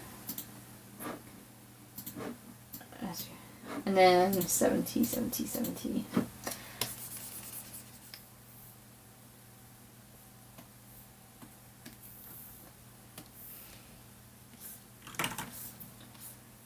Put that in.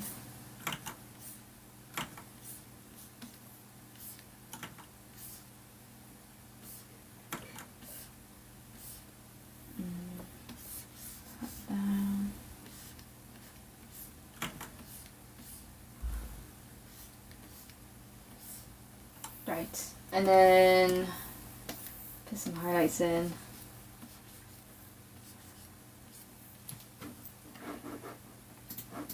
Alright. After locking with the build, oh, not the building, locking with the dog done, so we just kind of need to draw some background elements in for that. So I think I want the books, like everything on the shelf one colour. I think this is my palette background. Hold on for a second. I think I put the shelving on a different layer, so I might have to work in that folder. Look. Yeah, I think I did do that, didn't I? I did. Okay. Okay. Let's quickly just fill this all in.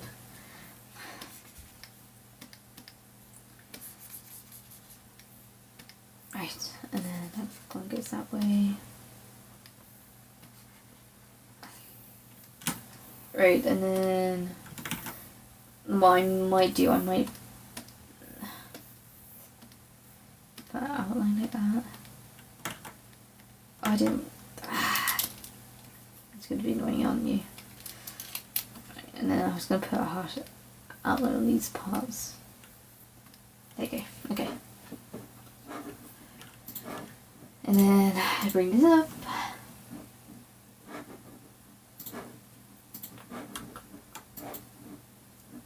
Right, if we drag that down,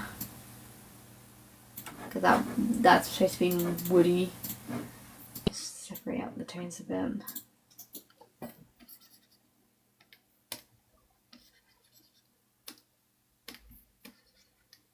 There we go. Okay. That looks nice. I'm pleased with that. That looks good. That looks better than I thought, actually. That panel turned out so much better than I initially had planned out. Like, originally I was supposed to have Larkin's hand kind of reach out towards the dog, you know, or some sort of object. Because at the time I didn't have, like, the dog specifically placed down. But I decided against it because I kind of just want Larkin staring instead. Because like he's always curious, and like I guess, you know, maybe touching it would be a bit too on the nose, but like, you know, that Larkin gets distracted quite easily because he's naturally curious about things. Where is, right? Let's do a white outline around the characters now.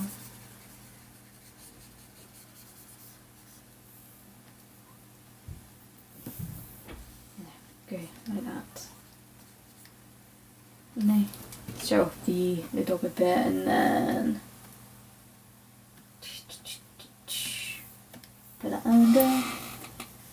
Is this a series that's gonna get published? I'm self-published at the moment. I mean, I'd kill to get the Thieves stuff and that published, but I just self-publish my own books. So that's what I do at the moment. I publish online and sell my own books, but like, yeah, it'd be a dream to get published by someone, but at the moment it's not a reality.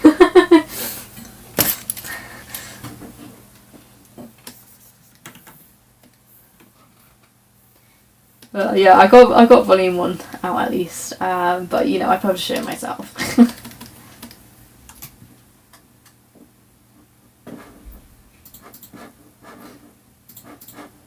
But yeah, it said essentially working on the pieces from Stuff and Death. I'm probably working like £1 or less an hour probably with how much work I put into it. So like it's definitely not like probably financially feasible at the moment. Right, and then let's bring this brick wall up. Ah, that's not what I want. Shock horror. Okay, let's fix that. It's raining in. Then it's not raining outside, so we don't need to anything super specific for that. It's fine, and then I wanted to make this one darker.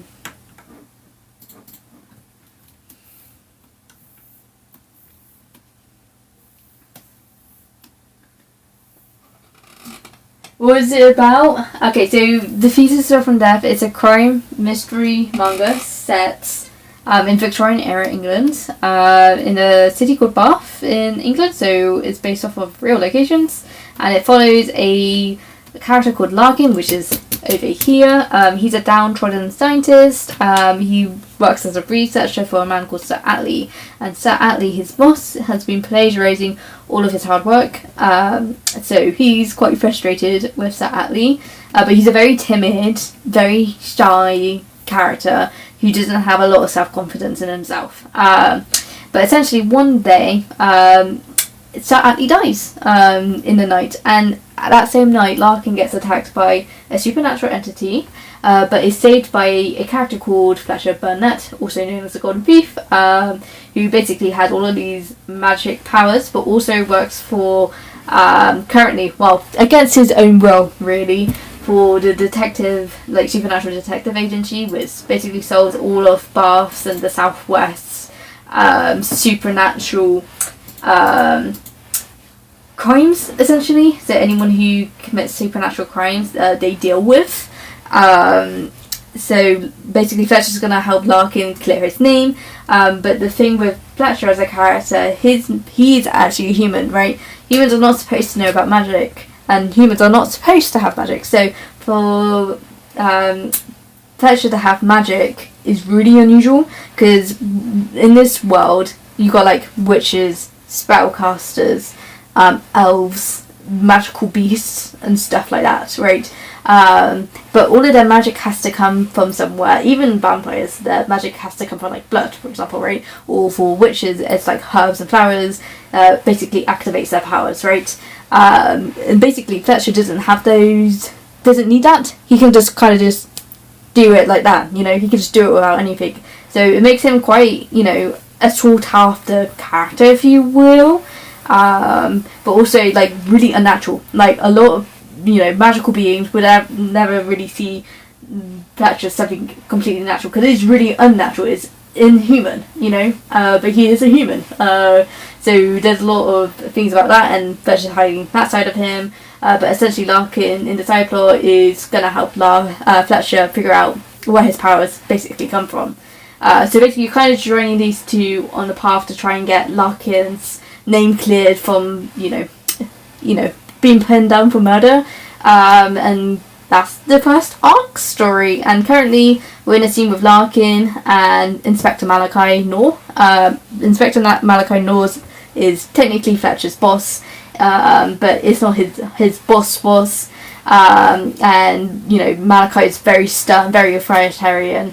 By this point in the manga, Malachi knows that Larkin's a human, and you know, he reluctantly, because of his boss, allows him to kind of hang out with the detective agency, even if it's not something that he approves of. But yeah, Malachi isn't well liked in the detective agency. He's very stern, basically a bad vibes all around. He's got a permanent like negative energy around him. So in this scene, for the first time we actually see Malachi smile. And the reason for that is because Malachi's a very nerdy character. He's basically a researcher too. He researched magic spells and things like that. So he relates to Larkin in a lot of ways. So Larkin actually gets him to smile. So it's kind of showcasing that Malachi is really not a bad person. Like, his moral standings, are very strong in a authoritarian way.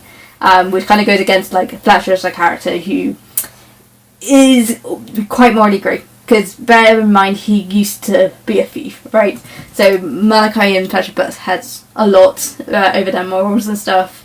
But yeah, in this scene, like, Malachi is kind of desponding with Larkin, which is kind of the first time that happens. Yeah. This is making me think of the Living Stone, the supernatural bit anyway. I don't know what the Living Stone is. Like, it kind of just, when you say Living Stones, my mind kind of instantly flicks to, like, the Living Tombstones. Which I'm sure is not what you're thinking of.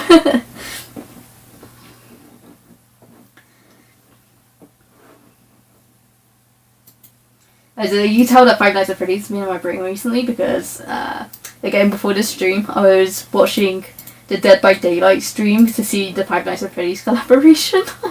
And it was really cool because they got Springtrap as a killer skin, so I'm very hyped, really hyped for that to come in. But no, I'm a big Five Nights at Freddy's fan. Despite, me also being a big fan of like Black Butler, the Grey Man, Moriarty the Patriots, things like that. Like, there's other things outside of like manga and anime that also inspire me. I think a big thing for like the future stuff from death, like, I don't think I really bring up at all to people, is I'm really inspired by like Scooby-Doo. I feel like Scooby-Doo is a really big inspiration for the future stuff from death, honestly.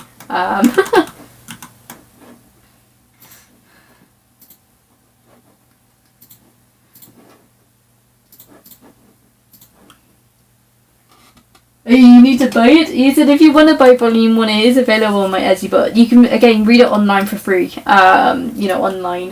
You can read it on Manga Plus Creators, Web Shooting Canvas, Global Comics. I really appreciate the follow though, because, any follows helps. My series get, brought up a bit more and mentioned more, and, the word spreads and stuff, so I really appreciate it.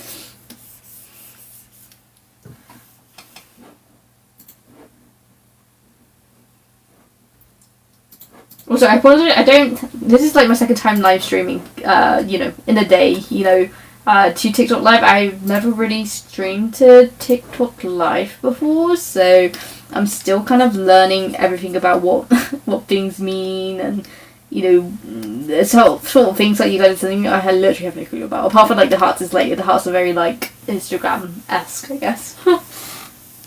Oh, you want to think? Oh, I really appreciate it. It said, I got 2 editions on my Etsy at the moment. So you can either pick up a first edition, which has a few printing errors in it, because that's my first run of the manga, or you can pick up like the first edition. The newer edition, which is the official edition, with a lot of fixes too, like the cover art and spine and things like that. Completely up to you. It's just the first edition is slightly cheaper if you just want a cheaper alternative, or if you just want something that's kind of limited edition, as you will. I've only got like, I think 6, if not less than that, left of that, so.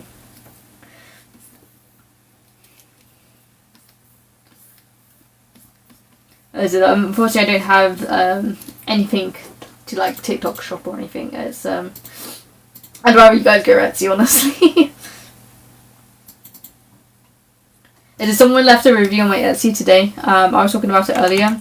It said, they're going to frame my doodle I sent them. I was like, oh, that's so sweet of you. They're very excited to pick up Volume 2 when it releases, which hopefully might be by the end of this year, if not the start of next year. So we'll wait and see.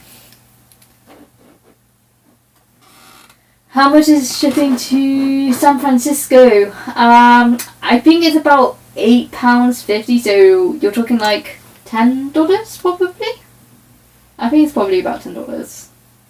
I know the shipping fees here from the UK have changed recently with Royal Mail, but I think it's still around the £8 mark. shipping it over to San Francisco if you wanted it shipped to you. But you know, usually I include like some other things as well, not just a book. Like usually at the moment I include like a free bookmark, at least one print, and you know, if I have time to, then I'll also include like a little doodle that you can have as well. Again, if there's like any specific characters that you want me to draw for your doodle, please let me know, and I will include it for you.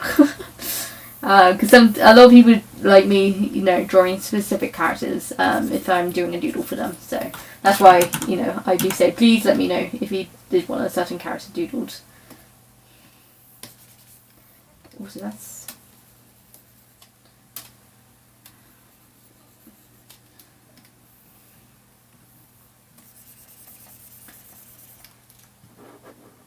But yeah, I really hope I can make some more merch. The thing is, it's like the Thieves of Stuff and Death isn't really big enough yet for me to do like things like, I don't know, like keychains. I'd really like to do like acrylic stands. I'd love acrylic stand of Larkin and Fletcher, or any of my characters. Really, you know, that would be on my like bucket list of things to kind of produce for the Thieves of Stuff and Death. I don't cosplay, but you know what? My cousin cosplays. My cousin cosplays. She makes all of her own costumes. And yeah, she cosplays. But I personally have never cosplayed. Don't know why. I don't know. It's just never really appealed to me, cosplay. But no, my cousin cosplays. And she makes some really cool cosplays. I could probably bring up her profile if you want me to show some of her cosplays.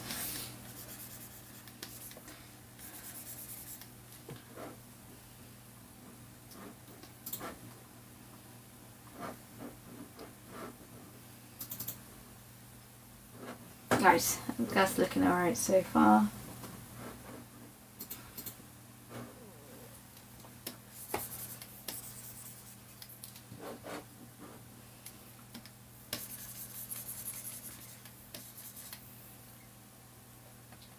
What's her name? Let me see. Let me get her Instagram up. I can't remember. I think it's like Twinkle Circuit or something.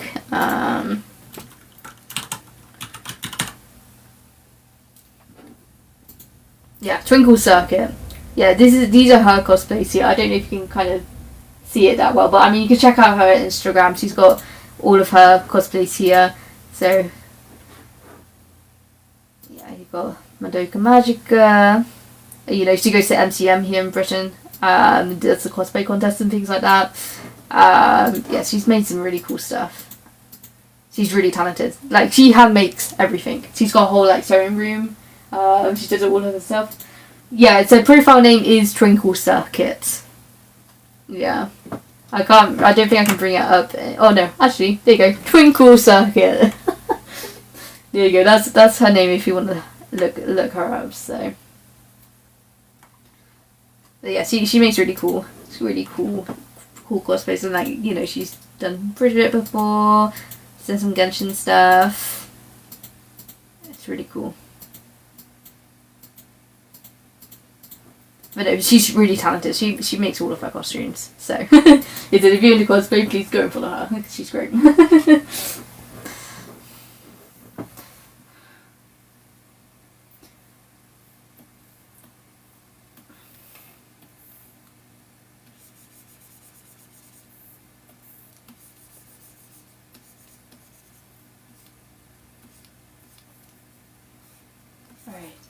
I've got to draw Larkin's bum.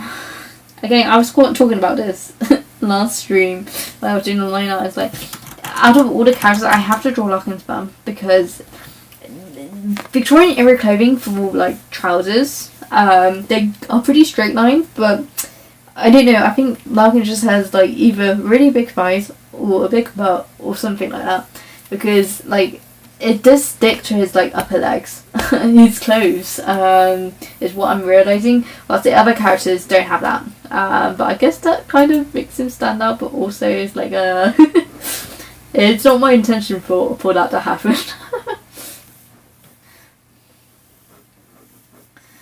Alright, so that's Larkin done. Brilliant.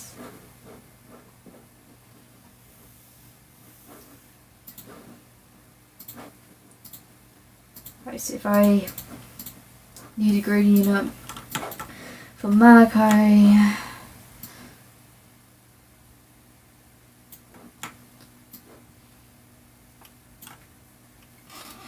she'd be spending a lot of money on that. Yeah, she spends a lot of money on her cosplays.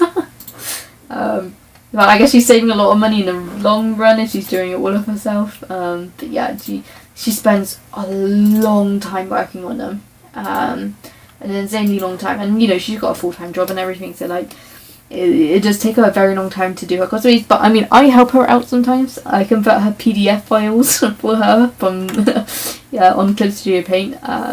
So if there's any like assets that she needed printed out on paper, then I just transfer it to PDF for her. So that's my contribution to her cosplays.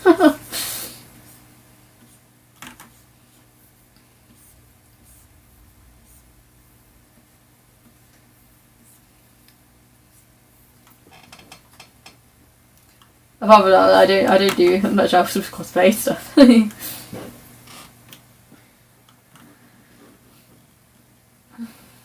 Right, and then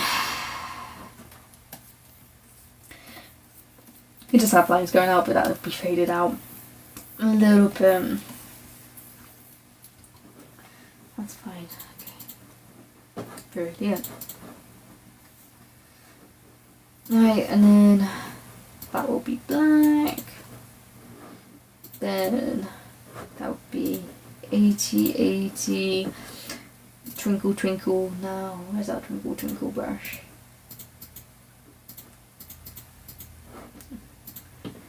Twinkle twinkle.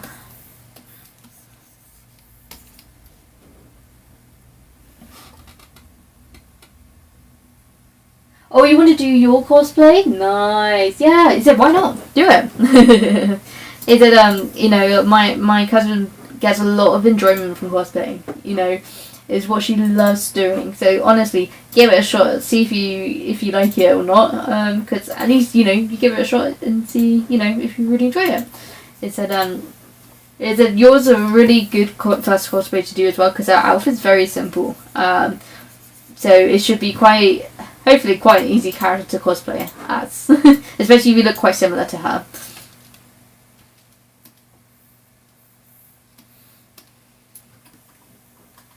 Just making sure that Malachi's palm lighter, because my darker skin characters, I do draw their palms lighter. I know some manga artists don't do that, which is fine, but I do. But I always have to remember to do it.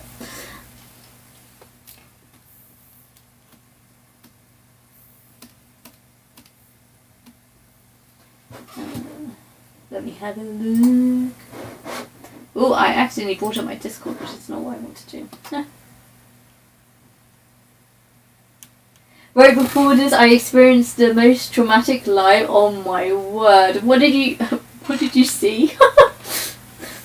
What's my Discord? It's Melody, Elodie. So if you need that written out, feel free to message me. I've got a Discord server for the Future Stuff and Death. So if you just wanted to join, like, you know, a bunch of fans and artists and manga creators, I can send you the link to that. I'm terrible. My Discord invites just seem to expire, even though I've set them to not expire. So if you just message me on Discord, I can link you to that Discord server as well. I might need a link, Loki. Yeah, that's fine. That's fine. I can send it to you via DM. So if you want to send me a message, I'll get you linked up. So.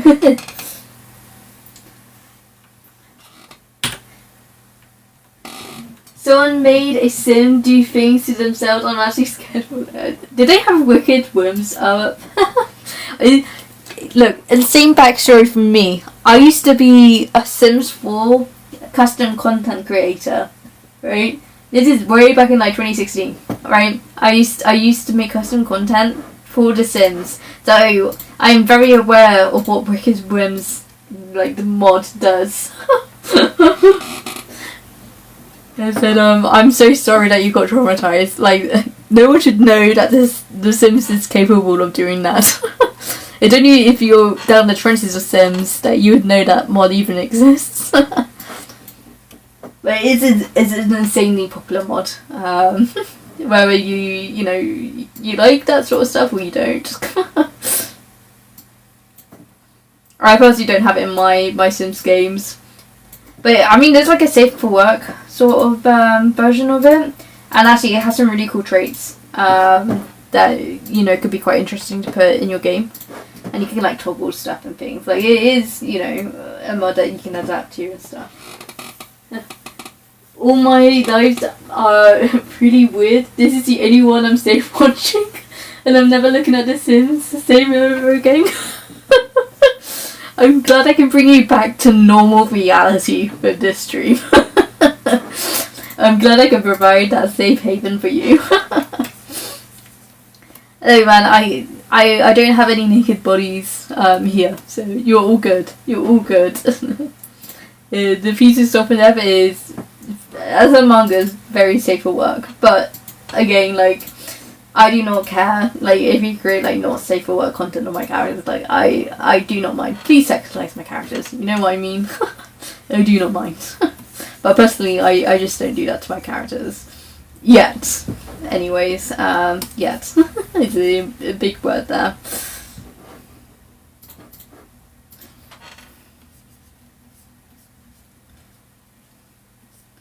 Very sorry. Let me just put some shadows in.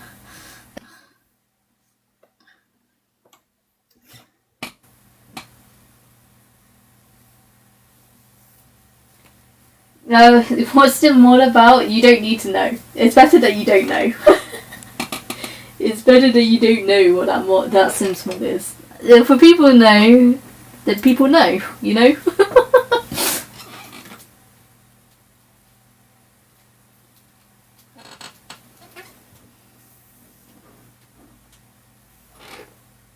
Yeah, it's like an R-rated version of Sims. Like, I'm not gonna say the mod here, but I do know what the mod's called. But I know there is a safe for work version of that mod. Yeah, the dot.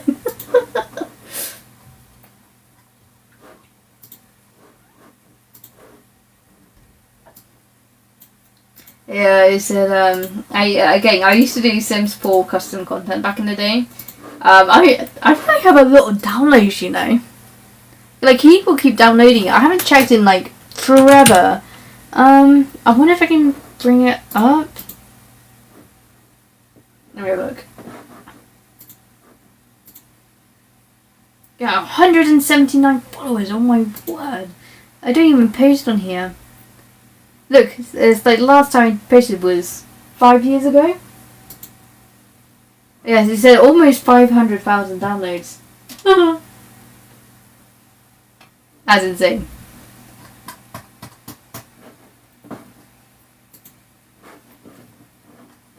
I don't know why my stuff kind of popped off, but I mean, you know, I'm not very good at Sims forecasting content, I do think.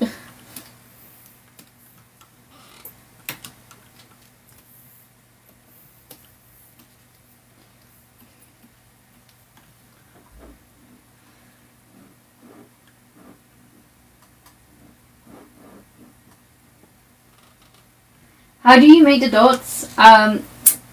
It's a bit difficult to explain. Basically, if you select your area, you kind of see this toolbar down here. I don't know if you can kind of see it, but essentially there's like this one button, second to the right, that says new tone.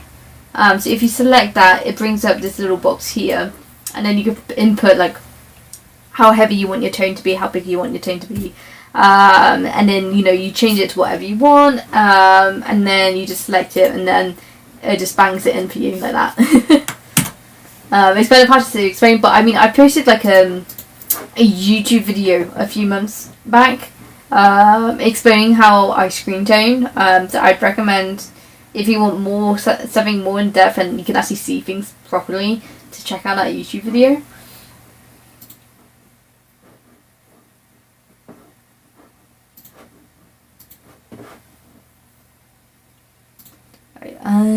I need to find this thing that I had before again. This is what? Yeah.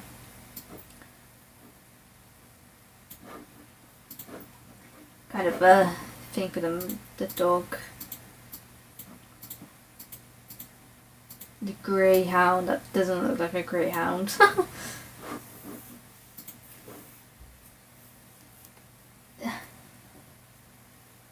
I unfortunately do not understand Japanese, so I apologise. I do not understand what your comment means.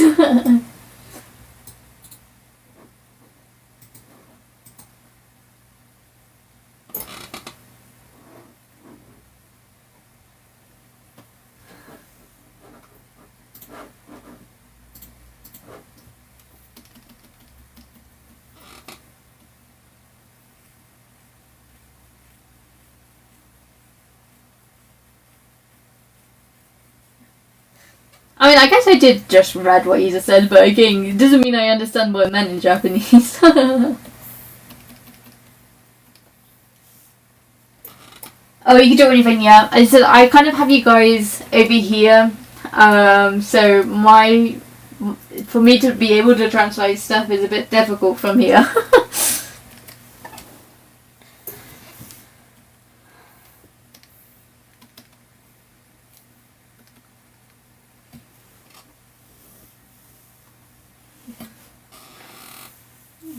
Kitty cat. It's not a kitty cat. It's a dog. It's supposed to be it's supposed to be a dog. But I mean, if you see it as a cat, that's fine. It's supposed to be an animal. I'm not very good at drawing animals. I think it looks more like a dog from this shot, because obviously I actually draw his nose and eyes in. But it's supposed to be a statue. Kind of just on the mantelpiece. Right. I think we're almost there, guys. I think we're almost done with the page now. That's kind of crazy to say.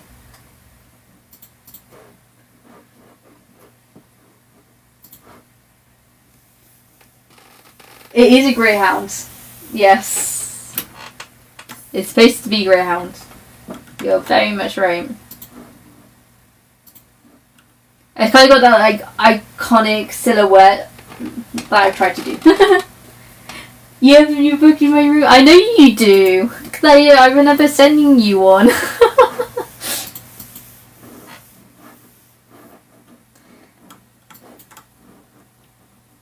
Is it, how are you treating it? How have you been treating it, alright? I can't remember what doodle I gave you. Because I did give you a doodle, right? It said with your order. Because there was someone else who was interested in buying a copy from America in the audience recently. I don't know if they're still here. But Takeshi's actually bought my manga. But yeah. But they're from the UK.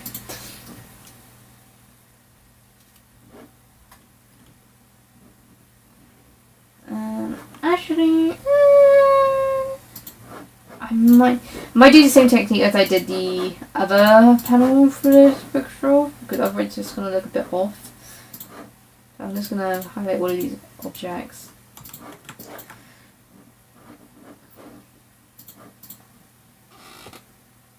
Oh, look at this picture. Yes, yes, yes. I remember that illustration very vividly. It was quite a fun one, that one, to doodle. I really, in the future, what I'd like to do, so I know if I might need to stop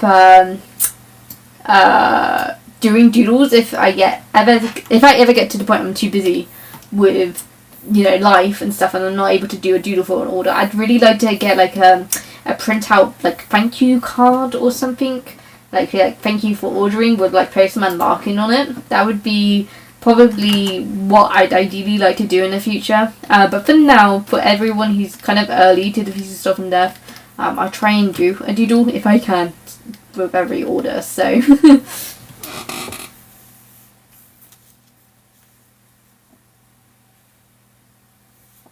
Oh, you're coming to the UK to visit. That's a really good idea. They can probably just hold it on for it to you. It'll probably save quite a bit of money as well. Because again, I don't know with all the tariff stuff happening in America if it affects books and things like that. So you might be better off just sending it to your friend in the UK. It was such a vibe. Then at this point I feel special. No, I said I do appreciate anyone who literally goes out of their way to support my manga, because again it's like, oh yeah, you're taking a chance on something created by someone literally you have no clue about, right?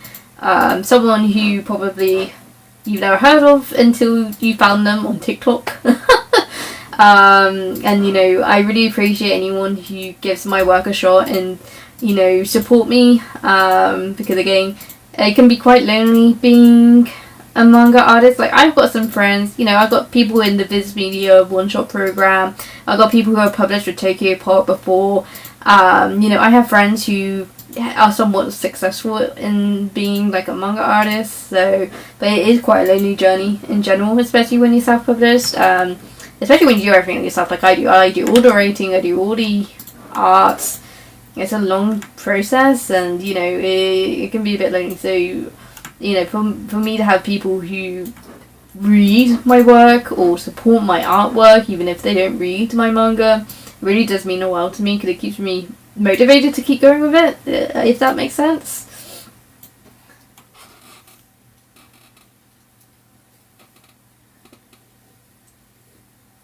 I mean, I collect manga, so why not? Exactly, bro. Look, I collect indie manga. I don't know if I can get my friend's manga over here, but that actually published in the US, specifically California. My friends created Rapture Burgers with a team of American writers and Japanese artists, and look how thick that is. I think it's about 300 pages in this, and they've also made like a really small one as well, and they're planning on doing like a sequel for this one, but they're working on volume 2 of Rapture Burgers at the moment. It's my close friend Chris Hill, and you know, he does some tremendous stuff. He was originally gonna write, you know, an animated series for Netflix, like create like an animated series for Netflix. But it was kind of basically he was second, you know, out, you know, kind of outcompeted by like one other show, which is like some sort of like space show. I cannot remember the name. I did see an episode of it though. But he just missed out on the chance of getting Rapture Burgers kind of like adapted for Netflix. So yeah, California. He lives in California. But you know, his team works around America as well as, you know, having Japanese artists also work on it too. So there's a Japanese version of it out as well as an English version.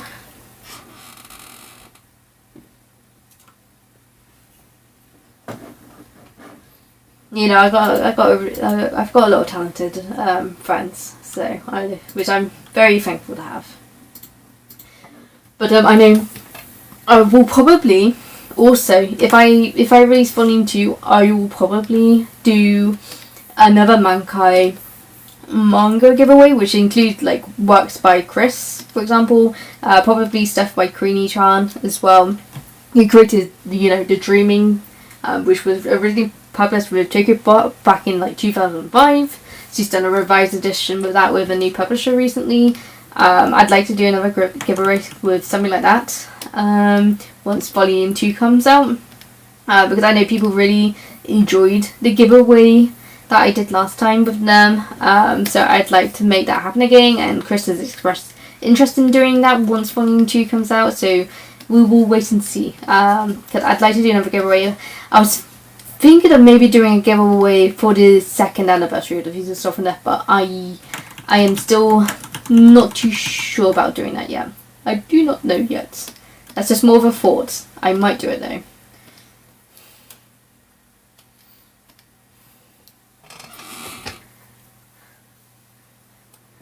How would it feel if I said I wanted to cosplay one of these? I'm not very good, but it would. Good at it, but I would. Look, sorry. Let me get my face in here. If you want to cosplay my characters, please do. Please send me a photo or video or whatever you have. I really would appreciate it. And no, it would be my dream if someone cosplayed one of my characters, not gonna lie. Because I know how much time it takes to cosplay. So, I'd really appreciate it if you ever did. Send me a video.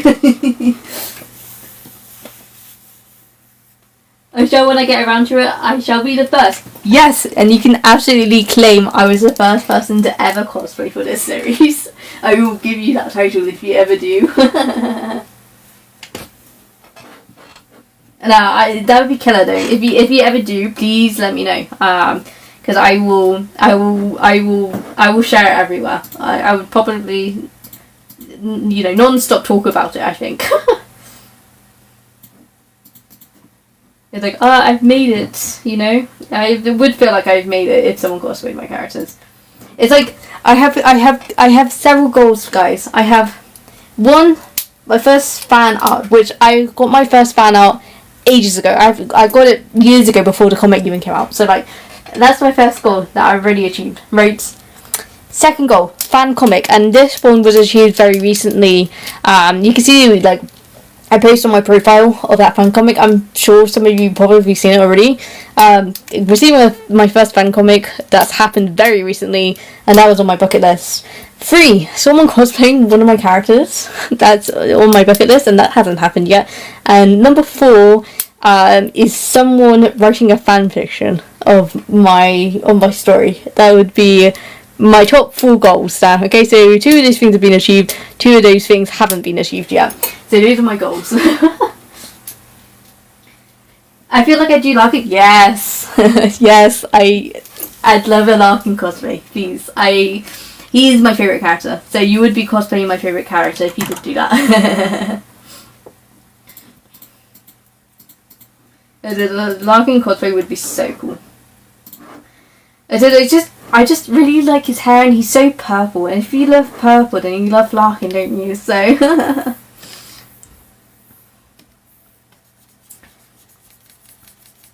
And then you can, have him with his coat on or coat off. It's completely up to you at that point as well.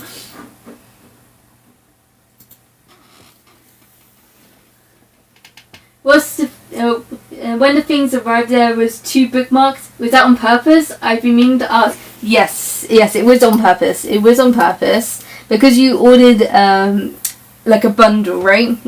You get to pick one bookmark, and usually what I always throw in like a freebie, so you should have like a freebie bookmark as well as a freebie print. That's what I do for like every order that I do. It's just it's just to say a bit of a thank you, so that's why I included those 2 extra things for you.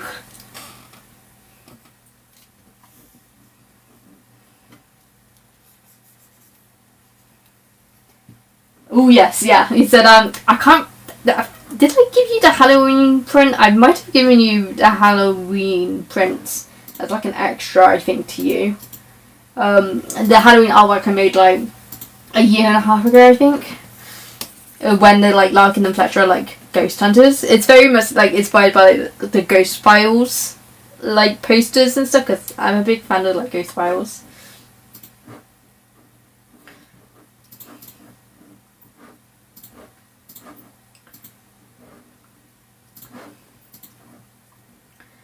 I didn't. Let's fix this.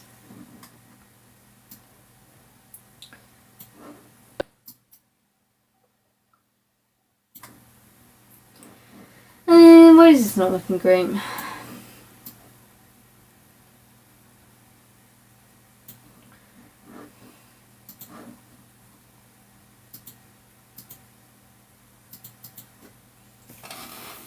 I think it was. Yeah, I thought so. Hi, Sil. How you doing? I said we're almost done with this page now, Sil. It's like I've been waiting for you to show up.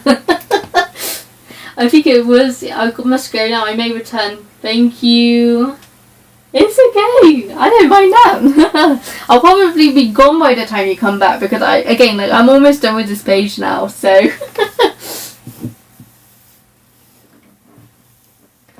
But I'll put I'll try and put like all the live stream stuff onto my YouTube afterwards if I can, just to kind of keep an archive of it all. So, you know, if you missed anything, I'll probably just put it on there, because I've spoken to a lot of people today, I feel like. What's my YouTube? It should just be Melody Elodie. I think it's just Melody Elodie. I just kind of just archive stuff on my YouTube, kind of like all the animations and stuff I kind of keep on there. If I do any, you get to see my For You page folks. Yeah, Melody Elodie. I'm gonna buy the bundle. Yeah, please do. I'll send you some extra stuff on top. So select what you want, and I'll include some other things on top. And let me know if there's like a certain character you would like doodled, because I'm more than happy to doodle a specific character for you as well. You've had the same users for 8, yeah. Still knows me from back in my Minecraft days, back when I was like 13. Like essentially, this was what? Probably 10 years ago, if not that, more than that now, isn't it, Sil? So, you know, we go a very long time back.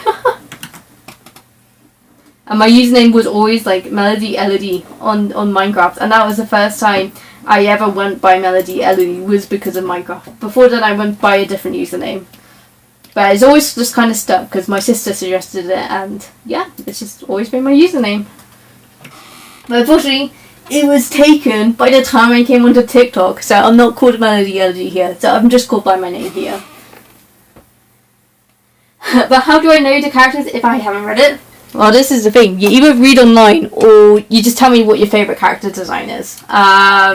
It said, on my toy house, if you have a look at my toy house, again, same username, Melody Elodie, you can find all the character designs for the Thieves of Stuff and Death. So again, if this is like just a character that interests you, feel free just to let me know, and I can just doodle them for you.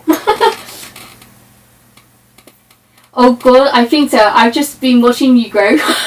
I know it's scary to say, it's probably been over a decade still.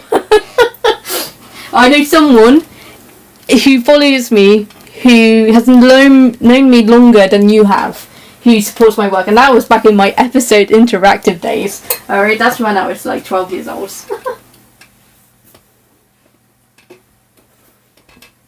Yeah, what page is that? It's just my characters page. So if you click on the characters tab on my toy house, it should be in there. If you have a look. I think if you just type in toy house Melody Elodie, I think I might just come up. Yeah, you just search up toy house Melody Elodie, click on this, and then just carry characters, and then give you everything.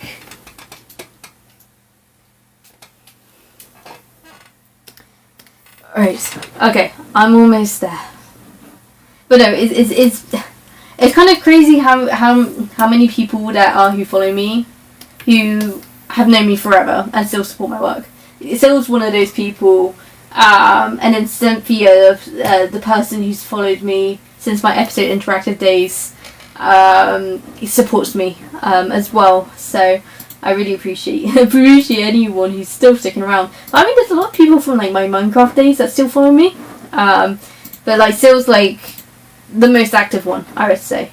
Yeah, I would say so. But I'm still in contact with some people from Minecraft, but just not as active, I don't think.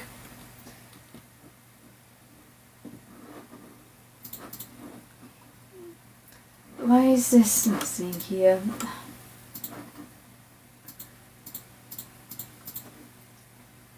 Right. Okay, and then we've got to draw floorboards. But yeah, I'll try and put all of this onto YouTube. I probably just need to merge all the videos together, because I've had like 3 separate live streams today, if not 4, I can't remember. You have to deal with taking my money now. Oh. That was my only Patreon supporter. I really appreciate it though. It said you're going to permanently be here now, aren't you, Sil? It said now you're giving me your money, it's like you're going to always be here. It said I do not mind that at all. As long as you're enjoying the stuff I put out, then I'm very thankful.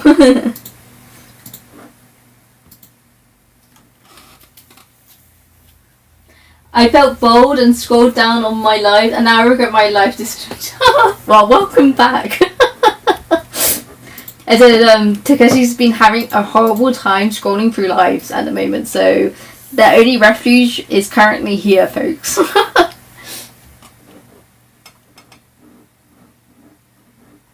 Right, and then make this lighter. I wonder if I should make brick stuffer actually. Would that look... Yeah, that frames them a bit more. I just also want to make this the floor darker in general there too. And then maybe if I do it this direction too. Yeah, I think if I do it that way, that'd work too. Right, almost there. Almost there. Almost there.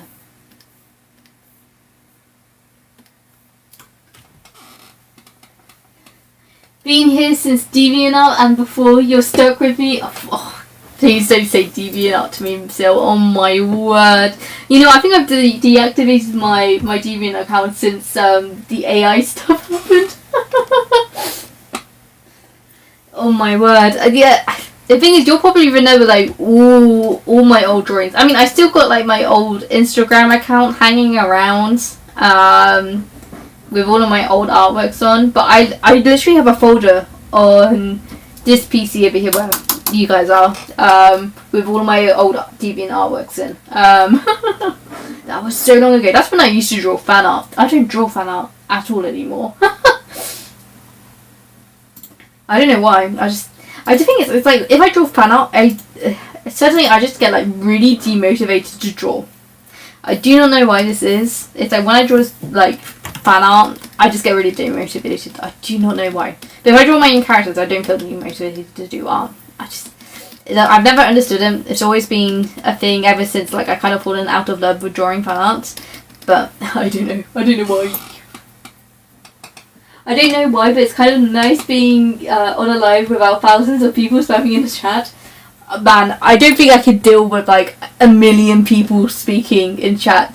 I always said this, is like I'd like, my series would be somewhat popular, but I wouldn't ever want it to be like explosive in popularity, if that makes sense. Because I feel like that'd be way too much for me to handle, I mean, that'd be too much fame for me to handle. Yeah, I said also for me it's just nice to be able to have like back and forth conversations between people, and when it's smaller like this, I feel like I'm more able to do that. Alright, I think that's this page done. I would like to say I think that's this page done. Let me have a look. We'll bring up the double spread, I guess. Oh, it's definitely saved. One sec. Ever gonna hear about my sob story on lives?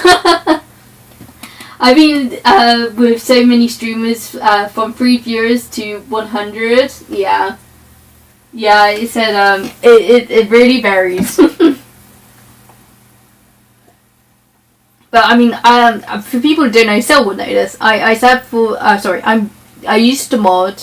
I still am a mod for a GTA 5 role player called Sab. So I kind of know how it feels when the chat kind of just like spams with a ton of comments from like 100 viewers to like even up to 10,000 viewers. So it is a bit overwhelming. You literally can't read every comment.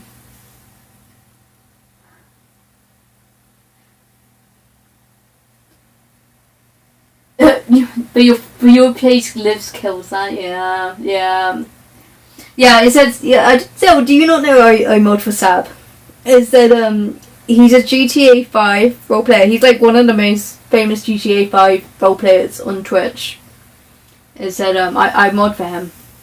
But well, I don't really mod for him at the moment, but like I'm still his mod. But I used to do it a lot during like COVID years and after COVID. I used to mod for him a lot.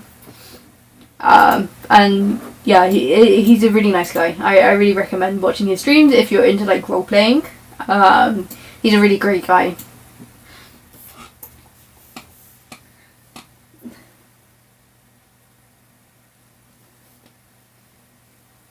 But yeah, okay. I don't think there's any changes I want to make to this. I don't think there's any glaring issues either. I'm just trying to have a close look and see if there's anything that's like standing out to me that is like horrendously wrong, but I don't think that is. Like Larkin's bag, I already said this last stream, Larkin's bag is like the end of me. Like I always forget to draw Larkin's bag, but Larkin's bag is I knew it. I knew I was gonna forget it. I knew one panel I was gonna forget it. It's supposed to be done. It's never gonna escape me. It's never gonna escape me. Okay, let's fix this. There's always one thing that I have to fix. Always one thing. Okay, let's remove these screen tones. Ay.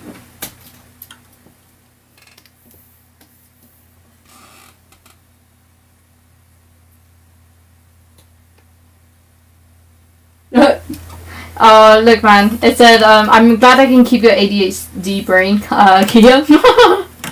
It must mean I'm being somewhat entertaining for you. But I always say, like, I'm not, like, the most charismatic person, but I feel like I am quite, like, I don't really put a facade on, you know what I mean? Like, I am just myself. Wait, and this is outline here. So, you know, I'm not trying to, like, impress people, like, like, with a facade on or anything. I'm just trying to be myself. At least you've noticed before. Yeah, that's true still. They said the worst thing is like coming back the next day and you're working on your next page and then you bring up like the 2-page preview thing and then you notice it. And you're like, man, I'm going to have to go back and fix that.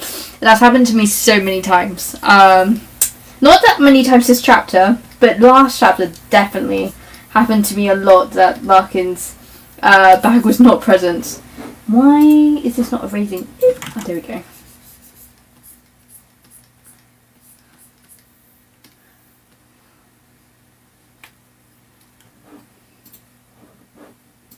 Right, and then put his 50% trap down. Brilliant. There we go. Right, I think that's done then. Let's quickly have a preview of that again. If it'll let me do it again, that'd be nice. And then I can tell you probably how long it's taken me to do this once I put the video together, you know, so. Peak character design. Yeah. Look, there is one thing that's kind of annoys me is that I have to draw Larkin with his bag. Especially in this chapter because he's got his spell book in this bag at the moment. And in general, his bag's going to come in very important for next chapter. So that's why I'm drawing it, but it's a pain to remember to draw. Look, I'm sure if I go back, I bet I can notice another one when it's not there. Because like, this space is fine. I mean, I can get away with not having a strap there, but technically you should be able to see the strap there. It's got bank bag. It's always the thing I always have to double check. So I've done it before that I put it in the sketch and then I just didn't line out it. Character's so good, I want to make a doll. Oh my god. I'd love a doll, honestly. You know what I'd really like? I would love like plushies of Larkin and Fletcher. That would be so cute. And then Larkin's not here, so let's skip this. Larkin's not here. Larkin's here though. Strap. He's even strapping there, that's fine. Strap. Strap.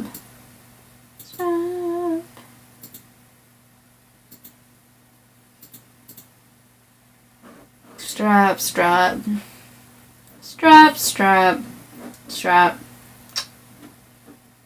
Yes, no strap on this one, but I might be able to get rid of that. I'll see you later, Takeshi. Yes, this is my own manga. I create all of this you see, dialogue, artwork, everything you see is done by me. I'm a solo creator. Okay, to be fair, I think there's only one panel that Larkin doesn't have his bag. That's fine. If I ever make my way to UK, I'd like to deliver a plush since shipping fees. Yeah. Look, man, is America's tariffs at the moment as well. Maybe better to wait until you get to the UK. See you later, Takeshi. Have you done work for other people? I have. So recently, last year, I did a manga page, 4 manga pages, for the University of Dundee for an adaptation of the Darkness Poem by Lord Bryan. So I did that last year, and then at the moment, I literally just got signed. I had to just sign an NDA for a webtoon project I'm working on now that I can't talk about at all. So, but essentially what I'm doing for that is script writing. So I am like essentially the main writer behind this webtoon, but I kind of joined in the middle of the project. So that's also something that I'm working on at the moment. But apart from that, it's just Defeat of Stop and Death. But yeah, I've taken commissions before. A lot of it was like illustration commissions or like reference sheets. So for example, like Larkin's reference sheets. I used to do reference sheets for a variety of characters for other people and illustrations. That's what I used to do. I mean, I can still do it. I just haven't been actively like advertising my commissions, but look, I am available. I'm always available. It just depends on my time scales if I'm able to take your commission on at the time. I know my friends are creating a visual novel at the moment, and they asked if I could do some backgrounds for them last year, but I was just so busy at the time that I just had to decline them, unfortunately. So it really just depends how busy I am, you know what I mean? So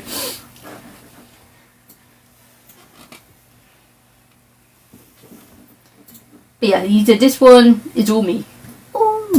All for me, so. Right, well, I guess that's us done for today, folks. Unless you guys got any more questions, I will probably just end the stream, oh my word, or end the live, I guess, is what you call it here on TikTok. So, if that's everything, I will be going. But again, if you want to get onto my Discord server, please send me a friend request on Discord, because again, I do not trust my invite link to actually work. So I'd rather just give you a direct line of communication for me to link you to the Discord server. Otherwise it would just be a pain in the neck otherwise. So if you need my username, it is Elodie. So feel free just to ping me a friend request and I'll get you onto the server. But for now, that is the live stream over. Okay, folks? Thank you. I will accept your friend request. I just can't open up my Discord on this PC at the moment just because of some of my NDA stuff. So I will accept you after this stream, and then feel free to just send me a message and I'll link you to the Discord server.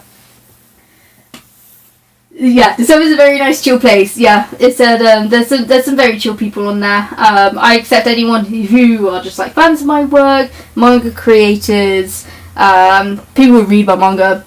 Like, I accept most people. If you just want like a chill space to kind of just chat and stuff, you know, feel free to just add me on Discord and I'll link you to the Discord server, alright? Alright, I'll see you all later, alright? Maybe I'll work on another manga page in the future on the live, yeah? Alright, I'll see you all later. Bye bye!